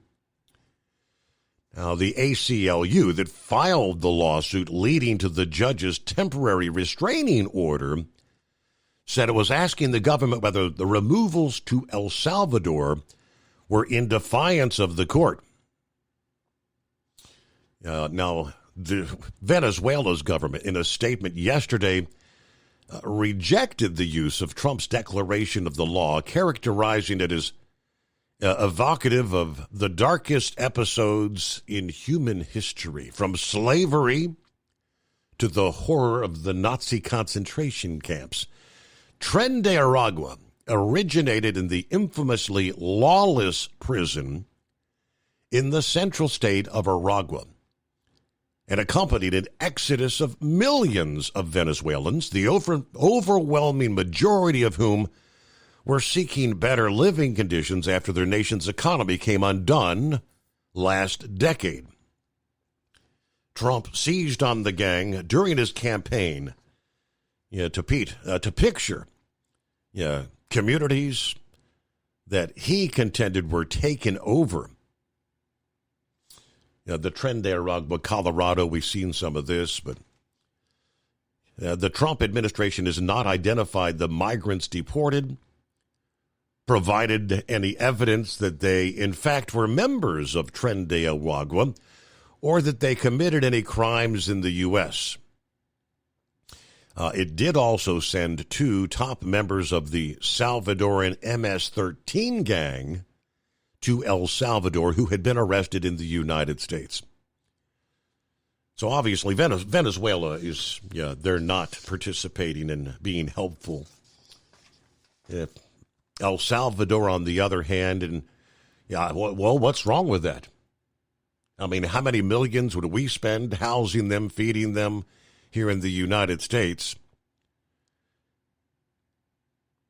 El Salvador's agreed to do it for a much lower price. So that's saving the American taxpayer money. 844-844-3388. Back after this. At Hot Shot Secret, we share the science behind common diesel problems and their solutions. For example, diesel fuel cetane levels. In many states, the cetane rating in diesel fuel is 42 to 45. Most diesel engines operate more efficiently with a cetane rating of 48 to 50. One treatment of Hot Shot Secret Diesel Extreme will raise your cetane 7 points, increase fuel economy, and improve cold starts. Due to a cleaner burn, there are less hydrocarbons and particulate matter in your exhaust. This reduces the blockage of your diesel particulate filter. Using Diesel Extreme generates 83% less DPF regenerations. The 6-in-1 Diesel Extreme formula also includes the most concentrated detergent on the market, lubricity enhancer, water demulsifier, rust and corrosion inhibitors, and a fuel stabilizer. Hot Shot Secret Diesel Extreme is available nationwide at truck stops, Fine Farm and auto stores, and online at hotshotsecret.com. Hot Shot Secret, powered by science. Do you have a Dodge pickup and hate your automatic transmission? Of course you do. Levon Miller at Fire Punk Diesel here, and we specialize in heavy-duty and performance transmissions for your 3-quarter or 1-ton Cummins-powered truck. So if you're interested in turning your stock slush box into a towing monster, call us today at 614-733-3744 or visit us online at shop.firepunk.com. For anything diesel, take it to Scheid Diesel. They provide a wide variety of services and diagnostics to determine what the problem is with the latest technology. From simple oil changes and preventative maintenance to fuel system diagnostics and repairs, engine rebuilds and cylinder head repairs, and rebuilds with our in-house machine shop. They also have on-site DPF cleaning for exhaust issues and DOT inspections. If your diesel is asking for some attention, Scheid Diesel has the specialist you need for anything diesel. Located in Terre Haute and Lafayette, Indiana, and Effingham, Illinois. Scheid Diesel has you covered. USA Radio News, I'm Anthony Lucero. The Canadian ambassador to the U.S. is insisting the two nations are still close allies despite recent disagreements over trade. Kirsten Hillman told Fox News Sunday that after the recent meetings between officials from both countries, she expects big announcements will impact the tariffs that Trump plans to impose on Canada next month. And we understood from them his whole global agenda in this respect. And we talked about how Canada can fit into that. She said the meetings regarding trade have been productive and insisted Canadian officials want to accommodate President Trump's economic plan.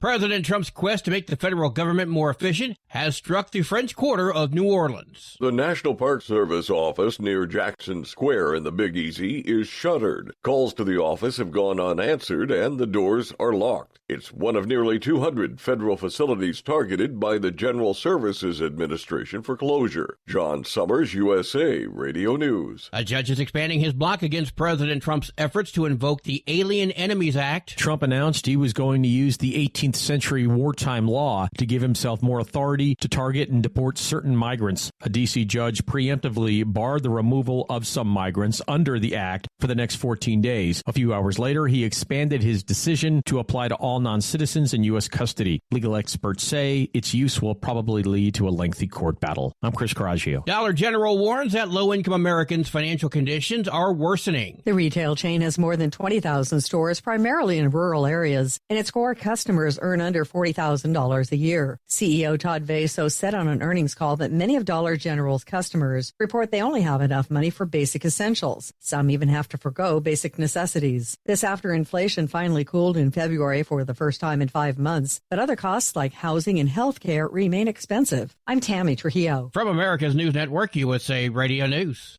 Lisa Wolf here to tell you about our newest website for old-time radio lovers. It's 100radioshows.com. At this site, there are 5 old-time radio shows waiting for you to download free as our gift to you for listening to this radio show. And be sure to browse the additional 700 old-time radio shows available to you for 70% off by using the promo code RADIO at checkout. For nearly 40 years, Carl Amari has been licensing the rights to classic radio shows, including Suspense, Jack Benny, Gunsmoke, My Favorite Husband, Dragnet, The Lone Ranger, and many more. Today, Carl has over 100,000 classic radio shows, and because he works with the owners and estates, they provide the master recordings, which are superior sound quality. 700 old-time radio shows available to you for 70% off by using the promo code RADIO at checkout. This is a limited-time offer, so log on to 100radioshows.com. That's 100radioshows.com.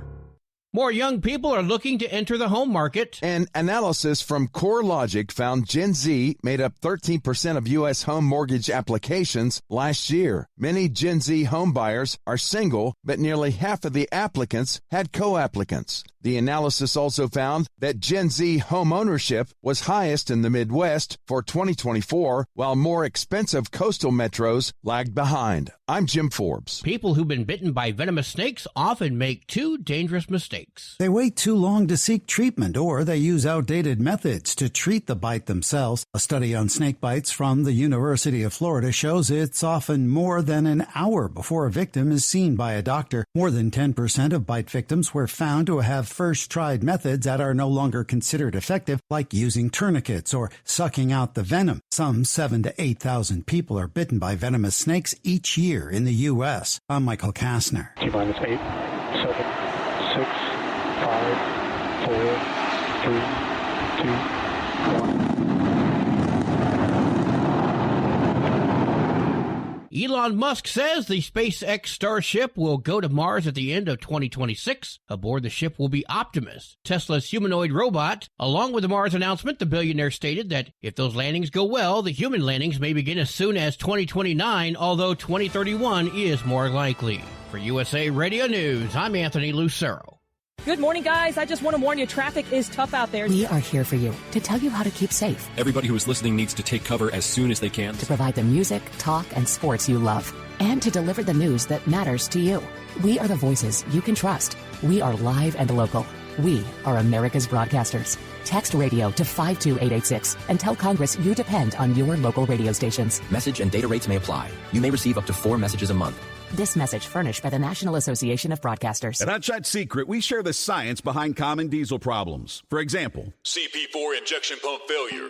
The CP4 has an unusually high failure rate, up to 7% in the U.S. compared to a less than 1% in Europe. A contributing factor is the lack of lubricity in ultra-low sulfur fuels. Hot Shot Secret Everyday Diesel Treatment with LX4 restores lubricity and protects your CP4. Everyday diesel treatment is available at truck stops, Tractor Supply, O'Reilly's Auto Parts, and online at HotShotSecret.com. For anything diesel, take it to Shy Diesel. They provide a wide variety of services and diagnostics to determine what the problem is with the latest technology. From simple oil changes and preventative maintenance to fuel system diagnostics and repairs, engine rebuilds and cylinder head repairs, and rebuilds with our in-house machine shop. They also have on-site DPF cleaning for exhaust issues and DOT inspections. If your diesel is asking for some attention, Shy Diesel has the specialist you need for anything diesel. Located in Terre Haute and Lafayette, Indiana, and Effingham, Illinois, Shy Diesel has you covered. Keep the bugs off your glass and the smokies off your ass. This is the Overnight Drive with Steve Summers.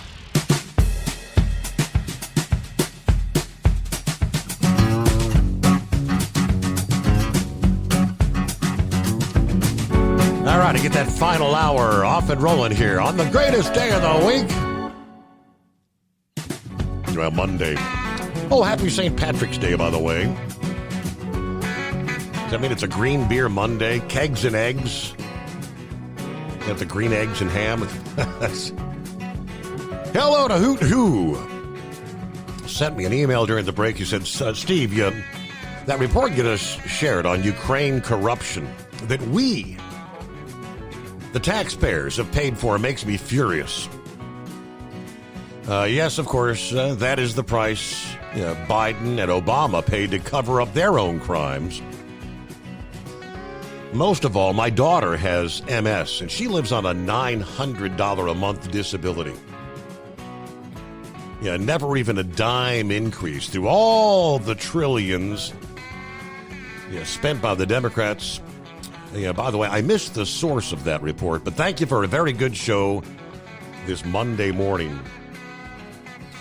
All right, I mentioned that Ukraine report was from the Western Journal, I do believe. A gentleman by the name of Maurice Richards, former chief of the Martinsburg, West Virginia Police Department, that had penned that. Again, the Western Journal. If you'd like to do a little Google search, pull that up, share it with your friends. All right, had an update. There was some concern last week that Cal Freight, the trucking company, who has been trying to reform under Chapter 11, may have to proceed with Chapter 7. Concerns were that there could be drivers stranded out there around the country.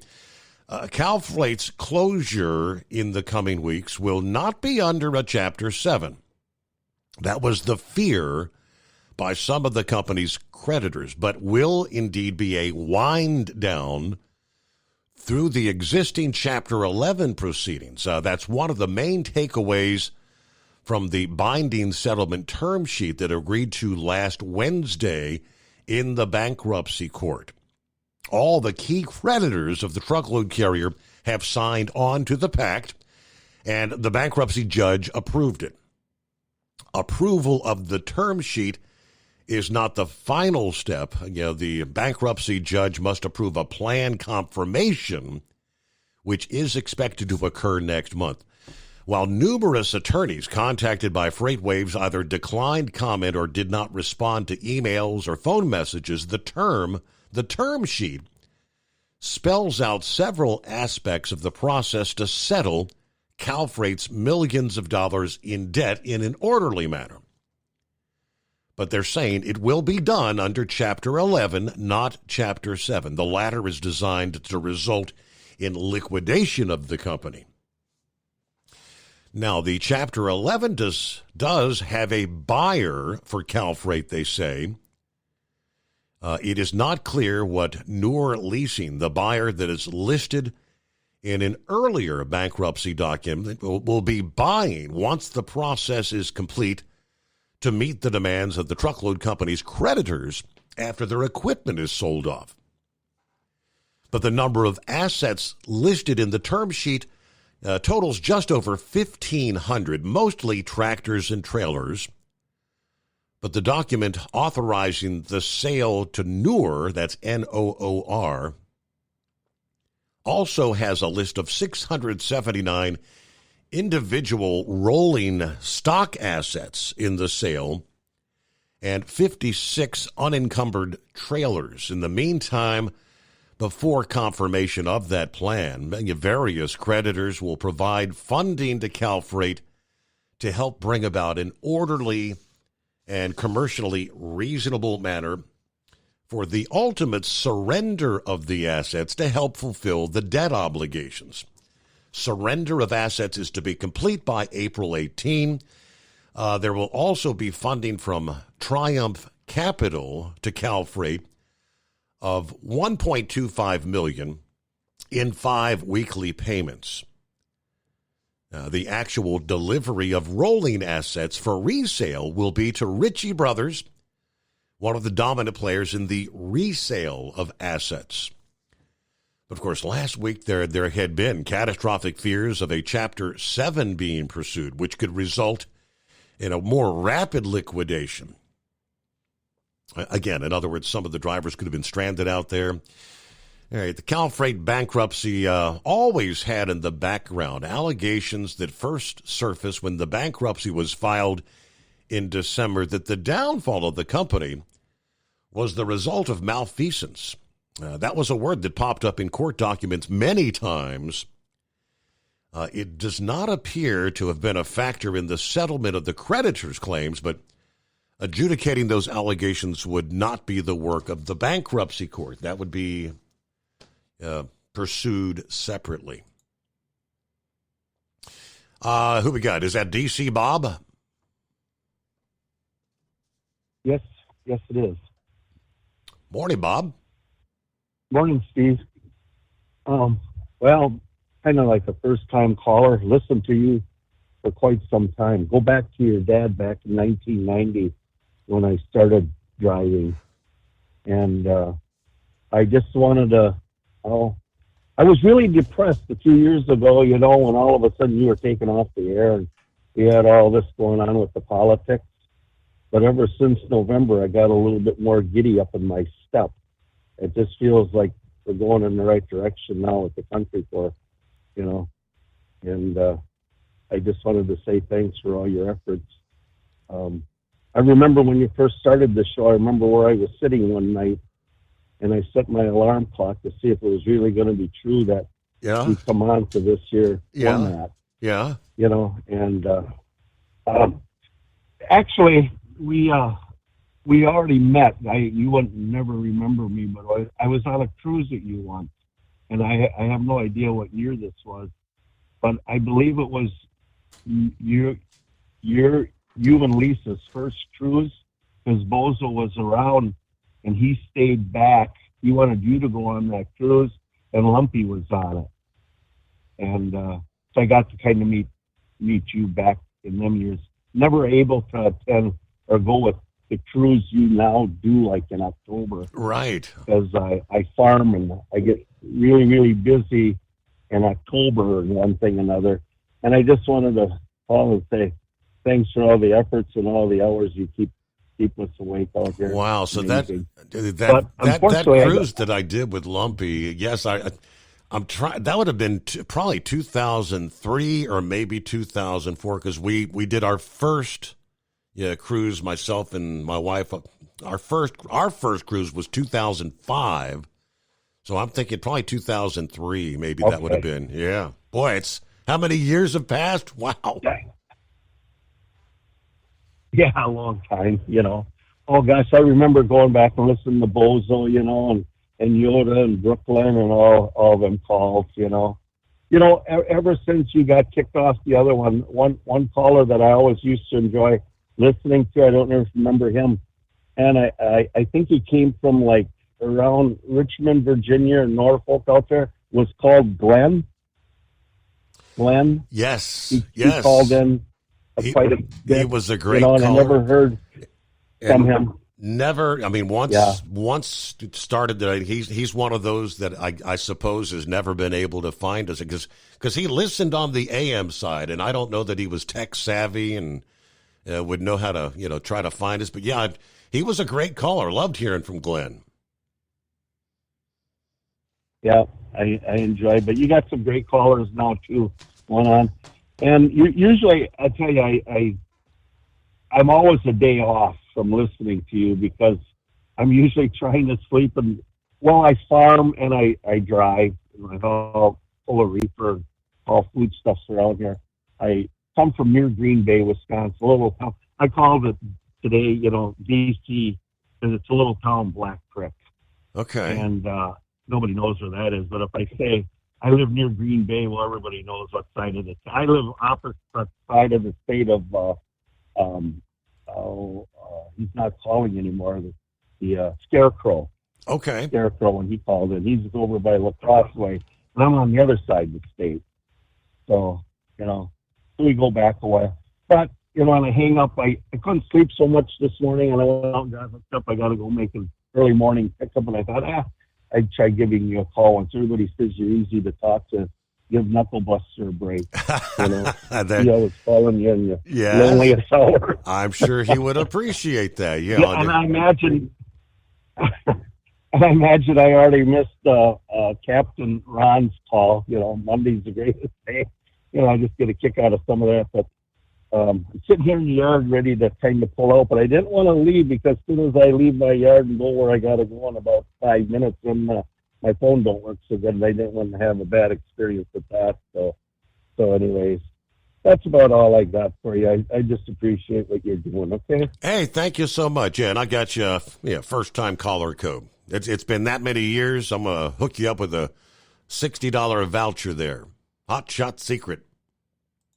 Well, that is very nice, but I got to admit, I've been using it. Usually I get that stuff 5 gallons at a time, because I run it in the farm machinery and always in the truck, and stuff really works good.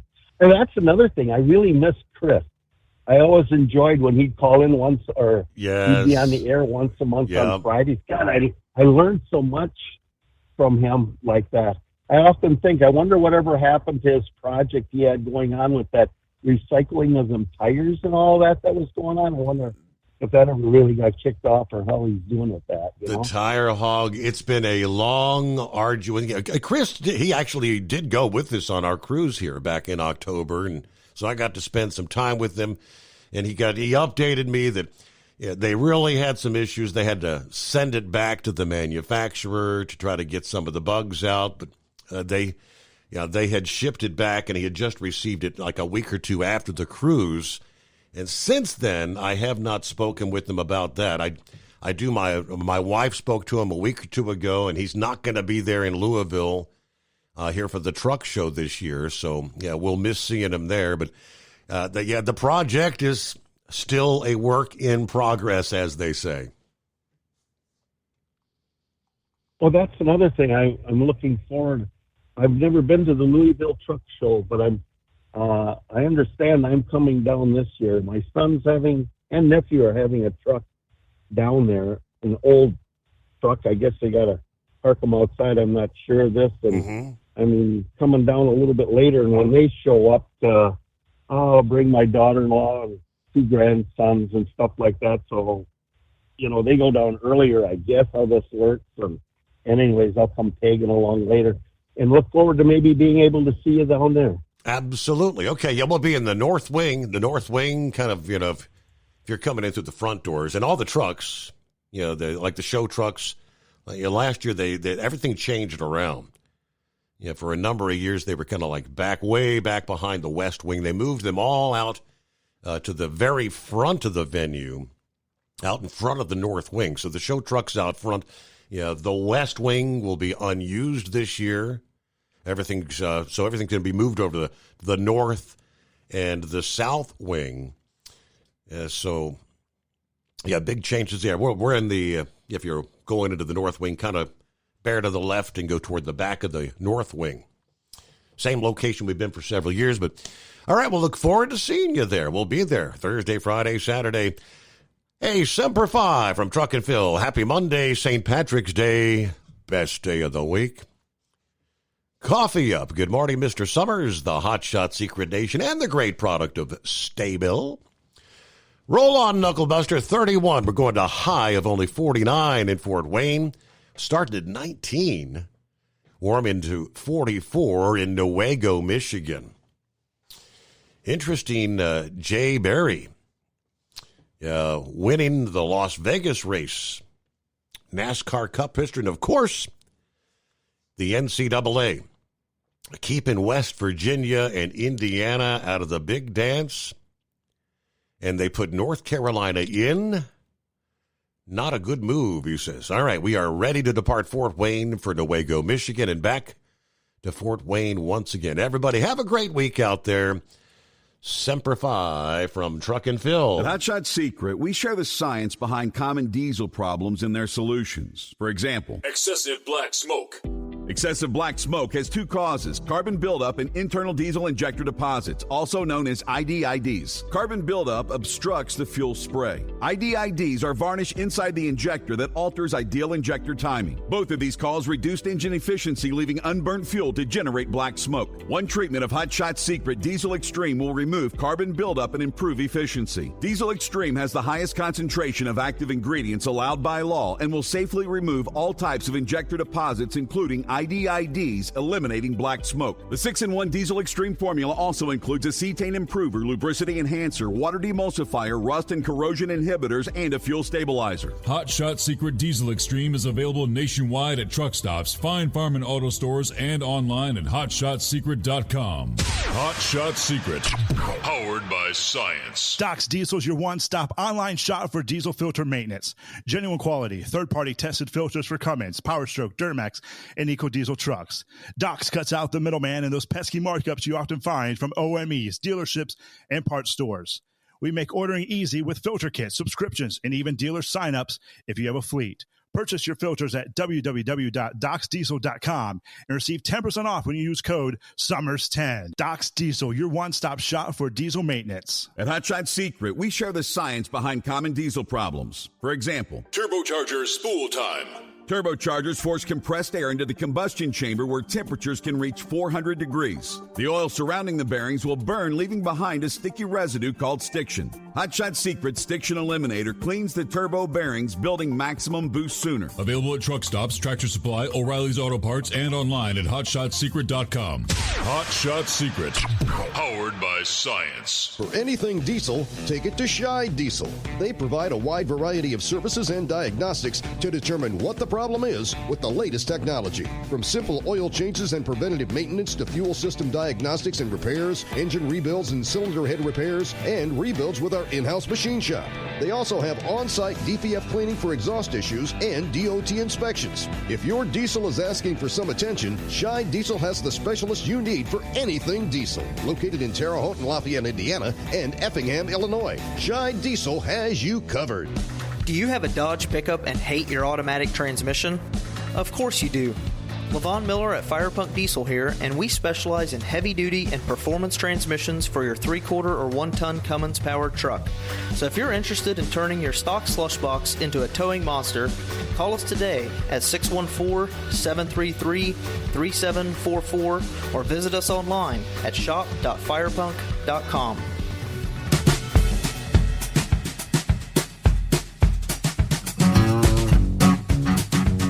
All righty, Monday.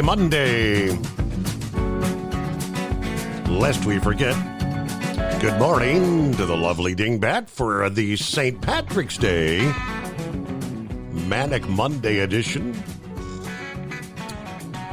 Before we get started, she said Friday night into Saturday, very interesting to say the least. Yeah, there were several times the airport had to close due to winds and rain. And I was talking with the other half, Eskimo Mom, Big Sexy. There were several times Big Sexy had to run and hide with the tornado warnings. Saturday morning, not a whole lot better, but Brainweb was telling me that there was actually a little earthquake near McGee, Mississippi, about the same time the severe weather was rolling through. I believe they said it was a 3.0. All right, with that, Mr. Peabody warming up the way back machine. All right, 1834 on this date. Gottlieb Daimler, who was part of the Daimler Motor Cars, was born on this date. 1919, the legendary Nat King Cole was born. 1936, Apollo 13 astronaut who supposedly had the measles but was bumped to Apollo 16.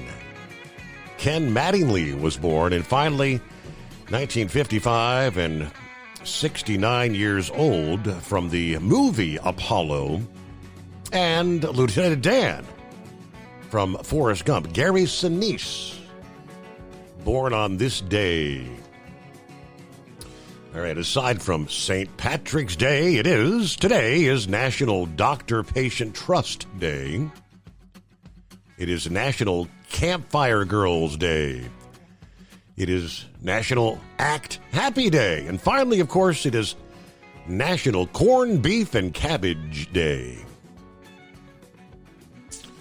All right, looking at this date, 1871, the National Association of Professional Baseball Players was formed.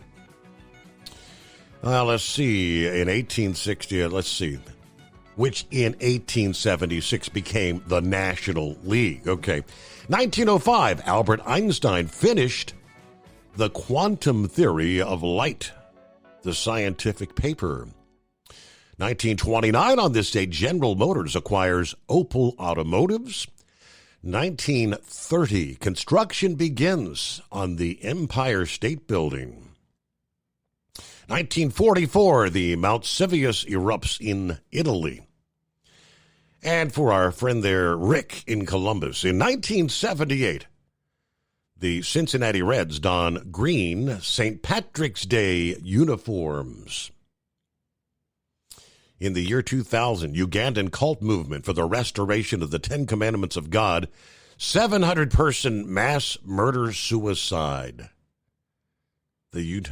Back in 2000. Wow. That is it for today. Manic Monday, as she likes to refer to it. Thank you so much, Dingbat. Hope you have a good day. They say you can't make this stuff up. How many times were you placed maybe in Facebook jail or censored or had your post removed via social media? 5 years ago, the world shut down. COVID was declared a pandemic. From the very beginning, people pointed to the Wuhan lab as the source. At the time, doing so meant you are risking your personal and professional reputation. You risk being banned from social media. You were labeled a grandma killer and a racist for demanding answers on the origin of the COVID. Media led the charge in this, attacking dissenters as conspiracy theorists, that you should be dismissed or ignored. Until now, the New York Times suddenly comes along and says, well, they admit what we knew all along, where they're now trying to play that they're the victim in all of this. The New York Times says the lab leak theory was censored on social media because of pressure from the administration. We shouldn't have done it. Yeah, pressure from who in the administration? Initially, Trump was president. Trump was pretty damn adamant about calling it the China virus over and over again. We were misled. Okay, news break. USA Radio News, I'm Anthony Lucero. President Trump's national security advisor says Iran is on notice following the recent U.S. airstrikes. Mike Waltz told Fox News Sunday the military launched devastating strikes against the Iran-backed group in response to the attacks on global shipping in the Red Sea. We hit the Houthi leadership, killing several of their key leaders last night, their infrastructure, the missiles. The Houthis announced last week that they were resuming attacks on Israeli ships in response to the country cutting off aid to the Gaza Strip. The FDA is issuing their recommendations for which flu shots to use this year. Thursday's decision came without input from a panel of independent vaccine advisors after a February meeting was canceled without explanation. The FDA did, however, use its own experts, working with the Centers for Disease Control and the Department of Defense to review data from around the world. I'm Michael Kastner. From America's News Network, USA Radio News. Let's see, if something costs less, a lot less, but people are actually happier with it, that sounds like something to look into, and that's MediShare. Maybe you've heard joining MediShare can save you or your family up to $500 a month, and that's huge, but it's also true. People are just happier with it. They love being part of something that reflects and promotes their values and what they believe in. MediShare works, too. It's been around for 30 years now, and members have shared more than $7 billion of each other's bills. People love having telehealth and a huge nationwide PPO network. So, yeah, really, you can save a ton and like it better. Imagine being happy with how you're taking care of your health care, whether you're self-employed or part of the gig economy, or you just want a plan that you're happy with. Here you go. You can call right now and get a price within 2 minutes. A very, very smart use of 2 minutes. Here's the number you need. It's 855-SHARE-40. 855-SHARE-40. 855-SHARE-40. Doc's Diesel is your one-stop online shop for diesel filter maintenance. Genuine quality, third-party tested filters for Cummins, PowerStroke, Duramax, and EcoDiesel trucks. Doc's cuts out the middleman and those pesky markups you often find from OMEs, dealerships, and parts stores. We make ordering easy with filter kits, subscriptions, and even dealer sign-ups if you have a fleet. Purchase your filters at www.docsdiesel.com and receive 10% off when you use code SUMMERS10. Doc's Diesel, your one-stop shop for diesel maintenance. Do you have a Dodge pickup and hate your automatic transmission? Of course you do. Levon Miller at Fire Punk Diesel here, and we specialize in heavy-duty and performance transmissions for your 3-quarter or 1-ton Cummins-powered truck. So if you're interested in turning your stock slush box into a towing monster, call us today at 614-733-3744 or visit us online at shop.firepunk.com. Winter is here. When the temperature drops, so does your truck's performance. Avoid fuel gelling by using Hot Shot Secret's EDT Plus Winter Defense, a 7-in-1 fuel booster and anti-gel that improves cold weather performance. The 7-point cetane boost decreases DPF regens and increases fuel economy. Be confident that your engine is running smoothly and trouble-free, even in the coldest temperatures. Hot Shot Secret EDT Plus Winter Defense, available at Pilot Flying J, Amazon, O'Reilly Auto Parts, and HotShotSecret.com. Hot Shot Secret, powered by science. For anything diesel, take it to Scheid Diesel. They provide a wide variety of services and diagnostics to determine what the problem is with the latest technology. From simple oil changes and preventative maintenance to fuel system diagnostics and repairs, engine rebuilds and cylinder head repairs, and rebuilds with our in-house machine shop. They also have on-site DPF cleaning for exhaust issues and DOT inspections. If your diesel is asking for some attention, Scheid Diesel has the specialist you need for anything diesel. Located in Terre Haute and Lafayette, Indiana, and Effingham, Illinois, Scheid Diesel has you covered. Increase fuel economy up to 7.9% with Hot Shot Secret Gasoline Extreme, the solution to maximize your engine's performance and fuel economy. Whether you're driving a sports car or a daily commuter, Gasoline Extreme is specially formulated with PEA to deep clean. Don't settle for an average driving experience. Upgrade to Hot Shot Secret Gasoline Extreme and go further on each tank. Order now on Amazon or HotShotSecret.com. Hot Shot Secret, powered by science. Hey truckers, this is Steve Darnell from the hit TV show Vegas Rat Rods. Check it out. Industrial Injection has been a leader in the diesel heavy-duty industry since 1985. Whether you are looking to keep your truck on the road, you are a hardworking farmer feeding America, an over-the-seas mariner, a miner, or a construction craftsman, Industrial Injection can help keep your heavy-duty rigs and equipment running so you can keep America thriving. Get all your turbochargers, injection pumps, injectors, and engine parts at industrialinjection.com. Industrial Injection, the place to go for all your diesel parts needs. Because Channel 190 phone's a little congested. Call Steve now at 844-844-3388. The Overnight Drive.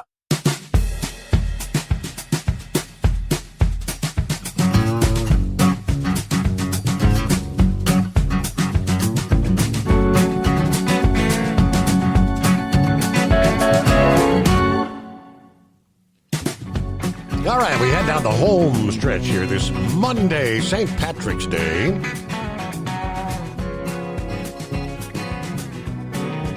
Then we say good morning to Gary. I think we did. 5-7 on board. Copy in the mail. Go Navy. Harry's. Hope you had a good weekend there. Sitting out on the front porch waiting for the storms to come rolling through, right? Gary said, how does a judge overrule the president? Well, it's not something specific to Trump. It happens to every president. Many things that Joe Biden, tried to proceed with. Things like the student loan forgiveness. Somebody takes it to court. Somebody sues and says, hey, you got to block this. The judge, Roki kind of looked it up, the official definition. If a presidential order is deemed unconstitutional, violates existing law, or exceeds the president's authority, a judge can strike it down. Issue like a temporary restraining order until it goes through the courts and finally gets a thumbs up, thumbs down through the legal system. It's an injunction to block its enforcement. And a whole lot of things Trump's been trying to proceed with. They're taking him to court around every corner. Of course, the student loan forgiveness, that went to the Supreme Court. And it was deemed beyond the president's legal authority. But Biden has continued to try and proceed with it anyway. On and on it goes, but... let me get to Hillbilly Tex here on a Monday. I guess you made it through the stormy weekend. Good morning, Steve. Yes. Yeah. It went a little north of us, I think, but yeah, we made it. Now, Steve, Joe Biden didn't know what he was signing the day he took the oath of office. He's a dumb old president. Well, he was not my president, but now look at him, Steve. I may have dozed off a little bit, but I heard Knucklebuster and that other fella yonder talking about that other fella was praying for monkey gouger. Did I miss something? Well, the monkey gouger hadn't called in, so that's it.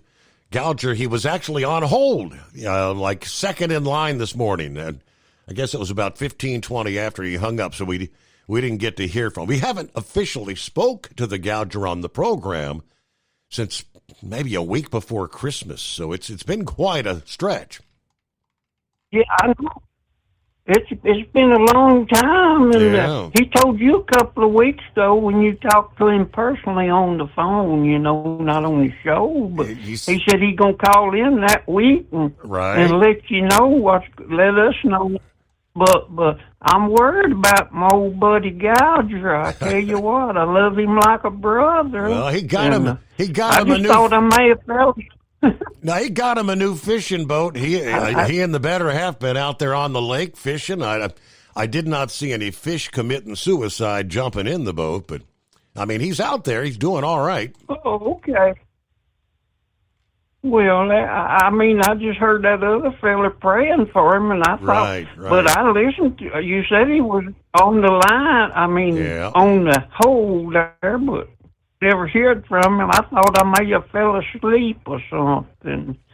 But anyway, y'all keep a shiny side up, and hope everybody's doing okay. Has a safe ride home. All right, Tex, glad you made it through the stormy weekend there. Western Tennessee was spared, but there were numerous tornado-warned cells. Yeah, once you got over into central portions of the state there, numerous tornadoes south of the Nashville area. Sirens were going off. They're at Aunt Francis's place. And let's see, I think it was, brain dead over the weekend. He also forwarded this story out of Alabama to me. And he said, this guy had, you had one job. A huge mess in Moundsville last Thursday after hazmat crews were called to clean up a large fuel spill. This guy gets the dumbass of the week nominee. Authorities say a truck driver is accused of dumping aviation fuel on purpose. Moundsville police say around 2,000 gallons of jet fuel was spilled, covering about a 5-mile stretch, including a bridge over a creek. One local homeowner found this news more than disturbing. Troubled over the long, dark stream of aviation fuel, disposing stuff like that on the ground or whatever, this causes adverse effects on the environment. Now, here's what the Moundsville police say happened. We're told Alfonso Terry Jr. tried to get his fuel tanker filled up at an area gas depot. The depot declined, saying Terry first needed to discharge his current fuel. Well, the nearest location to do that was in Meridian, Mississippi. That's when officers say instead of driving to Mississippi, Terry decided to just dump the 2,000 gallons of aviation fuel along the shoulders and sides of Powers Loop Road and Johnston Road. A team from ADEM spent the better part of the day on the scene. Terry drove over a creek with the fuel leaking. Carson Thomas says his own background in the oil and refinery business, this can't be good. It's going to flow off to wherever the water goes and maybe into the river. The Hale County Emergency Management Director says he does not foresee a threat to the public in the water table because he said the threat has been eliminated. We had Tuscaloosa Fire hazmat team respond immediately. They came down and prevented it from getting into the water like the creeks. So none of this fuel was spilled into the waterways, and they're working hard right now to get it off the roadway before the rains come. Moundsville police say they've officially charged Alfonso Terry Jr.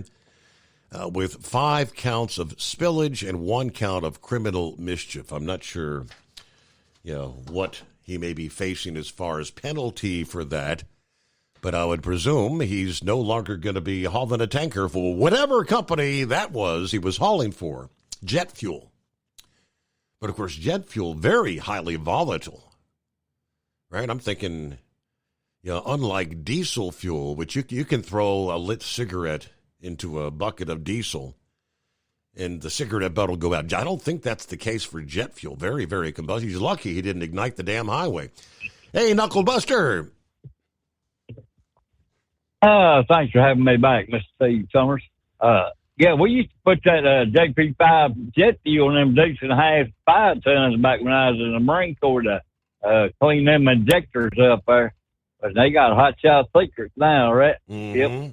Might as well just use that instead of that jet fuel. I want to give a simplified shout out to Truck and Field. Roll on, brother, and keep them safe today. I read on the Babylon Bee there, this San Francisco judge has blocked all of President Trump's orders and declared himself the new president. Oh, yeah? Is that how them judges do that? Sounds about right. Yeah, absolutely. Yeah. Yeah, I know that. Well, we know that was a bunch of baloney anyway there. All right, y'all buy some Stabile products, Hot Shot Secret products, and Steve Summers Overnight Drive products. Let's keep this thing rolling down the highway, Mr. Steve Summers. Have a great day. Thank you, Knuckle and happy St. Patty's Day to you. Don't forget, wearing of the green. Don't kiss the Blarney Stone, wasn't that something about St. Patrick's Day? All right, separately, little tidbits, odds and ends, things you come across, things that make you kind of scratch your head and say, sounds like a science fiction film where, we tried this. Well, in the film they did, Hollywood, and it didn't turn out well. I'm thinking along the lines of Jurassic Park. Resurrecting the dinosaurs, right? In the real world, a biotechnology company whose goal is to bring back the woolly mammoth says their recent small step is big news. Colossal Biosciences out of Texas said they aim to restore extinct species to the planet. The company made the woolly mammoth one of its first missions, setting a goal of having a mammoth walk the earth by the year 2028. Now, recently the company unveiled what it called a woolly mouse as a sort of proof of concept. The colossal woolly mouse marks a watershed moment in our de-extinction mission, according to the co-founder and chief executive. Colossal's goal is to create genes that are the key to the distinctive set of genes possessed by the massive creatures that roamed North America until their extinction 4,000 years ago. To do that, it will take genes in existing animals and adapt them until they find what would be characteristics of a mammoth. Now, in recent experiments, that was to alter the genes of mice to produce mammoth-like characteristics such as long hair, tolerance for cold, extra fat stored by the body. Researchers used gene editing techniques to produce the mice, which were actually displayed earlier this month. As noted by the Associated Press, the science behind woolly mice has not yet been vetted by anyone outside the company or published in a journal. Still, Vincent Lynch, a biologist at the University of Buffalo, said the result is technologically pretty cool.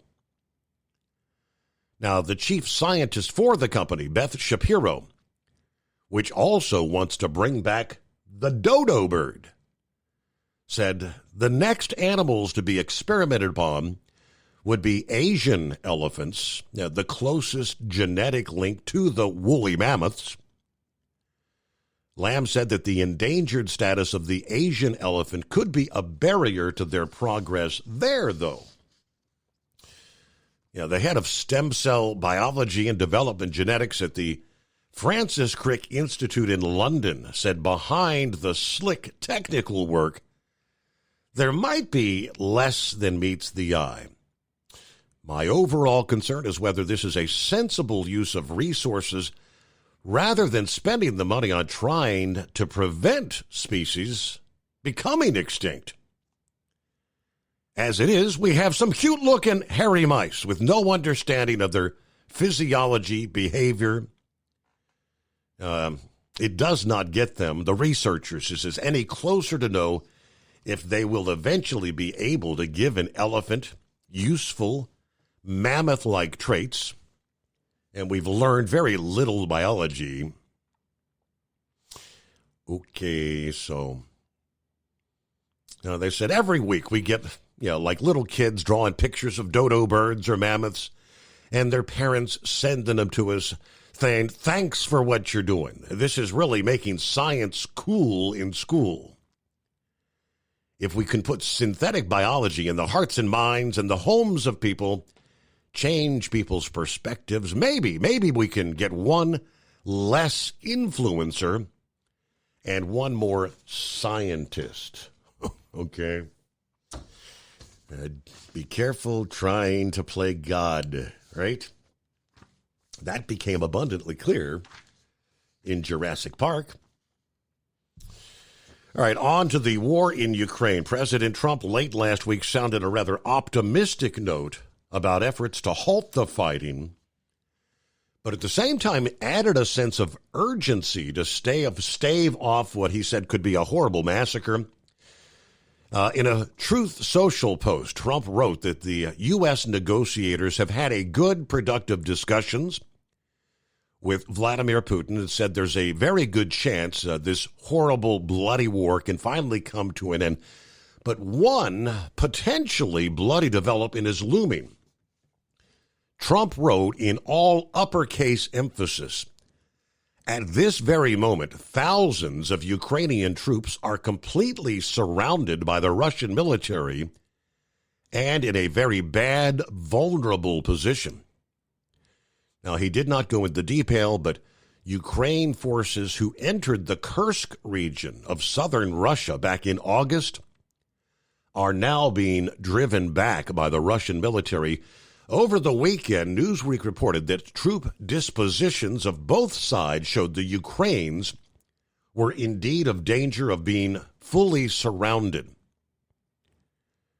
Now, Trump's trying to save those soldiers' lives. Trump said, I have strongly requested to President Putin that their lives be spared. This would be a horrible massacre, one not seen since World War II. God bless them all. He's made securing peace between Russia and Ukraine one of his signature goals, of course. Now, since this war began, February of 22, the war has killed or wounded upwards of 1 million on both sides, according to the Wall Street Journal. That was back in, September. At the time, about 80,000 Ukrainian soldiers had been killed, with 400,000 wounded, up to 200,000 Russian soldiers killed, about 400,000 wounded. Late last week, during the talks in Saudi Arabia, of course, Ukraine agreed to an unconditional 30-day ceasefire. At that point, Russia had not yet agreed to that. They've been holding meetings over the weekend. All right. So lastly, this past day, Trump's envoy, Steve Witkoff, said he expects the U.S. president to speak with Vladimir Putin sometime this week on ways to end the 3-year war. Speaking after what he called positive talks with Putin in Moscow, said he is hopeful of real progress to end the conflict. I expect there will be a call with both presidents this week. We're also continuing to engage and have conversation with the Ukrainians, adding that he thought the talk between Trump and Putin would be really good and positive. Now, he said, although the situation on the ground is very complicated, we are trying to bridge the gap between two sides. Docs Diesel is your one-stop online shop for diesel filter maintenance. Genuine quality, third-party tested filters for Cummins, PowerStroke, Duramax, and EcoDiesel trucks. Docs cuts out the middleman and those pesky markups you often find from OMEs, dealerships, and parts stores. We make ordering easy with filter kits, subscriptions, and even dealer sign-ups if you have a fleet. Purchase your filters at www.docsdiesel.com and receive 10% off when you use code SUMMERS10. Docs Diesel, your one-stop shop for diesel maintenance. Do you have a Dodge pickup and hate your automatic transmission? Of course you do. Levon Miller at Firepunk Diesel here, and we specialize in heavy-duty and performance transmissions for your 3-quarter or 1-ton Cummins-powered truck. So if you're interested in turning your stock slush box into a towing monster, call us today at 614-733-3744 or visit us online at shop.firepunk.com. Winter is here. When the temperature drops, so does your truck's performance. Avoid fuel gelling by using Hot Shot Secret's EDT Plus Winter Defense, a 7-in-1 fuel booster and anti-gel that improves cold weather performance. The 7-point cetane boost decreases DPF regens and increases fuel economy. Be confident that your engine is running smoothly and trouble-free, even in the coldest temperatures. Hot Shot Secret EDT Plus Winter Defense, available at Pilot Flying J, Amazon, O'Reilly Auto Parts, and HotShotSecret.com. Hot Shot Secret, powered by science. For anything diesel, take it to Shy Diesel. They provide a wide variety of services and diagnostics to determine what the problem is with the latest technology. From simple oil changes and preventative maintenance to fuel system diagnostics and repairs, engine rebuilds and cylinder head repairs, and rebuilds with our in-house machine shop. They also have on-site DPF cleaning for exhaust issues and DOT inspections. If your diesel is asking for some attention, Shy Diesel has the specialist you need for anything diesel. Located in Terre Haute and Lafayette, Indiana, and Effingham, Illinois. Shine Diesel has you covered.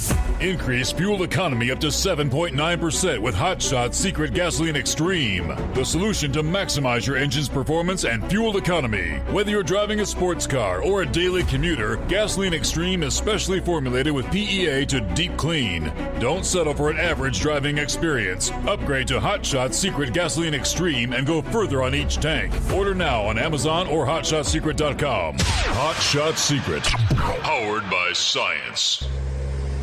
Hey truckers, this is Steve Darnell from the hit TV show Vegas Rat Rods. Check it out.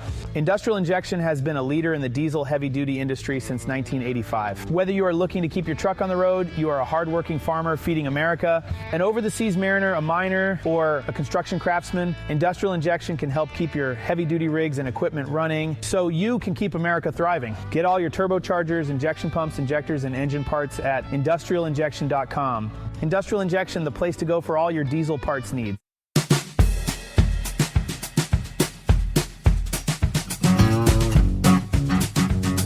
All right, in our final moments here on a Monday, saw Cuba in the dark over the weekend. Once again, Cuba's national electric grid collapsed late Friday. Widespread blackouts in the capital of Havana and across the island nation. Energy Ministry officials said an electrical substation in Havana failed about 8:15 in the evening, knocking out power to a large swath of western Cuba. The lights were out across all of Havana's waterfront skyline. Reports on social media from outlying provinces, both east and west of the capital, suggested much of the country's 10 million people were without power again. Now, they had a string of nationwide blackouts late last year that plunged their frail, antiquated power generation system into near total disarray, stressed by fuel shortages, natural disaster, economic crisis. Hours-long rolling blackouts have been pretty much norm for the island for months now. But suffering severe shortages of food, medicine, water have made life increasingly unbearable for many Cubans who have in recent years fled the island in record-breaking numbers, of course. All right, final footnote: for over 60 years, Sta-Bil has been the go-to additive when storing lawn equipment, collector cars, generators, boats, anything that's going to be sitting around with gas in it for an extended period of time. We're getting to that time of year in fairly short order where those lawnmowers, tractors, gardening equipment for the gas-powered weed eaters, you're going to be breaking those out, hoping they'll fire up. If you stored your equipment with Sta-Bil, you'll be in good shape. Sta-Bil storage keeps gas fresh for up to 2 years and combats corrosion issues in your fuel system at the same time. So, as they like to say, store that engine the right way with Sta-Bil. And for being a listener to this program, the Steve Summers Overnight Drive, you can save 15% off your entire order of Sta-Bil products by going to the website goldeagle.com. Use the coupon code Overnight Drive at checkout. It's that simple, 15% off your order. Have a great Monday. Happy St. Paddy's Day. Don't drink too much green beer. We'll see you back at the midnight hour Eastern Time tonight.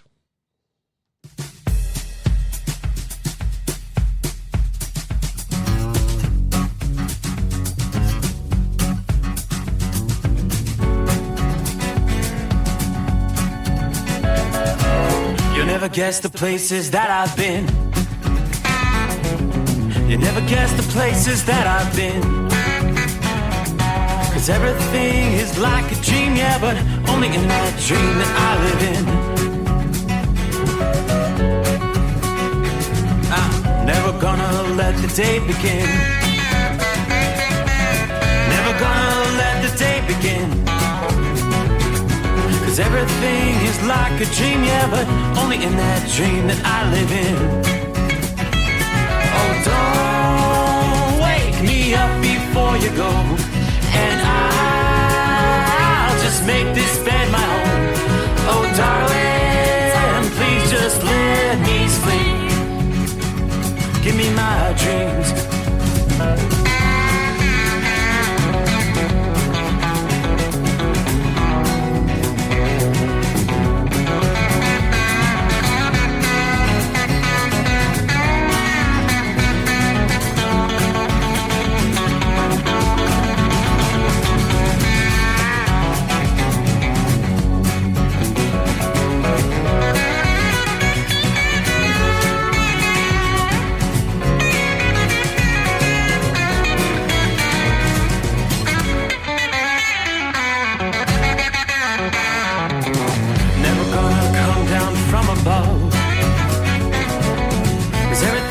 Better from above.